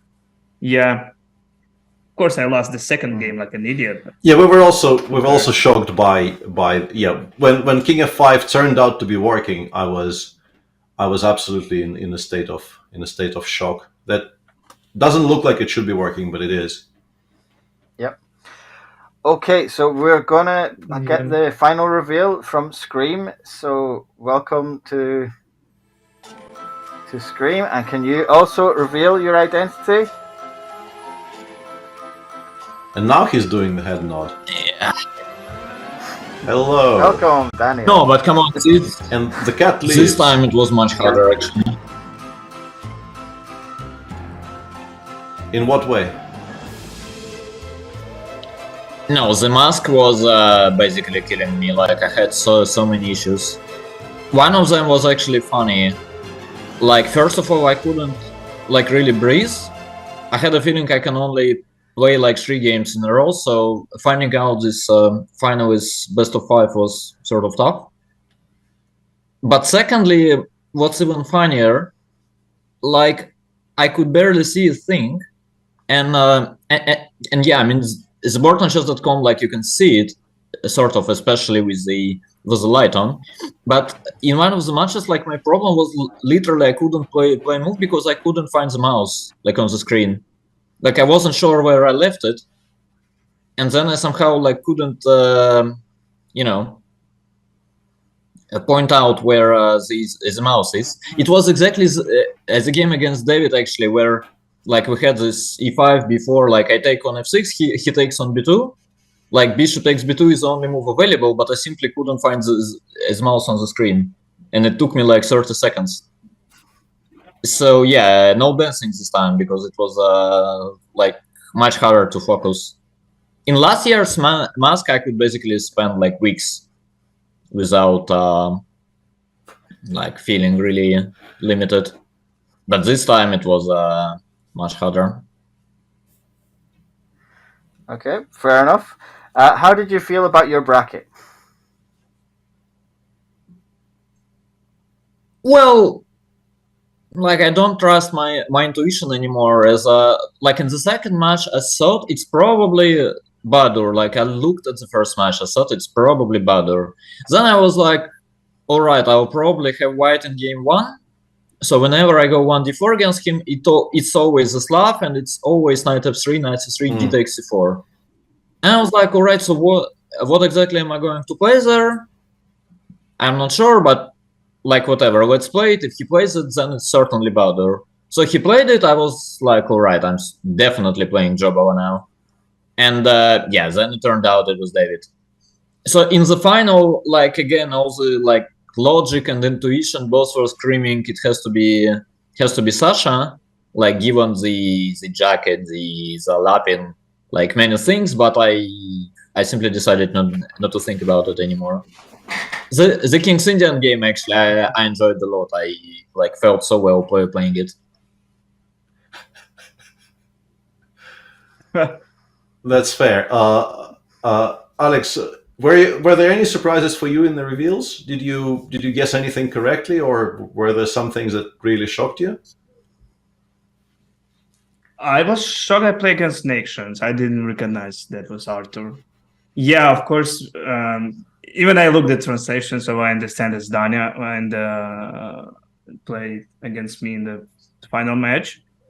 Yeah, but first match too. I didn't know I played Shuvalova. No, I knew I was international master, but I even couldn't even think about it. It's Paulina played against me, so yeah, it's kind of surprise.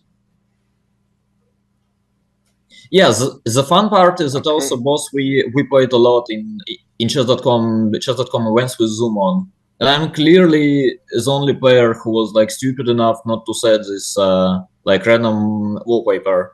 So Sasha has seen like we've spent hours and hours like in Zoom together, so he has seen this flat and this exact view, you know, like 100 times probably. And yeah, I mean, it's kind of weird to be wearing the mask when like not everybody, but Sasha, I'm pretty sure, can recognize the location, yeah, because I can normally like recognize most of the locations from the people who play often those rapid events.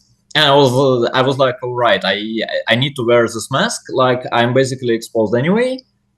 Everybody knows who I am given this flat, and I cannot like see a thing, and I cannot breathe, and you know. Also, yesterday it was tough because I like wanted to get some practice, and I went to visit a friend, and I thought, all right, like it's not going to be like a wise thing to do to wear this like at the street. So I was all right. Like when I was going up in the elevator, I thought, all right, I'm only going to see him, and I will like try to scare him. So I put it on, and the elevator gets there, like as the door opens, and there is like a group of 5 men looking at me, and I sort of realized, okay, like if they don't get scared, I'm basically killed within like next 20 seconds. And it was just weird, like they were clearly scared, but I thought, I mean, again, I shouldn't attack because as I can fight back. And I just said like, okay, give me the rope or something, like let me go. And yeah, I mean, I was a very it was a typical chicken club robbery, you know. So yeah. Okay, Alexander, what was your favorite part about the event?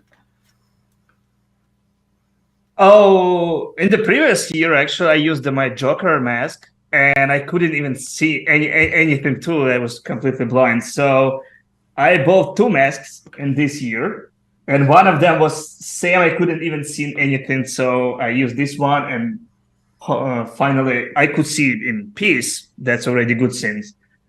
It's always fun to play some like these competitions. You know, it's not a lot of them. Probably just one like this.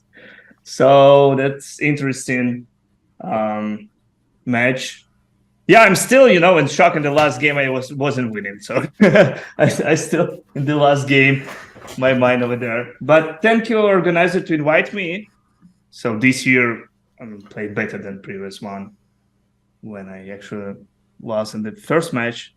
So I hope next year I will be invited soon. So yeah, thank you one more time, and congratulations, Daniel, who won actually this tournament. Yeah, thank you. Congratulations too. Thank you. So some questions from chat. A question from Daniel from Iron Wolf 41. How big of a fan are you of actual Scream movies? Have you seen all of them? How well do you know the lore? Not all of them, no, but I'm a little in details. But again, I prefer the masks, not you know, not going too deep into details. But it's like the only downside of the tournament is that like the pairing is that we pretty much know that the higher rated player plays white, and that like being a strong grandmaster, you'll normally play international master in the first round and stuff. Like if it would be completely random, it would be even better, in my opinion. Because like here, as Sasha says, something to you consider, play this first round. Yeah. I mean, you play this first round, as Sasha said correctly. I mean, you cannot really guess, but also like given you know the system, the pairing works, you don't really care. But otherwise, you'd have to sort of.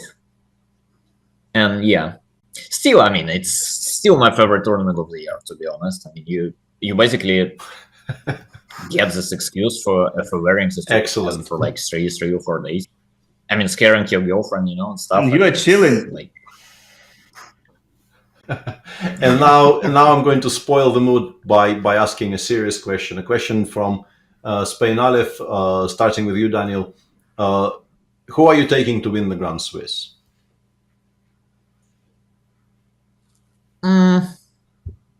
That's a good one. Say if I had to pick one person to qualify, which means top 2, I think I would definitely go with Hikaru, who basically has this perfect ability not to lose his mind. Which, I mean, given the fact that it's Isle of Man at the end of the day, which will be enough, I guess. And yeah, to exactly win, I don't know. Like, I don't think he will really try winning it if he will like be guaranteed second. I don't know. Fabi plays pretty well, but I have a feeling with like every next day, like more and more people lose their minds there.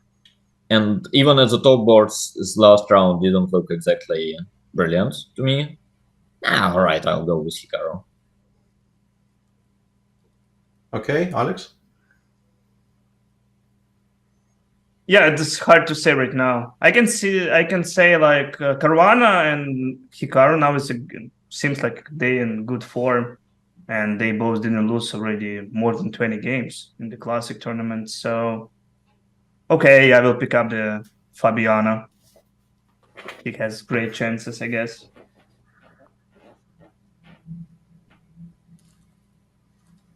Also, in his case, it kind of helps that he doesn't need it, right?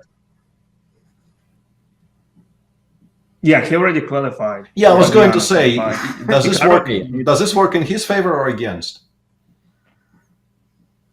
No, I mean, it's definitely in his favor, no? Yeah. Less pressure. Okay. Any final thoughts on the tournament and the format, Daniel, before we let you guys get away? Yeah. I mean, I told you the pairing has to be, well, not has to be, but I think it's a good idea to have it being random from the very first round.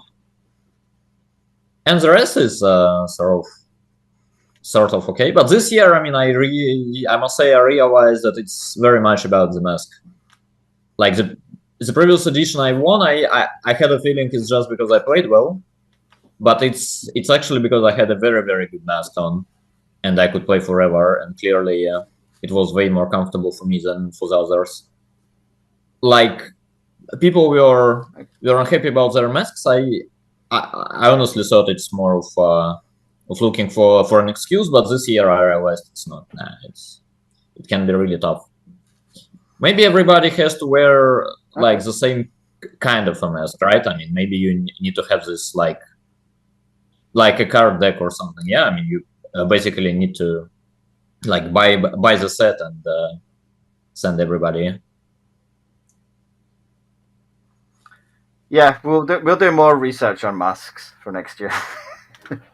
Clearly, we have to now. Yep. Once again, congratulations to Daniel. Yeah, I wanted to say this mask looks really weird, and it's like you're into some kinky stuff or something. That's the point, isn't it? What do you think I was going for? Yeah.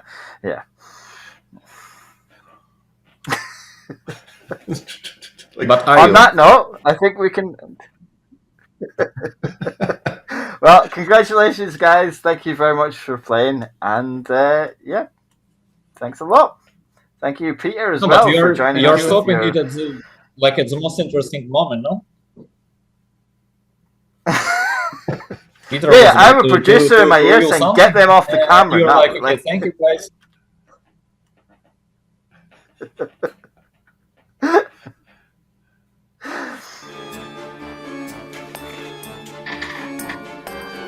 Okay, so thanks to the finalists, congratulations, and that is the whole tournament done. So Daniel wins first place, and Alexander Bortnick comes in second. Yeah, there you see the entire bracket with the names visible, which is very useful, yeah, and useful. Purpose. Yeah, with Daniel dropping half a point in the entire tournament, and Alexander Bortnick winning the lower half by beating first Laurent Fressinet and then Arthur Nixons. Arguably, he has the hardest bracket in the entire tournament, maybe. So very well done for him for getting to the final, but the final was convincingly won by Daniel 3.5 halves. So the best two players met in the final, and Daniel was stronger on the day. Yeah, well, I enjoy this tournament. I think it's always a good time. It's very fun. The players seem to enjoy it as well, which is nice. Other than not everyone loves playing on a mask. But I'll leave the final thoughts to you, Peter. More please, I think, is the conclusion that we've been hearing from people, and definitely from me as well. I really enjoyed this event as a player, and I'm enjoying casting it as well. Second year running. Very thankful for the opportunity to do this, and I hope long may it continue. And tweaks to format are all good and well, but as long as the event survives in some shape or form, I'll be happy. Okay, thanks very much. Thanks everyone for watching, and yeah, see you next year.